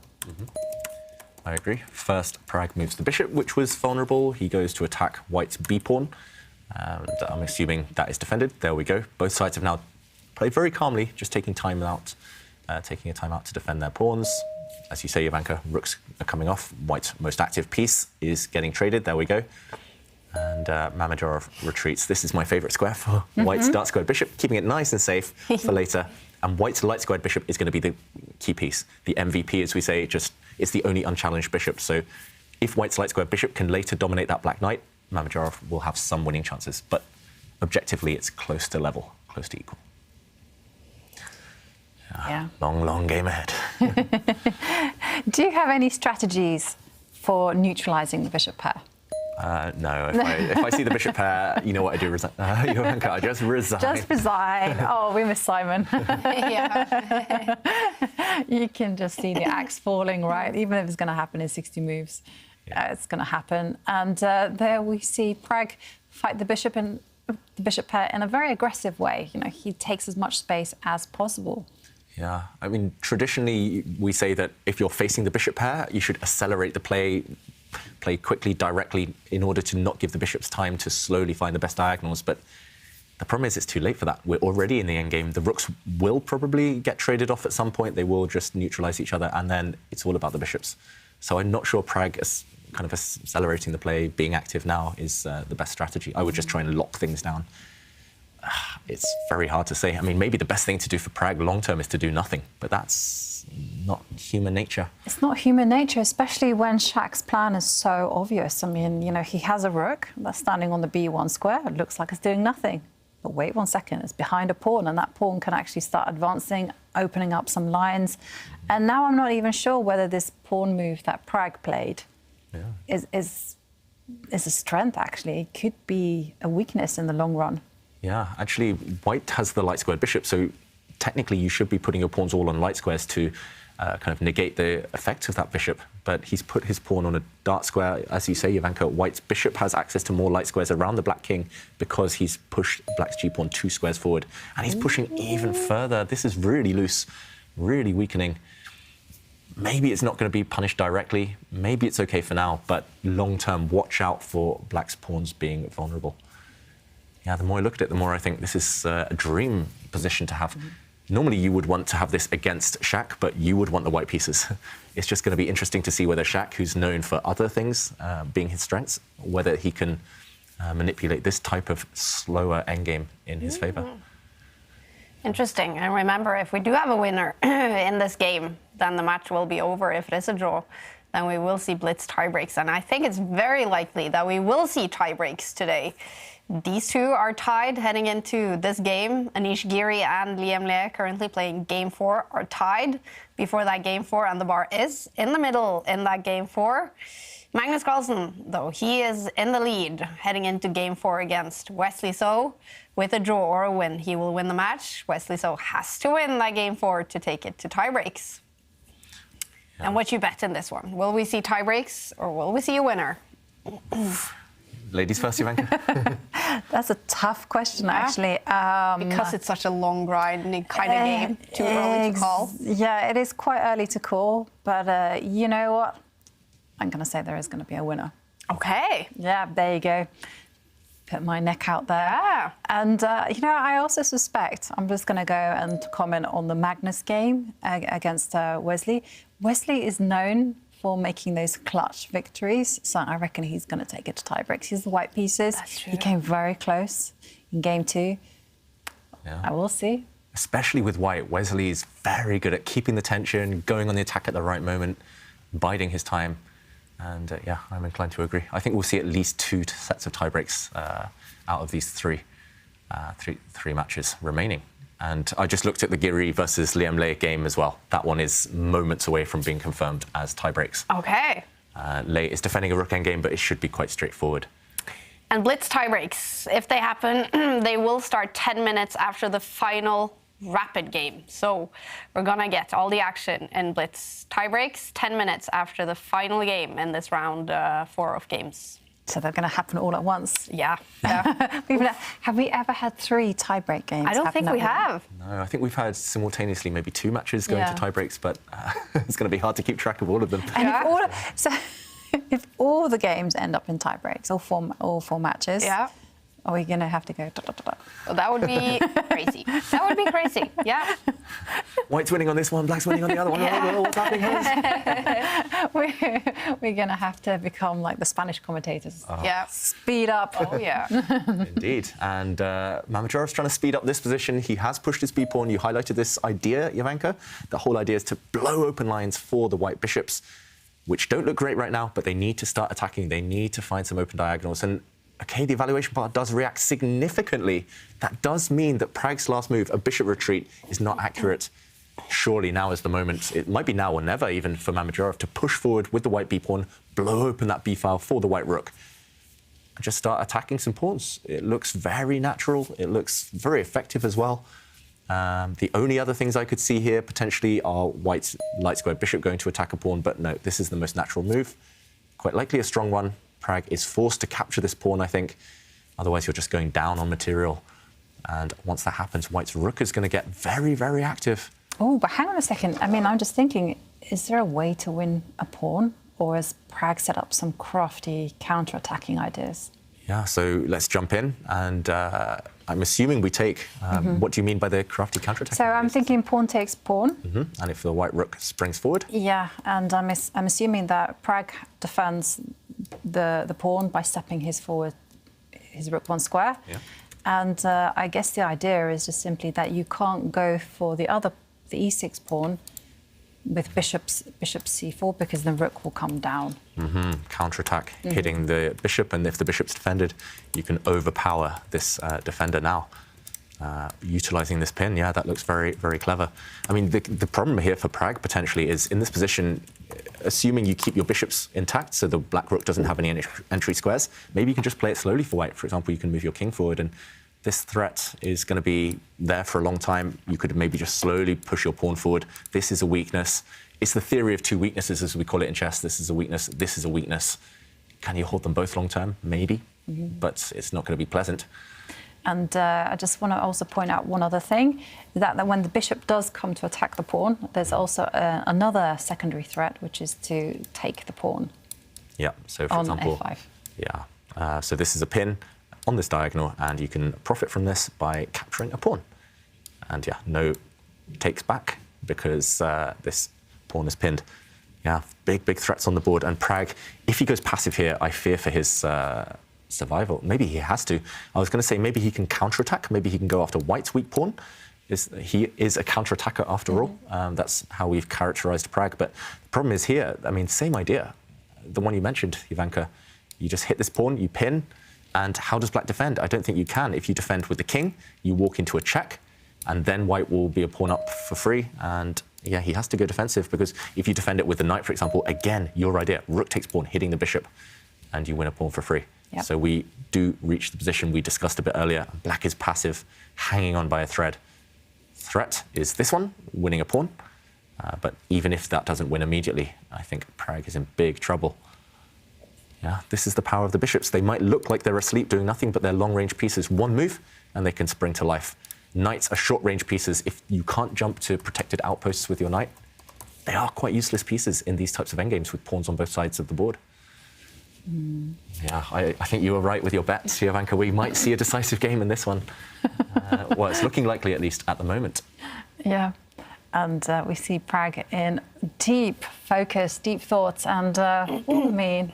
Ooh, another boat. While, another boat is going. Is this a passenger boat? I'm not very good at my boats. We've got the goat in the room, and we've got the boat outside. Oh, nice. Very good. Yeah, how peaceful is that? Yeah. Actually, one of my favourite tournaments, the most successful tournaments I've ever played at is Gibraltar. I seem to play there well there every year, and it's because I can see the sea when I'm sitting there. I just look out the window. I'm like, oh, this is pretty beautiful. This is when you feel peaceful, and yeah, it shows on the board. It's good feng shui, right? To be close proximity to water. Boats are very feng shui, right? Especially the slow boats. Yeah. And Jovanka... Oh, look at the bar. Yeah, look at this, because Prag, he didn't spend much time on that move at all. He's in big trouble, but he barely paused. And this tactic we mentioned of winning a pawn, it must just work, right? Because the evaluation bar is shot up. White's bishop is light squared bishop is going to go and attack the base of black's pawn chain. Those pawns on light squares attack the e6 pawn, the only undefended spot in the black camp, and it falls apart like a pack of cards. How do you defend? It looks like you're going to win either the e6 pawn or the f5 pawn, and there we go. Are we going to see Prag start shaking his head? No, yeah, he must have some idea up his sleeve. I mean, he must be banking on the power of the knight, I'm thinking, you know, that the rook, once it captures the pawn, the knight will kind of spring forward to the middle of the board. Yeah, but then you walk into maybe yet another pin. Oh, so dear. In this position, there we go. Mamedyarov has just won a pawn. Remember, this pin means the rook is taboo. You cannot capture it. And yeah, I think you're right, Jovanka. He was banking on this knight coming forward, hitting the white bishop. Maybe he thought he could hit the pinning piece, but he forgot that the other bishop, the other sleeping giant here, could spring forward, and look at the power of these bishops suddenly just winning the game, and Prag reacting head in hands. The problem is now, if you capture white's bishop, your own bishop falls. And rook and bishop work better than rook and knight as a combo, but also you have won a pawn as Mamedyarov. Wherever the king goes, you're going to win more pawns. You can step back, for example, hitting the knight, hitting the rook, double attack, 2 pawns up. I think we might see Prag resign any moment. He simply lost everything. It's fallen apart in the space of 2 moves. Oh, and there you can see it. It's dawning on him how bad his position is and how critical the situation.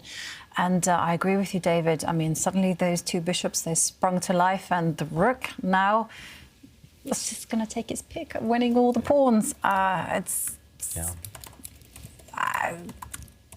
Difficult to give any advice to the young teenager. Yeah, it's over. Just one blunder, and yeah, I don't want to be critical. He's been so impressive all year, Prag, breakthrough year for him, but he just played that move too quickly. I mean, his calculation's normally so good. He does rely on these counterattacks a lot, and here, unfortunately, this counterattack hitting this bishop, it just doesn't work. You move your bishop out the way, and yeah, too much pressure. Let's go back to the players, because Mamedyarov looking very calm as he pours himself some tea, but or some water. Yeah, he's on the brink of winning the first match. And that will be a huge match. Pragnananda has been one of the top players this season on the tour. But over the last few tournaments, Shahryar Mamedyarov has really shown himself as a beast in the online rapid format. And it would be so impressive if he finishes off winning the tour finals. If he wins day 1, he's going to go into the rest of the tournament with a bunch of confidence. Yeah. And one of the great things about Shaq is he is a genuinely nice guy. Yeah. Everyone says that. Yeah, absolutely. No one has a bad story about him. I mean, everyone is just saying, what a great guy he is. And they all have actually a lot of stories about his generosity. And but like you said, Kaja, what a beast on the board. He's ruthless when he wants to be. He's not been generous in this game to Prag. He's taken his chances when they came. Mamadjarov, great killer instinct. And I have to say, we're asking today for our quiz of the day. What's your favourite moments of Meltwater Champions Chess Tour 2022? And one of my favourite moments actually comes from the AIM Chess Rapids tour final, because there, Shaq sacrificed the queen, and we were like, no, it's not working. The computer says, no, it's not working. And Shaq, of course, he doesn't have access to the computer assessment. He just thinks he's played the best game of his life. And he told us in the interview, he turned around to his coach and goes, great game. And the coach is like, no, the queen's sacrifice was not sound. That's what makes him so relatable. Yeah. I think every player at the beginning levels, at even the mid levels, even Grandmaster level, we go after a game, we're like, yeah, it was amazing. Like, I was inspired and everything was working. You check the computer, it's like, no. but yeah, I mean, Mamadjarov does that on a daily basis, every game. Yeah. He's on the human aspect and the practical aspect, he's one of the best at kind of weighing up risk, reward.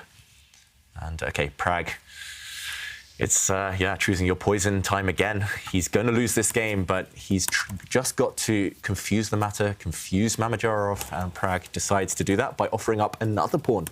Black's king moves out the way. White's light square bishop can go and capture a pawn now, but I don't think you want to enter any complicated waters where your pieces are a bit loose. Maybe the safer option here for Mamadjarov would be to move the white rook away. You've won a pawn in the process. You've got the two bishops. You've done the hard work. Keep things simple, would be my advice. Good advice, David. Yeah. I think it's a great practical advice on chess on every single level. Keep it simple. Yeah. And especially, I think, the older you get, and there's no need to go into unnecessary complications where anything can happen, and especially the price for an error. A young genius. Yeah, exactly. The price of an error is going to be quite significant. Just play positions that are relatively easy to play, where if you make a mistake, okay, maybe the position is not going to be equal, it's going to be slightly worse. Those are the positions that you can save. Yeah, and Prag, it looks like he was about to kind of slap himself, like, what have you done? But, okay, this is keep it simple chess.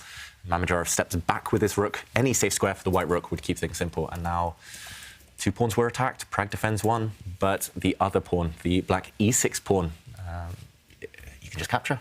You can just take that. And I guess Prag wants to go after white's dark squared bishop. White's dark squared bishop doesn't have too many safe squares, but there is one. And that should simply be enough.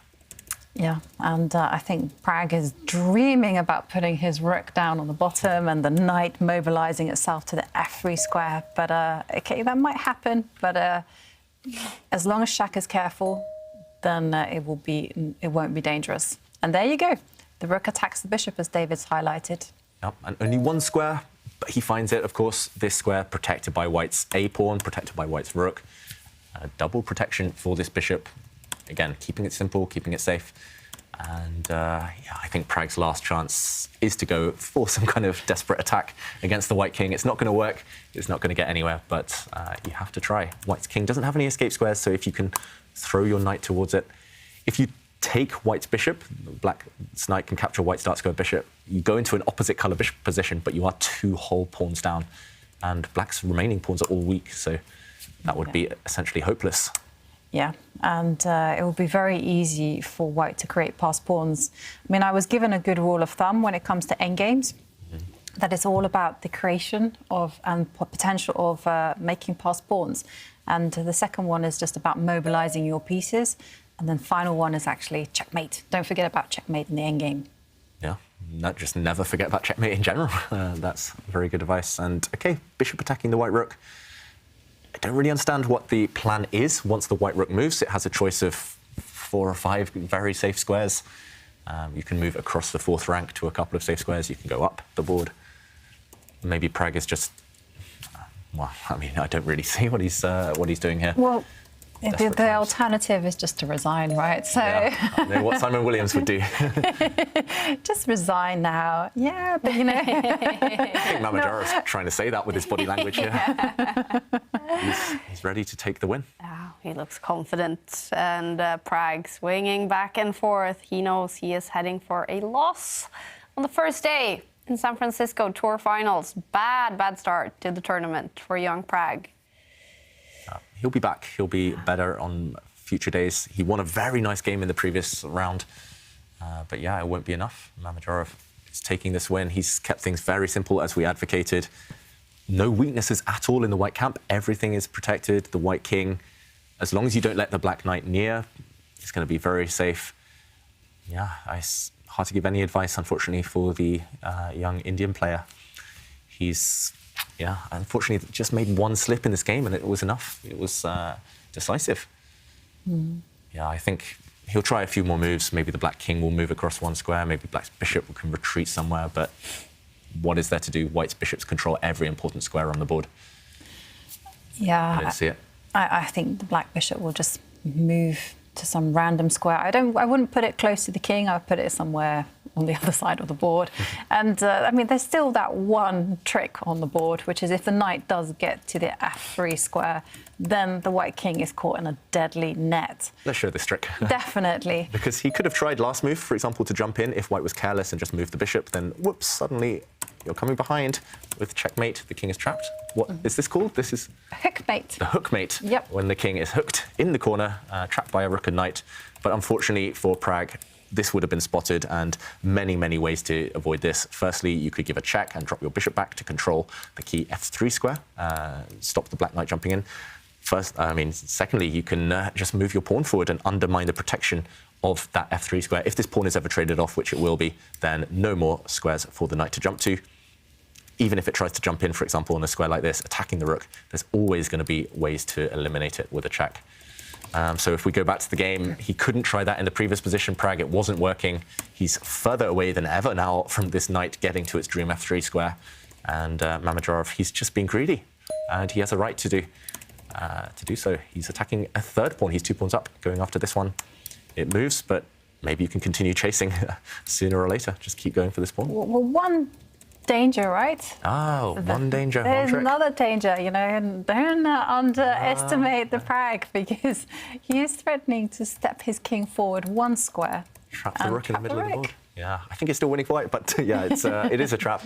And this rook, yeah, no escape squares. So this was very clever. He's trying to tempt Mamajarov to go away with his bishop. At the moment, the bishop controls this square. The black king can't utilize it. But yeah, plenty of other ways for Mamajarov. I mean, at some point, I would be very tempted just to push this pawn, just to break this king out of jail, break the rook out of its prison in the center. Yeah, once you eliminate this g4 pawn, black has no real hope. The clamp is gone. So I think this would be the safest. But yeah, other ways to do it, of course. And he does play the safe approach again. Completely understandable. And I think it's the move that most of us would have played. I mean, we have to give credit to Mamajarov. We questioned, how dare we question his ability in these quieter types of positions, long-term potential of the bishops, but he made it look simple. Yeah. And yeah, he's given Pragg zero chance, actually.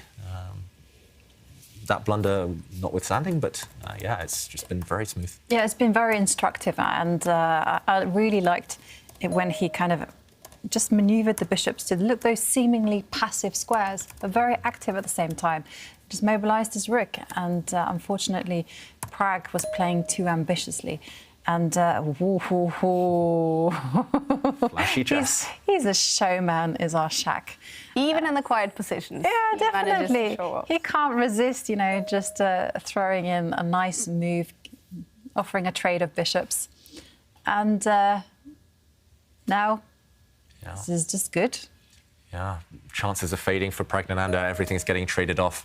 And the reason we were so surprised by that flashy move is it looked like White's other bishop, the light square bishop, was attacked, but no, he threw in a check, forced a trade of bishops in a really clever way.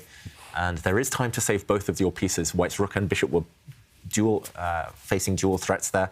But yeah, you can run away with the rook with check, and now you can save your bishop. You can retreat it, or you can go and defend it with your rook. He defends it. 2 pawns up. He's just doing that maths equation now. He knows he's ahead in the equation. He's simplifying down to a more manageable number, and pawns are disappearing. Still 2-pawn advantage for white. Simple stuff now. Look at that black knight as well. We talked about its chances of attacking the white king, but it's on the wrong side of the board. It's trapped. Yeah. Game over. It is game over, and all that Shaq has to do is round up a pawn or push his own pawns. I mean, he doesn't have to try too hard to win this one. Yep, and Pragg looks resigned to his fate, and there we go. We do get a result. It's over. A big, big win for Shakhriyar Mamedyarov on the first day. Pragg loses the match on day 1 in the tour finals after losing 2 games to Mamedyarov. Let's hope for a reaction from Pragg and also from Mamedyarov. A great game by Mamedyarov. Not his typical style. It wasn't crazy. It was a slower game. How did he win it? It was a slower game from Mamedyarov, and it was all about patience, and you have to show patience in these slower endgames.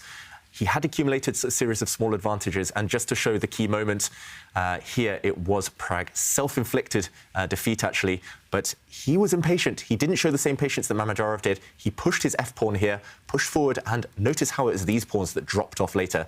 White has a light squared bishop unchallenged, and if we just fast forward a few more moves, then we do see the attack come in. The big blunder, actually, was Pragg pushing this pawn forward. He didn't have this luxury. He needed to bring his king closer to the center to defend this pawn, but after pushing, suddenly an attack, and most importantly, a pin. The king moved forward to defend a pawn, but this pin was decisive. So showing patience in endgames can pay off if you have the bishop pair. Showing impatience can really backfire, as we saw for Pragg in that game, in that endgame.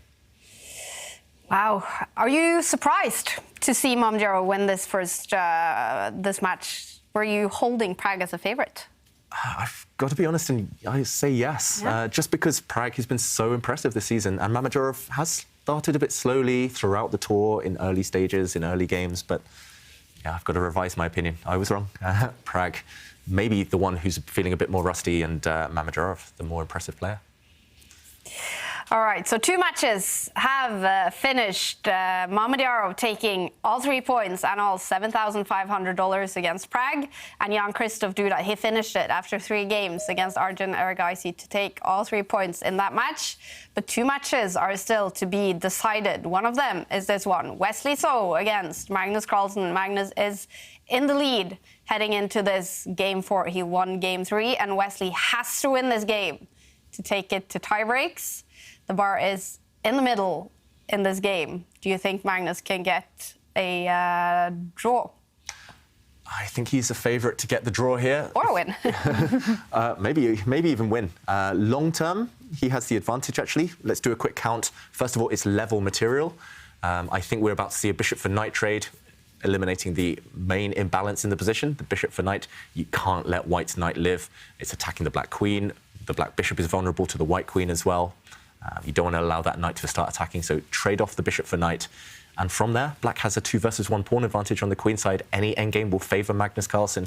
So all he needs to do is avoid a direct attack against the black king. But yeah, it still takes too long for white. It should be a draw. All right, they are still in move 25. But finish for the day with a big match win. Shakhriyar Mamedyarov were joined by Shak, I think, in Baku, Azerbaijan. Congratulations, Shakhriyar. Thank you much, and good morning. Good morning. What time is it for you right now? 4 o'clock, 4 in Baku. Yeah, wow. So, yeah. What has it been like to play in the middle of the night? Yeah, it's not easy, of course. First games it was okay, but after I just want to be very solid in last game, but I miss his move bishop d6, and after bishop d6 I was very lucky not lose my rook, and I think it's time to play very, very solid.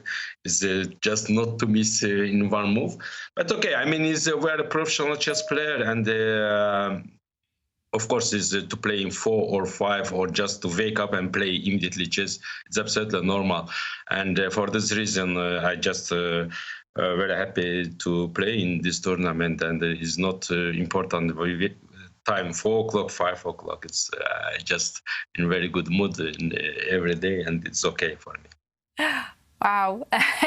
We do see a huge reaction on the bar here. We'll address that move very shortly. One final question for you, Shakira. You start the tour finals with a huge win against Pragnananda. He's been so impressive throughout the season. So how happy are you with starting out with 3 points here? Of course, first of all, Pragnananda is a very strong chess player, and when we start to play first match, when we played in Oslo, I think I played against him in first round or second, I forget. Of course, top players first think, okay, we are favorite because, but now is absolutely we are not favorite because his Pragnananda show how he's very strong, and for this reason we start to play also very solid against him. Before we played like some very risky, took some big risk, but now is okay. I also try to play very solid because I know how he's strong and he can beat everyone in these online tournaments, and I think he's also in classical chess. For this reason, of course, I am very happy to start this tournament with 3 points and very good. Yeah. And to do it in the middle of the night, super impressive, Shakira. Congratulations and good luck tomorrow as well. Thank you very much. Thanks for joining us. All right. And we have huge drama on the board in San Francisco. The bar has jumped up for Wesley, so Magnus Carlsen is furious. What is happening? It's a one-move blunder by Magnus. He blundered a piece. He's actually given up his queen because that was the only thing to do. And it was the commentator's curse. I said he was out of danger. Just eliminate that white knight and you're safe. And yeah, I think he was trying to be too clever and just missing a simple check. Often when the top players blunder, it's because they forget to go back to basics. And it's hard to explain. This marked his Fischer Random World Championship. Magnus often outplaying the opponent, but then just one-move blunders, moments of blindness occasionally, and maybe relaxing too early, and that cost him in that tournament. And again, this game, it looks like we should be seeing playoffs now. Wesley will strike back, most likely, because he's up on material. White now has a queen for a rook and a bishop. It's not just that material advantage, but Black's king is very open. So Wesley, big favourite, but we have to show what happened. It was so sudden and so unexpected. White's knight jumping into the centre. We mentioned this was a double attack, hitting the hitting the black queen and hitting the black bishop. So a double attack, you can solve that very simply. Just trade off the bishop for knight. And in this type of position, as long as you don't get checkmated, you should be fine. For example, the black rook can come across and swing, and plenty of ways to defend this. This should just be completely level. Magnus tried to be a bit clever. He dropped his queen back, assuming that he had a pin on this diagonal, assuming that there's maybe some hints of an attack on this line. But here he had calculated the wrong thing. He'd looked at the same tactic in the wrong order. He assumed that if the rook came across, attacking the queen, pinning the queen on this file, then now he can play bishop takes knight, and he somehow squeezes his way out because he's counterattacking against the white queen. But the problem with tactics is you have to look at them in both orders. White's rook coming across doesn't work yet, but if you flick in a check first, which Wesley did, hitting the king, hitting the rook, forcing a capture, then only now bringing the rook across in this order, it works for white. This is a pin, the black queen is lost. This is what happened in the game. Magnus had to give up his queen, and now he's simply down on material, and Wesley is launching an attack. Black's king, so open. It's hard to imagine any slim chance of survival here for Magnus. Wow. The only hope is to build a fortress, which we all know he doesn't believe in, Magnus Carlsen. And we do see a trade of pawns. Wesley's happy to eliminate a key defender for Black. Black's rook wants to stay on the board and defend, but also you can't really leave this white rook alive. The problem is here. Yes, you have 2 pawns, but your bishop has no safe square, no stable square. This pawn is weak, the king is weak. White's queen is just the best piece, and it's on a perfect centralized square. Wow. And seconds after making that blunder, this is how Magnus Carlsen reacted. He realized very soon after making that move, look at that, how angry he is with himself. Yeah, and remember, Wesley's sitting just opposite him in the room. I was going to say, do we have footage of Wesley, watching Magnus I think I saw reacting? Wesley actually shaking his head with that blunder as well, yeah.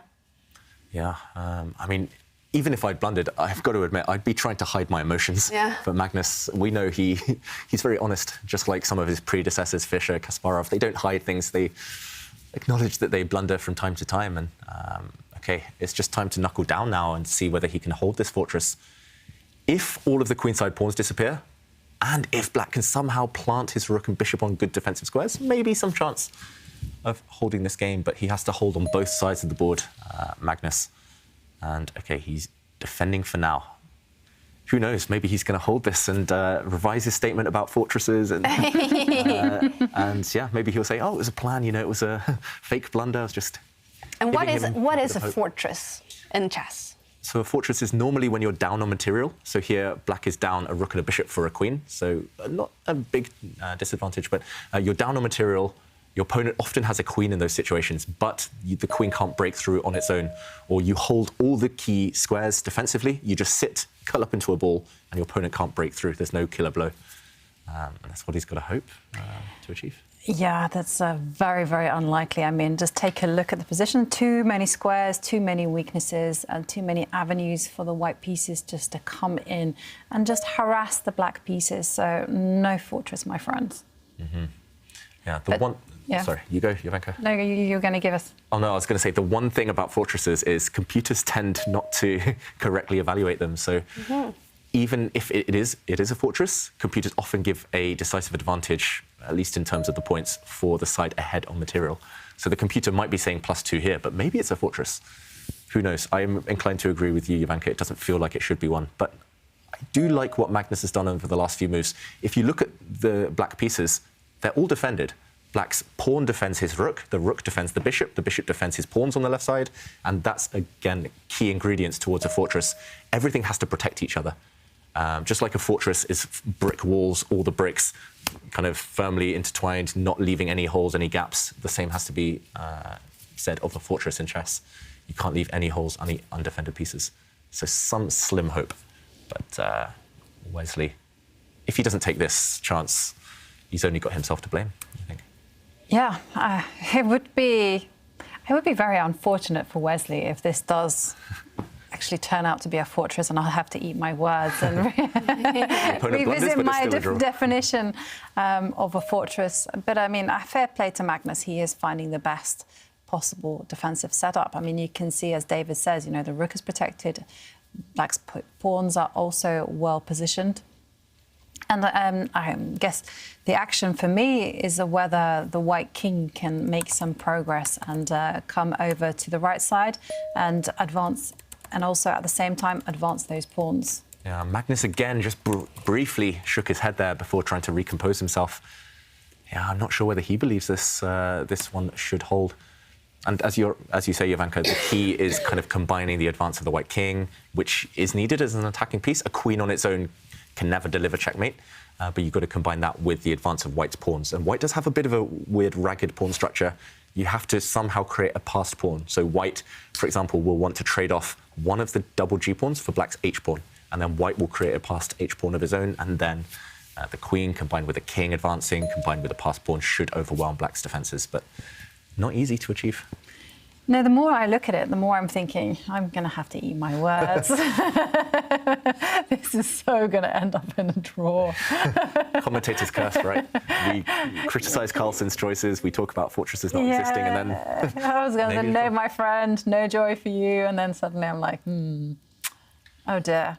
I mean, it's not the best passed pawn that white has. I mean, a rook pawn, there's not that much room for manoeuvre for the white king to get in behind and support it. What do you think, first of all? Take this pawn off the board? Or can we leave it somehow? Can we bypass this pawn? He does. He keeps the pawn on the board.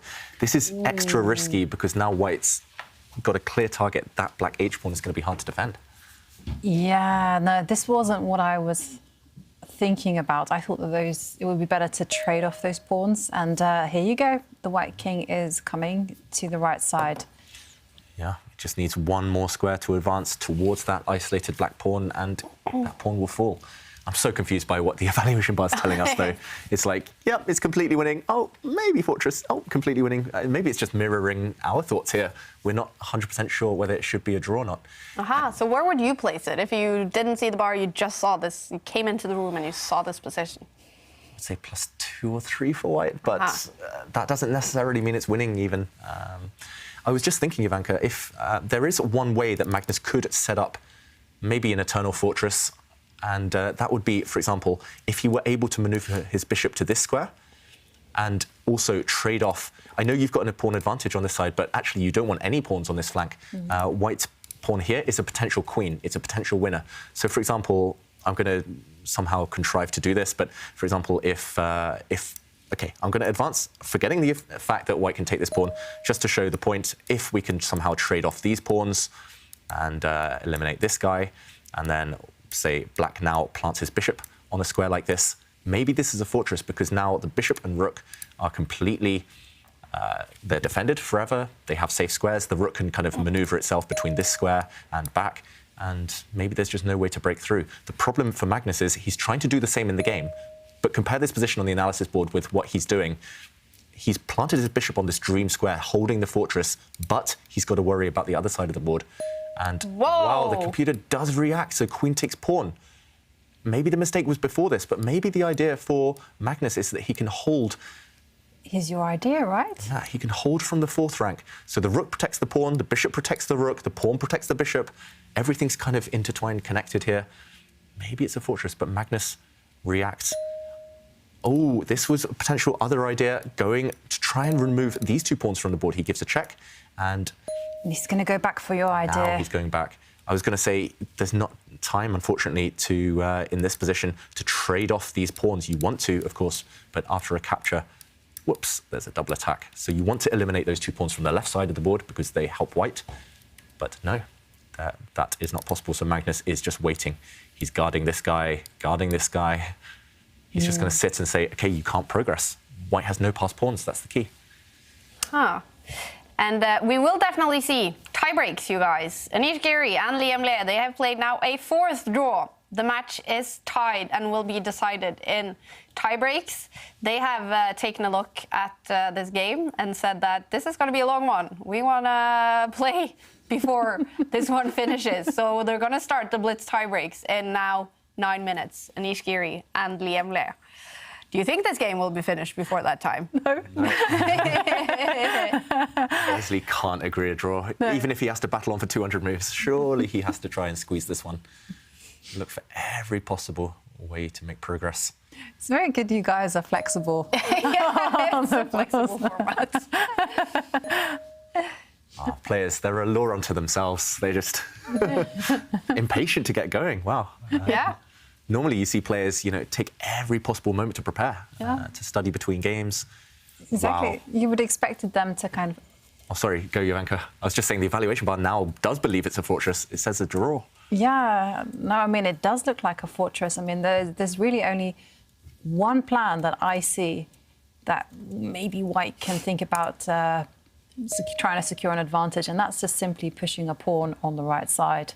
And you have to be prepared to give up material in order to break Black's coordination. But that's going to be such a big task. Yeah, it's not going to be easy to achieve in the right manner when the opponent's pieces are on poor squares. Now it's Wesley shaking his head. I do feel that Wesley slightly rushed to exchange the earlier set of rooks. He had the queen versus rook and bishop advantage, but normally you want to keep more pieces on the board. The more pieces that are on the board, the lower the chance of a fortress. Magnus being a bit clever here, let's just show what he's done. He's really trying to remove these 2 pawns from the board. If this black pawn is captured now, then he just drops down with a check. And when the white king moves, he captures this guy. This should lead to a draw now if it's pawns just on one side of the board. But your idea, Jovanka, in a position like this one, at some point, when the moment is right, I don't think you can achieve it now, but you want to push this pawn forward, the g-pawn, and when it's captured, you want to step forward and kind of create a passed pawn of your own. Yeah. But this passed pawn is easy to block for now, and also it's a bit risky. This pawn becomes a thorn in the side as well. So, yeah, very hard to achieve. Totally. I mean, but the thing is that that's the only plan. Yeah. I mean, anything else is just moving around with a queen, moving around with a king, and getting nowhere. Yeah, there's no way. Ticked under the minute, Wesley, so. Yeah, there's no way that you can arrange a queen for rook and bishop exchange. For example, if the white king moved across, the black rook can simply move away. It can go and grab some pawns. The one thing black cannot allow is, for example, the queen to give itself up for the rook and for the bishop, because white would emerge a pawn up in a king and pawn endgame. And we do see the pawns on the queen side disappear. Wesley's trying to shoot his last shot here. He is pushing forward with this pawn. He's trying to create a pass pawn of his own, for example, after a capture. He's hoping that the h-pawn will be able to step forward. But this should be a draw. This should not be enough. Magnus will simply bring his rook back to the center. He's going to kick the white rook back. And wow, Magnus is so confident that he even keeps pawns on the board. He doesn't exchange. He blocks white's h-pawn, so definitely no pass pawn now. But this comes with risk. This pawn is on a loose square. It's not possible to defend this one with a rook, with a bishop. So Wesley's going after this pawn. You've got to be a bit careful now if you're Magnus Carlsen. How can you defend this pawn? He wants to give some checks. No checks available right now for black. Maybe he can just plant his rook in the corner here, go after white's pawn. He has to, right? Yeah. Maybe he can argue that after the white queen moves, it's hard for white to find a way forward. Actually, you're completely right. I mean, how is the queen ever going to mobilize herself? I mean, maybe that carries some risk, actually, now, because I'm thinking that the white king can go on a big adventure. Yeah, the white king will go forward somewhere, and I mean, I'm not sure where, but it will try to create a mating net around the black king, and maybe some small hope of progressing. The whole idea for white is to end up with a king on f6 and a queen to come in and checkmate next to the black king. But it feels like at this point for Wesley, you're asking for a lot of things to happen in your favor. Yeah, Magnus, I'm pretty sure he can just play it safe as well, just wait. He does indeed just wait, and he's going to start checking from the side. Wow. Magnus probably saving this now. I mean, it's like Monopoly, the get out of jail free card. Yeah. He's used his lucky card in this game, Magnus. Twice today, then. Twice today, actually, yeah. 2 lost positions. I mean, that blunder earlier, what a blunder to make, but also what a save, what a great effort to save this game. And actually, this is in the bag. Yeah. What a nice formation that Magnus has set up. White's king can't move. Only the white queen can just dance around, but the queen by herself does nothing. Yeah, there's literally no way for the white queen to go and attack black's h-pawn. Black's h-pawn anchors the rook. I mean, this is the definition of a fortress, right, Jovanka? Just everything protected. This is no way through. Yeah. I mean, is there some kind of... Nope, there's not even a Zugzwang. I was like, maybe some possibility to... Or will we see Wesley give up winning chances? He's repeated this position twice now already. Yeah, there's no Zugzwang, unfortunately. Black's king can always move. Black's rook actually can also move if it really needs to. Yeah, no real way. I wouldn't move the black king, actually. If the black king moves, then there's some chance, some hope for Wesley. He's hoping that Magnus moves the king. I think that might be a blunder, but he does move his rook, yeah.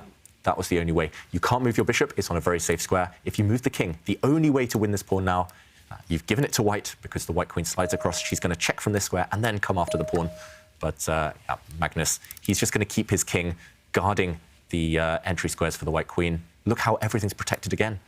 And the bishop protected by a pawn, protecting the rook. If the white queen ever comes for this pawn now, the black rook blocks and the white king is caged.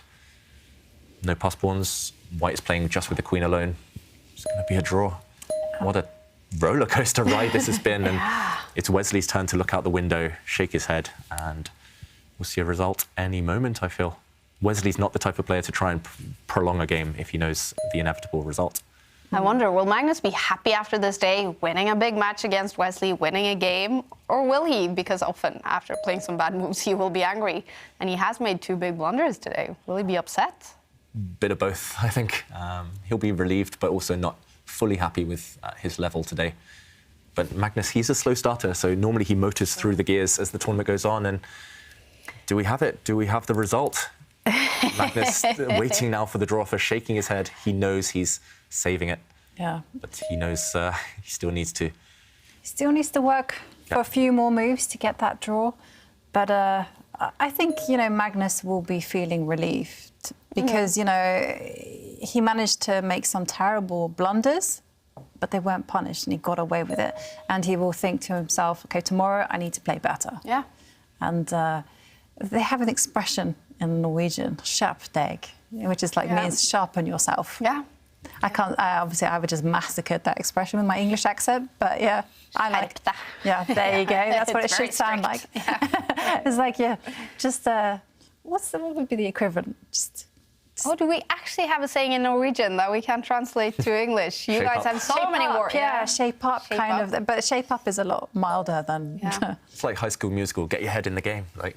Yeah. Yeah. Yeah, but it is an art form, and all the best sports teams do it. Like when they're not playing well, they grind out the results, and they get there in the end. Even if it's ugly, even if they have to really battle and do it the ugly way, do it the difficult way. But Magnus has done that today, and he's going to defeat Wesley So. No easy feat. Global chess champion, one of the best rapid players in the world, Wesley. And Magnus has got there despite not being his best. Yeah, and Wesley's just frustrated now. He's not achieving anything here. He's just moving around with his queen. Look at that white king. So helpless, unable to join its partner in crime. Yeah. And the perfect fortress is in place. Yeah, and when I filmed that chessball course about endgames with Magnus, he was like, oh yeah, I was wrong to fully write off fortresses, and we see that now. We see that they do exist sometimes in the right scenario. I remember he won the 2020 Champions Chess Tour, I think. Yeah, that's right. Using a fortress at the end. Against Nakamura, was that? In an Armageddon game, so he has done it before. And yeah, for example, in the 2016 World Championship match against Karyakin, Karyakin held a couple of fortresses against him, against all odds. So they do spring up from time to time. Yeah, queens, they're so powerful, but when they're fighting on their own against a whole army, all on defended squares, nothing to do. And here we go. We see a repetition of moves, and it's a draw. And that means the match is over. A handshake between the two big rivals from the 2021 season. But in the 2022 season, Magnus Carlsen takes the win in their match. A big win in Game 3, secured his victory in the match to take all 3 points. A couple blunders, but he wins the match. Wesley?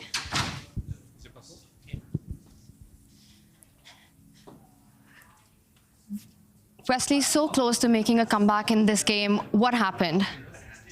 Okay, well, he blundered. I mean, in the opening, he equalized very well.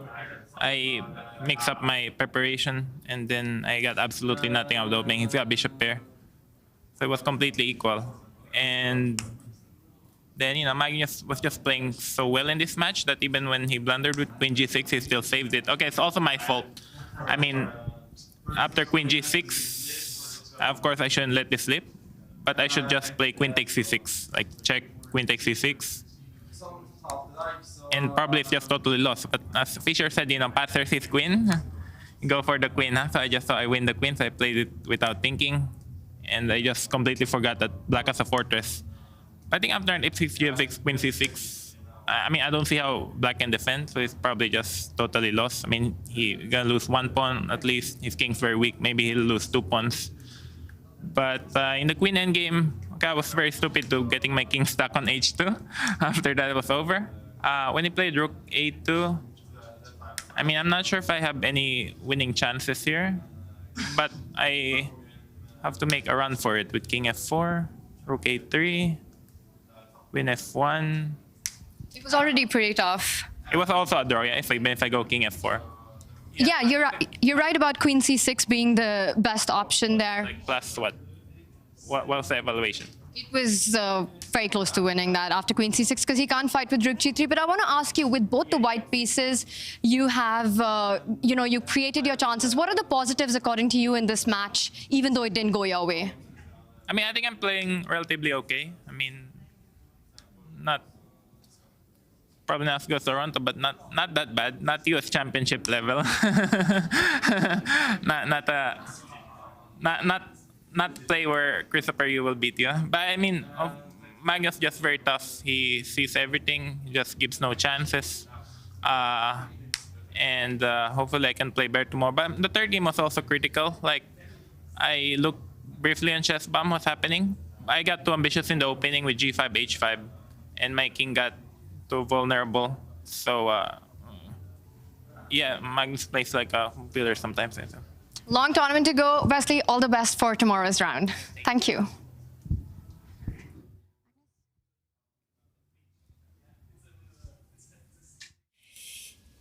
All right, we'll see if we can get a reaction from the winner of this match as well, Magnus Carlsen. In the meantime, let's take a look at that final dramatic game. It could have ended with a loss for Magnus. Yeah, and actually Wesley realised his own mistake, his own winning opportunity. He mentioned it in the interview, and I think he realised it in the game as soon as he played this winning move. Knight f6 check. We mentioned Magnus's blunder, not eliminating this knight when he had the opportunity, walking into this winning move, knight f6.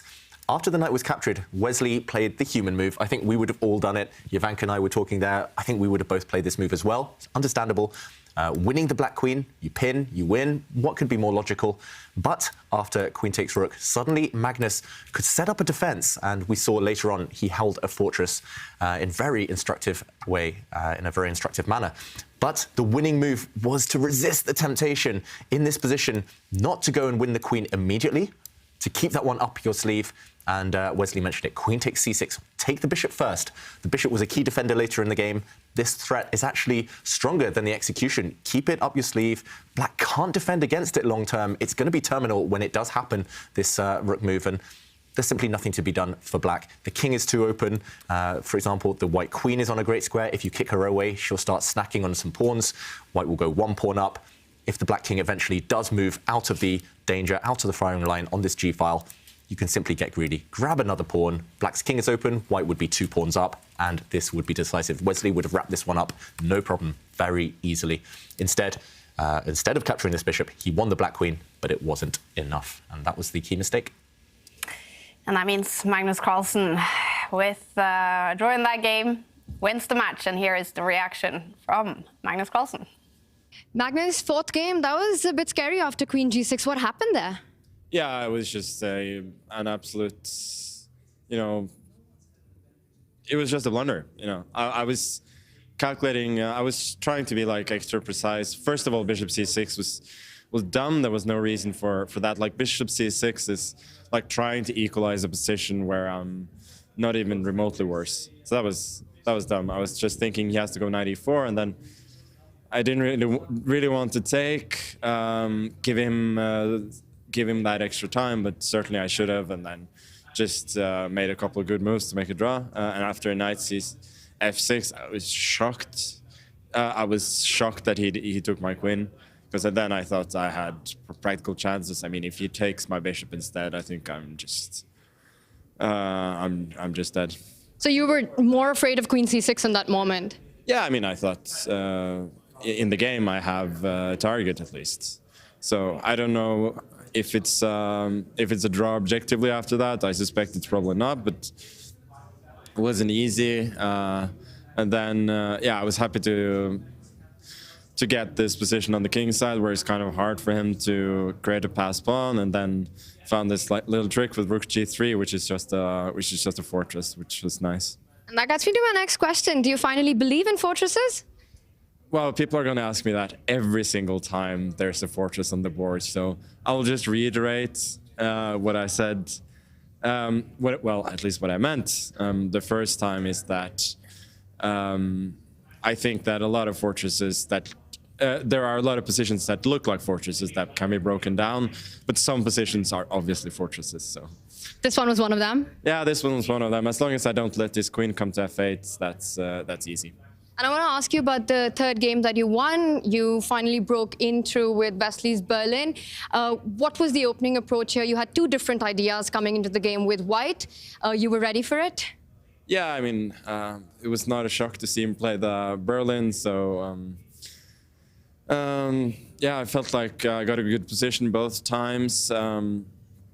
Apparently in the third game there were a number of mistakes made, but I felt like practically I was always doing well with his weaker king, and I was also encouraged by the fact that I had a kind of a similar game against him back in 2016, where that was also a Berlin with bishop c6, dc6, where he went for a pawn on the queen side in almost the same way, and it was similarly bad for him. So I always felt like I had good chances there, even though there was a chance here or there for him.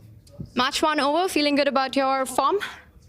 Not great. I thought, to be honest, the match today was was pretty weak for our standards. I thought both of us could have done better, but you know, the results against presumably at least, I mean, clearly the second favorite and clearly one of the best players. So yeah, it's pretty good. Congratulations. He admitted it. There are fortresses, didn't he? Yeah, obviously fortresses, I Yeah. think he said. Yeah, we're not allowed to use that that quote in future. No. Yeah, he does believe in them, apparently. Aha. Yeah, this game could go down in history as changing his mind. Wow. All the other matches have finished in the rapid portion, but this one needs to be decided in tie-breaks. Anish Giri and Liam Le, they played 4 draws in the rapid portion. This is Blitz game number 1. Best out of 2 Blitz games here in the tie-breaks. If they're still tied, then it will be decided in Armageddon. But in this first Blitz games, we're coming into it in move 28, and the bar is over to Anish's side. He is sitting in San Francisco. Yeah, it's a very simplified position. Queens are off the board, but it's all about the pawn structure. And if you look at Black's pawns, especially on the queen side, the A and C pawns for Black, eternally weak. One of them is going to drop, maybe even now. And also, if we look at the other side of the board, White has a 4 versus 3 advantage. So there we go. 1 pawn does fall. Liam now has to battle. It's still some drawing chances because Black eliminating pieces. Black's remaining knight is going to be very, very strong, hard to get rid of. But Anish favourite, Jovanka? Yeah, Anish is a big favourite. He's a pawn up, as you mentioned, and Liam, of course, is fighting hard. The one thing I do have to say about Liam's position is that his pieces are now becoming very active, and the rooks are going to mobilise, and White's knight sitting there on c4 isn't necessarily the most stable piece. And we also have a potential problem with the pawn on h5. I mean, it looks great, it clamps it down, but it's also a target. And these are the things that Liam will be thinking about and getting some inspiration from. But of course, Anish is a pawn up. Yeah. He has good winning chances. And it's funny in a way because Anish, he's got a reputation for being very good technically in these kind of positions where he's got a strategic advantage or a long-term endgame advantage. But Liam is also very good at defending. So who's going to break through? Is it going to be the great endgame grinder, Anish, or is it going to be the very tenacious, very tricky, very slippery defender, Liam? And yeah, it's somewhere in the middle at the moment. Anish is a pawn up with the advantage. A slow move there, just pushing a pawn, getting ready to maybe move the white king slightly closer towards the centre. Black does the same right there. Yeah, you're right about this white knight. It's not going to be sitting pretty for too long. It's going to be kicked away eventually. And it's just about when Liam tries or attempts to do that. White's remaining rook needs to activate meanwhile. How can Anish get his rook there on f1 into the game? Yes, it kind of wants to bypass its own pawn and plant itself on the f3. Maybe it's heading there. Yeah. And the rook moves to c1, protecting its knight. Maybe going up, maybe with ideas of going up to the 3rd row. Yeah, and the reason you want to plant that white rook on f3, Jovanka, is because that black pawn on the f7 square, it is targetable. It's possible to target it on the 7th rank and from the front on the f-file. So, yeah, both the white rooks need to be improved. Liam only has this small window now of 2 or 3 moves before white gets fully organised. He has to do something, Liam. Otherwise, it's just going to be pawn down, miserable defence. Maybe impossible defence if he can't find anything. Black's rooks need to also activate, but where? I don't see any great squares. Black's rooks already look perfect. Maybe that's the problem for Black. His knight's already on its perfect outpost. The black rook's already on their perfect files. This looks good. That looks great. I mean, what a square. In the middle of the board, supported by its own pawn. And it's not going to be doing anything from there, I'll give you that.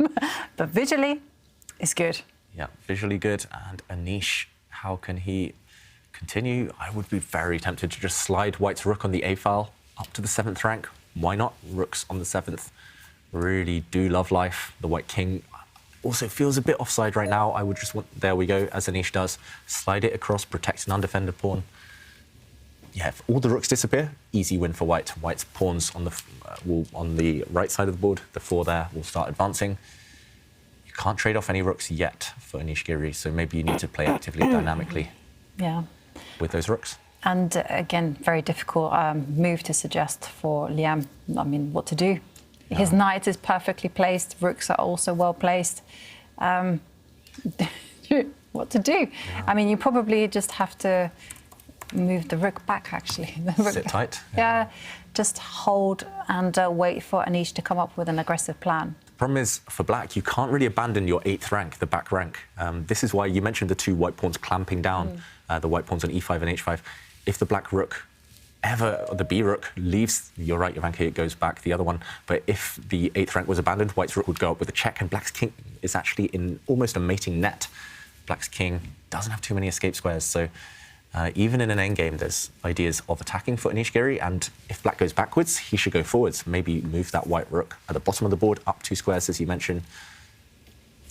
What else? There are plenty of ways to try and improve. I don't think you should start pushing pawns yet on this right half, because the white king would be a bit vulnerable, and okay, he doubles his rooks on the a file. Yeah, getting ready to trade off a set of rooks. And in the meantime, the position is very critical in terms of on the board and also on terms of on the clock. And there we have Liam Le down to how many? 26 seconds. Yeah, and he looks very calm, Liam. He looks very composed, but his position is terminal right now. He's abandoned his 8th rank. White gives a check. The black king is forced to move, and white's knight can now start leaping forward, maybe to the d6 outpost. That looks really nice. At some point, there will be an idea of white's rook in the corner moving itself across, and both of the 2 white rooks teaming up on the 8th rank, going behind the black king. Black's king is trapped. Anish may be calculating trying to do something like that right now, even. Maybe white can move his rook, but why take the risk? Just move the knight, retreat the white knight, push it forward wherever you go. It looks promising. And Anish now coming to under 40 seconds on the clock. You have to remember the players are not getting their 10-second increments, but they're only getting 3 seconds. 3 seconds, that's right. So 3 seconds after every move sounds like a lot, but it really disappears quickly. And Anish's time is disappearing very, very quickly. Now down to it has been 17 seconds. Yeah, it has been his Achilles heel throughout the majors in the tour. The Blitz playoffs, he's lost nearly all of them throughout the season. And, OK, the white knight leaping forward now, going towards the black king. Looks very strong, looks very good. Black has regained the pawn, level material now, but here we go. Monster threat on the board. White's rook in the corner, going up to the 8th rank, and that will end in checkmate. Black's king will be trapped.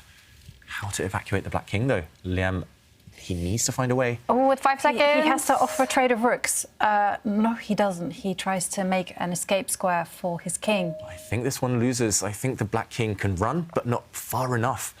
And there we go. The evaluation bar confirms the white rooks can start sliding across. White's knight can even start rerouting itself. Here comes one check, and now a second check. Yeah, a second check. Black will be forced if... OK, this check first.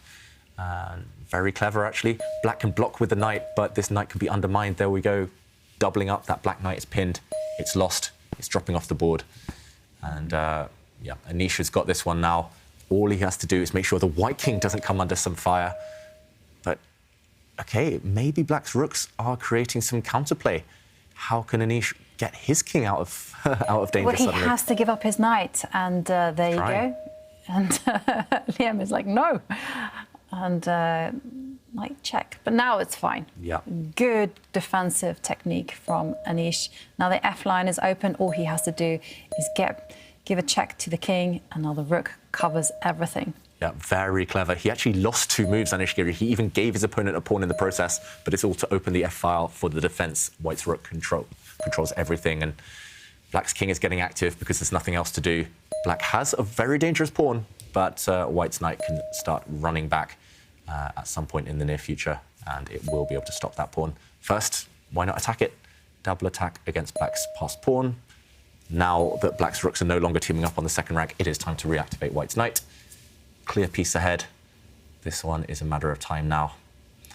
Liam simply has no ideas, no active ideas. On the 4th rank, he's pinned. That black c-pawn is never, ever moving again. And here comes that extra piece, giving some checks, causing some hassle. And here you go, attacks the rook. He went the long way around with that knight, but now he's attacking black's pawn. You can even just give up everything now, capture that pawn, and he does so. The king and pawn endgame will be winning for white. And we'll see that in action I'm so happy the players are playing on to the end here. We'll learn a lot from this endgame. But white essentially has a passed pawn. This is the same exact pawn structure that Magnus Carlsen and Wesley So had in the queen endgame, actually, with queens on the board.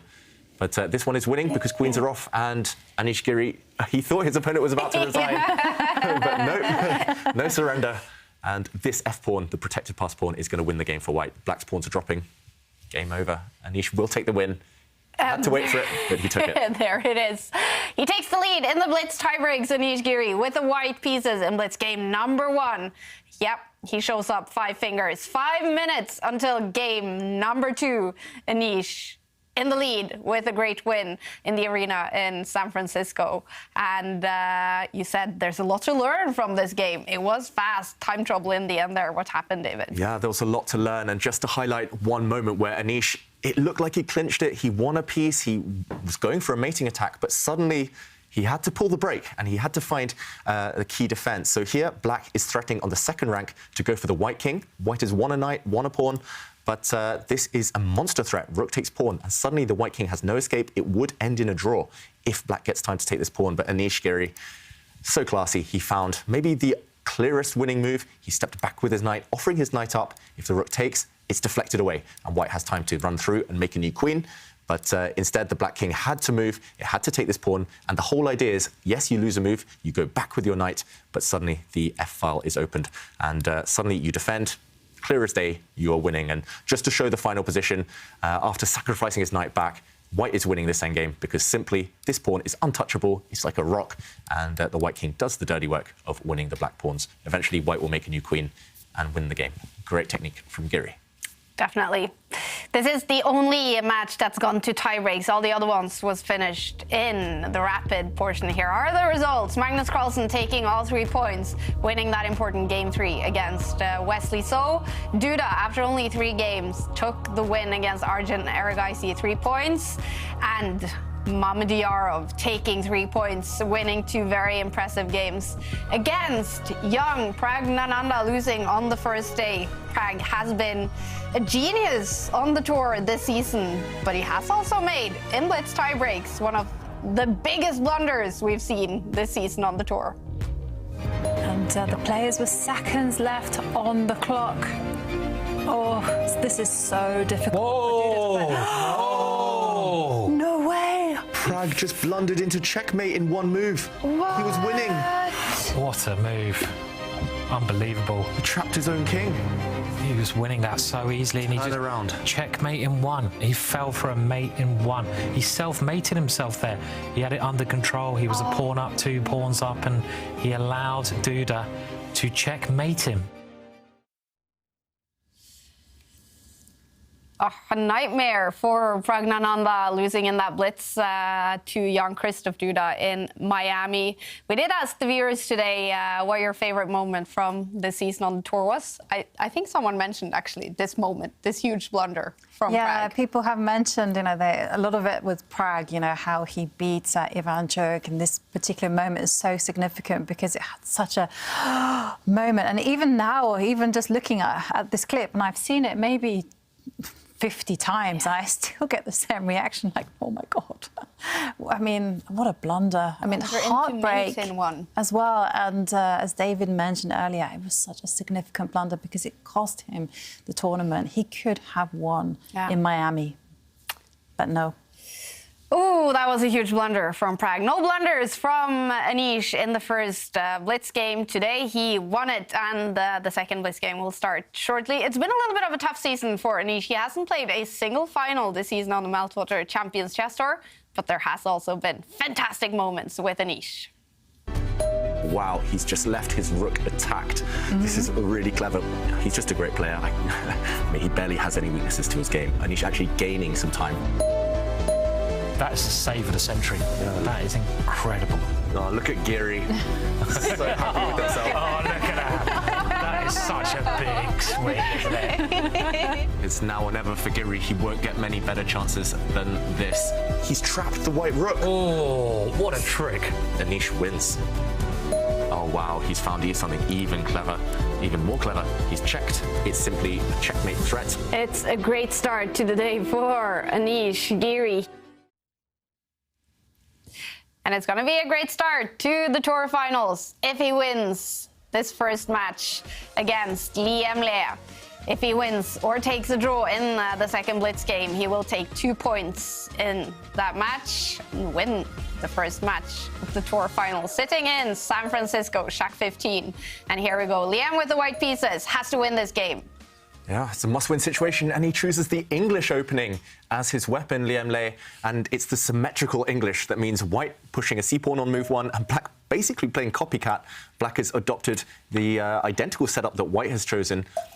Here, black has castled quickly. White has chosen to play on the wing, but Anish doesn't seem surprised. What do you think, Jovanka, of this opening choice for Liam, especially in this must-win situation? Very solid, isn't it? Yeah. And definitely, I do like this whole thing of copycat.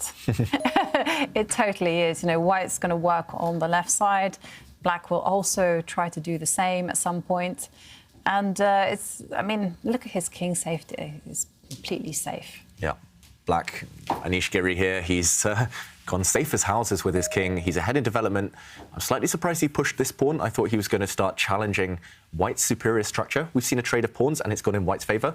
White has traded off an A-pawn for a C-pawn. It's better to capture towards the centre, but I'm pretty sure Anish, over the next few moves, will try to fight against that, utilising his lead in development. Very symmetrical. White is about to castle. Anish needs to be quick.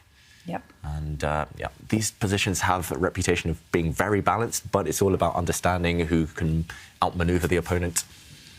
And Liam, I mean, he's someone you've interviewed before, right? Yeah. He's one of your favourite players you mentioned on the tour. Yeah, definitely. I mean, what I like about him is he has such a sharp, tactical, aggressive style. You know, but he's such a mild-mannered person. I mean, you think, you know, what a great guy when you chat to him. He comes across as very hardworking, very disciplined. He's also great at. He's now a head coach at Webster. He plans out the chess program. He's very, very successful. So I do quite like the fact that he's working with a team of students and at the same time improving his own game and doing so well on the tour. Yeah, and a phenomenal player. I grew up playing him in these age groups. He became World Blitz champion. Very, very strong, great instincts, great positional sense. And yeah, I love that contradiction. Most chess players, their personality reflects their style, but with him, it's that contradiction. And OK, Anish Giri, he has fought back. He's used the time that white has taken to castle to try and initiate even more pawn trades. And we've gone back to symmetry, complete symmetry now in the position. Anish, he's taking copycat chess to a new level. Look at this. White moves a bishop, he moves a bishop. White moves the queen. Will black copy and move his queen out? Are you going to see that? I think we will. Yeah, why not? Why not? Yeah. You can play a safe move, and it's actually good psychology sometimes. Provoke your opponent. He doesn't. No, he breaks the symmetry. The queen. But OK, wait, give it some chance. Queen moves back. OK, so there is one potential tactical weakness on the board, and that is the loose piece on c6, the knight. Black's knight not defended. White's queen as well on an open file, maybe targeted by black rook later. I predict the black queen just to step forward one square, protect it, and line her up with the bishop. Yeah, that would be very sensible. It feels like Anish, he's mobilised all of his pieces apart from the black queen right now, maybe apart from the black rook next to his king. Get those pieces into the game, and why not keep copying? It's been working so far. It's so hard to imagine this going wrong for black significantly. I mean, the evaluation bar says it's fine for him, maybe more than fine, but when you've copied your opponent, basically you have the same weaknesses they do, you have the same strengths they do, and those neutralise each other. Your move on the board now, Jovanka. Yeah. And what can white do? I just don't see any way for Liam to get active, to create any kind of imbalance, to trick the opponent at all. And, OK, he activates his rook. Definitely, that's a good move. I'm actually expecting Anish to do the same. Keep copying, Anish. Your opponent is trying to occupy the open c-file. You can challenge that with the black rook. Yeah. And there is... And here it comes. And, I mean, there is a potential plan of actually the white knight springing forward, attacking the bishop. Yeah, black's light square bishop is a key piece, so if that could be traded off, why not? I think Liam has to try something now, otherwise it's just too late. I mean, if we see a bunch of exchanges on an open file, if we see minor pieces get swapped off, if you have to retreat, that's not a good sign. But still, the knight jump is in the air. Yeah, but Anish, he can prevent that. And I think that should be a good idea, actually. There we go. And there we go. White's knight, no more access to the g5 square. this is safe as houses. Black's controlled every square on his half of the board, the top 4 ranks of the board. And Liam, I don't really understand what he's doing. He's controlling squares himself, but he's blocked in his own bishop. White's queen is passive.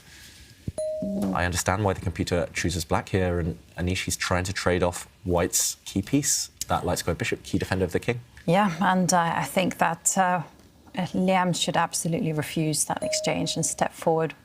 But no, he pushes his pawn in the centre, again controlling more squares. I'm surprised by that move. I didn't expect it at all. It's anti-positional, we would say, in some regard, because the light squared bishops are disappearing, and the only remaining bishops on the board, White's dark square bishop, is blocked in by its own pawns. White has created some weak squares in his own camp on the light squares. There we go. Those bishops have traded. Anish now with a significant advantage, apparently. I would want to reroute the black knights. It might take a while, but I think you do have that luxury. It's still relatively blocked. White's king as well is on a slightly open diagonal, so black's queen, if it slides across 2 squares to the left, will peer down at that white king in many variations. So that could be one idea. If we do look at the clock times, though, Liam is a minute ahead. Anish, he has had a small tendency to crack under the pressure, the time pressure in these blitz tiebreaks throughout the season. So will that come back to haunt him? I think that's his best chance now, Liam, to hustle on the clock. Yeah, and I love this move by Anish. I mean, just simply moving his queen, lining up on the same diagonal as the white king. And computer doesn't like it, but it looks very human, very natural. And yeah, at least it will provoke Liam into a bit of a longer think. Yeah. I just hate White's bishop. White's bishop is just a dead block of wood. I agree. It doesn't look great. But then again, maybe it can move itself to the E1 square. My favourite square.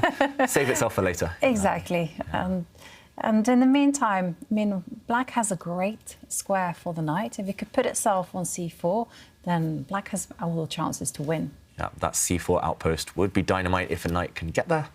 I'm just looking at Liam's camera. Is that a picture of his own face behind him? Like I think it is. It's like someone's done a drawing of him. It is. He's watching over himself for this game, hoping to give himself some luck. He's got the tidiest, neatest, most professional office I know. Yeah, he actually posted a picture of his office from the side view on Twitter recently, and I took a picture of that as inspiration. Just I want to set up my office the same way. It's just so nicely arranged, and black's knight is coming around. White's bishop does retreat, as you mentioned, Jovanka. It was stuck where it was anyway. And black's knight on the edge, the knight on the rim, is pretty dim right now, but if it can reroute eventually to C4, then that would just be beautiful for black. No risk. I think he just moves the rook forward, planning to double along the C line. Very good strategy. Yeah, it's difficult to see a way for Liam to put black under some pressure. Yeah, how do you even improve White's pieces without allowing exchanges? White's knight on the c-file is vulnerable, but if you have a retreat, rooks are coming off the board, the draw is getting closer for Anish Giri, and the desired result. And OK, he's taking risks now, Liam. This comes with a significant risk. Ooh, definitely. I learned a good rule of thumb. If you're going to push your pawn into enemy territory, you have to make sure that you can protect it. You've got to protect your children, is the expression. And here we go. Rooks are doubled. Yeah, it just feels weird, White gaining space in the centre when look at White's pieces, nearly all of them are on the back rank. So not really protecting that pawn. Still no direct threats, I think, for black.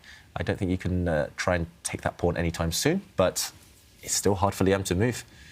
And, I mean, your rooks are very stuck, your knights are a bit stuck right now, your pawn in the middle of the board, that white d-pawn, it's vulnerable. It is vulnerable, and not only that, but that pawn move also did a great thing for the dark square bishop that black has. It's now got a long diagonal to look at. Before, it was just biting on wood. Yeah. Biting on granite is the expression. Mm-hmm. Black's dark square bishop, yeah, it's got great potential. More potential than White's sorry piece on the first rank, at least. And now clock times. Earlier, Liam had a 1 minute time advantage to at least compensate for his slightly shaky position, but that's gone. Now it's almost a minute disadvantage for Liam and struggling on the board. Giri looks so focused. He looks so good in this tiebreak, I must say. Mm-hmm. Probably the best we've seen Anish Giri in blitz, at least this season on the tour. He's been playing a lot recently. He got to the semi-finals of the Global Chess Championship. He's at least not rusty. That's one thing for Anish. He's had quite a few near misses as well on the tour. You know, he's some critical moments that he hasn't quite managed to do anything. And of course, he did badly in Miami. He also didn't do so great in the Oslo Esports, losing in critical moments. Yeah. And of course, this heartbreak in the Global Championships. Oh. So maybe he's kind of reached that point where he's like, OK, I don't care anymore. And sometimes you just have to reach that breaking point and then you can suddenly recover. Life is strange that way. Yeah, it's a good mentality. Just forget, just get immersed in the position, stop thinking about the emotions, the history, everything that's gone wrong. Sometimes you need to lose a few times in order to bounce back. And OK, Liam has installed his knight in the centre of the board. This white knight now in the middle, combined with the pawn in front of it, are a great pair if white's knight can leap forward. But maybe tactically, does this work? I was going to say, I mean, there's a pawn up for grabs. Yeah. Can he take it? Some calculation needs to be done. It feels like Liam is bluffing. He's saying to Anish, I don't think you can take my pawn, but Anish calls the bluff. He does capture in the centre, frowning Anish Giri as well. It looks like black's knights are hanging. Black's knight on the edge of the board as well, very loose, but there's no way to take advantage. If this black knight in the middle is captured, as it is, then all the rooks are coming off the board. Here he goes. There we go. And another one leaves the board. Yeah, and then Zwischenzug, again, an intermezzo, as we call it, in-between move. White's knight gave itself up with a check. But here, it feels like black's pieces are better than white's, at least the bishops. However, black's knight is not great right now. It doesn't make a nice impression. And, OK, bishop takes knight. We see a bad bishop for white versus a potentially good knight, but black's knight takes a few moves to get to a good square. Activation, though. Activating that black queen as the first step looks very solid. Looks great, actually. And I do love Liam's last move. It's such a, what do you call it, disruptor move. Pushing that pawn forward, breaking the coordination, and now he can take the pawn. That queen, very close to the black king. Next threat is the bishop is going to move to the c3 square, and suddenly it's going to be deadly checkmates ideas on the g7 square. Yeah, and Anish, he's allowing white's bishop to activate. I think Anish's plan, if the white bishop moves, as it has just done, there's a threat of checkmate on the board. White's queen wants to go up to the corner, step next to the black king, checkmate. There's also a checkmate on the g7 square, two different mates threatened. But Anish, surely his idea now is to start checking the white king. Just give checks as long as you can. There's also an idea of putting the black knight in the middle of the board, blocking this white bishop. Maybe that's his actual plan. Looks good. Yeah, maybe it's safer to block with the knight. Yeah, the black queen can't give too many checks, actually. I would do that. And not much time left for Anish, just under 20 seconds. And he does block the diagonal, and we do see a trade of pieces. This is looking great for Anish. Yeah. He is on course for drawing the game. Yeah, this is reminiscent of a queen endgame we saw earlier today between Magnus Carlsen and Wesley So. This one is even more balanced, though, because neither side has a passed pawn. And you mentioned it looks great for Giri because his queen is more centralised than its counterpart. Yeah, I think if Giri loses this one, it would be the biggest shock we've seen on the tour, simply because it is almost an unlosable position. He's advancing forward with his pawns. Black's king is now slightly exposed to some checks, but remember, checks, a perpetual, for example, would result in a draw, which would give Giri the match win. And White's king is not entirely safe either. And the queen centralising itself, going after the weakness on the f2 square. White's queen is far, far away from protecting its king. Yeah. It's headed towards a draw. It is headed towards a draw. In a normal world, these two would have agreed to draw a long, long time ago. But, of course, for Liam, he's in a must-win situation, so a draw is the same as a loss. Yeah, and the problem is he can't really keep the game going, Liam, because Black's queen is staring at two different pawns, at the pawn near the white king, but also at the b4 pawn. And you can't save both. If you can't save both, either you've got to accept a draw now, or you're going to go down a pawn and probably just lose the game. And I think we'll see Liam acquiesce to the draw because there's nothing else to do. No creation of a passed pawn, no good checks. And White's king is offside. And he's under 10 seconds there, throwing in some checks. I think you're right, David. We're going to see a result any second now. Yeah, great result for Anish Giri. Disappointment for Liam, but he tried. He pushed Giri to the limit here. OK, he's going to keep trying. Maybe he's playing for the loss more than the win here. Look at this. He's just given up a pawn. Suddenly, Black is the only one who can win this position. Black has a passed b-pawn. We will still see a draw. I think Giri's not going to risk it by walking away with the black king. And if you don't run away from the checks, the position just repeats itself. There it is. Yeah, and Giri's happy to sit on these two squares. He knows that there's nothing else Liam can do. He's just like the games earlier. He's attacking with only a queen, and it is a draw. That means Anish Giri takes the win in his match against Liam Le on day one of the tour finals. Winning it in tiebreaks means 2 points for Anish, 1 point for Liam Le. Let's hear from Anish.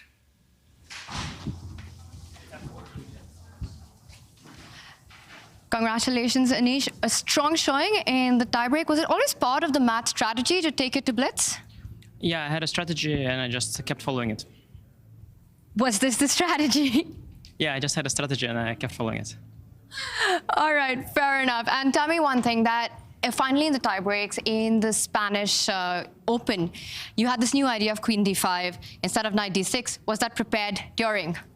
No, it was forgotten old. So first game was queen d5, then was knight d6, then was queen d5 back. If there was one more game, I would have played knight d6. But the games ran out and we had to play the... it was just the event was over, so the day was over. All right, and tell me, you've had tough challenges against Liam in the past. You won this time, and it looked like you were really focused, a man on a mission today. Got your revenge, as you mentioned.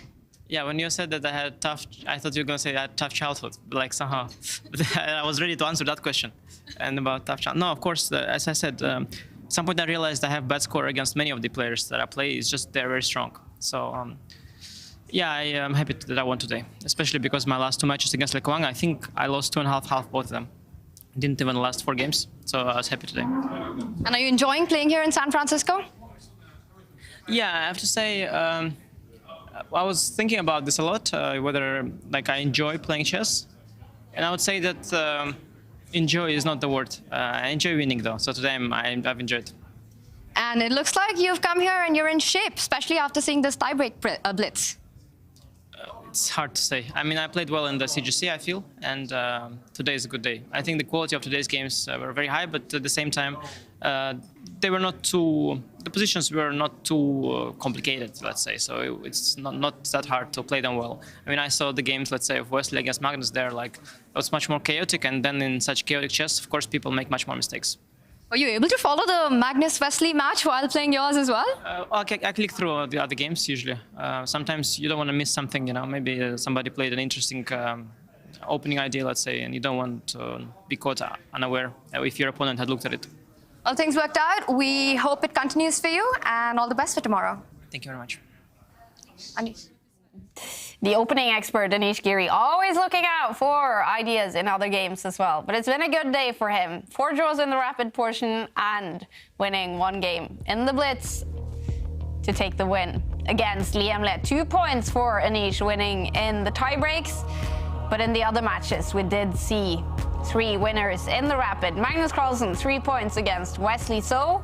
Jan-Krzysztof Duda, dominant, winning in 3 games and 3 points against Arjun Aragaisi. And Shakhriyar Mamedyarov taking the win against Pragnananda to gain all 3 points.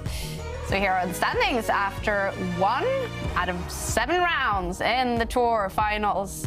We do have 3 players on 3 points. Anish Giri, the only one on 2 points. Liam Le, 1 point. And 3 players, Pragnananda, one of them. And also Wesley So on 0 points. And David, spending your birthday here in the studio, what has the first day in the tour finals been like? It's been a well-spent birthday.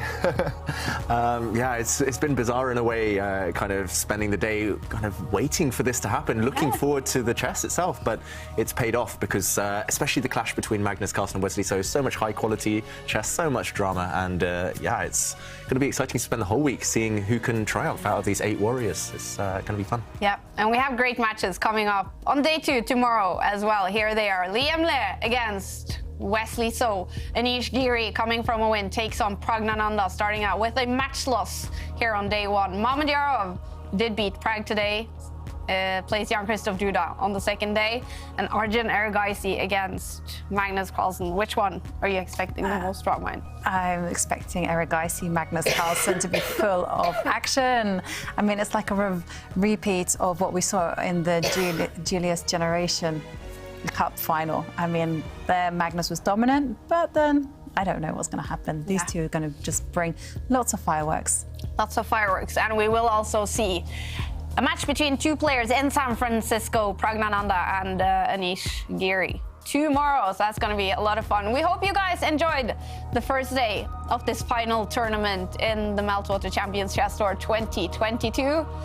It's becoming evening in San Francisco. Sun is setting, it's probably night for many of our viewers. So we're going to say good night to all of you, and we'll see you again tomorrow. Bye.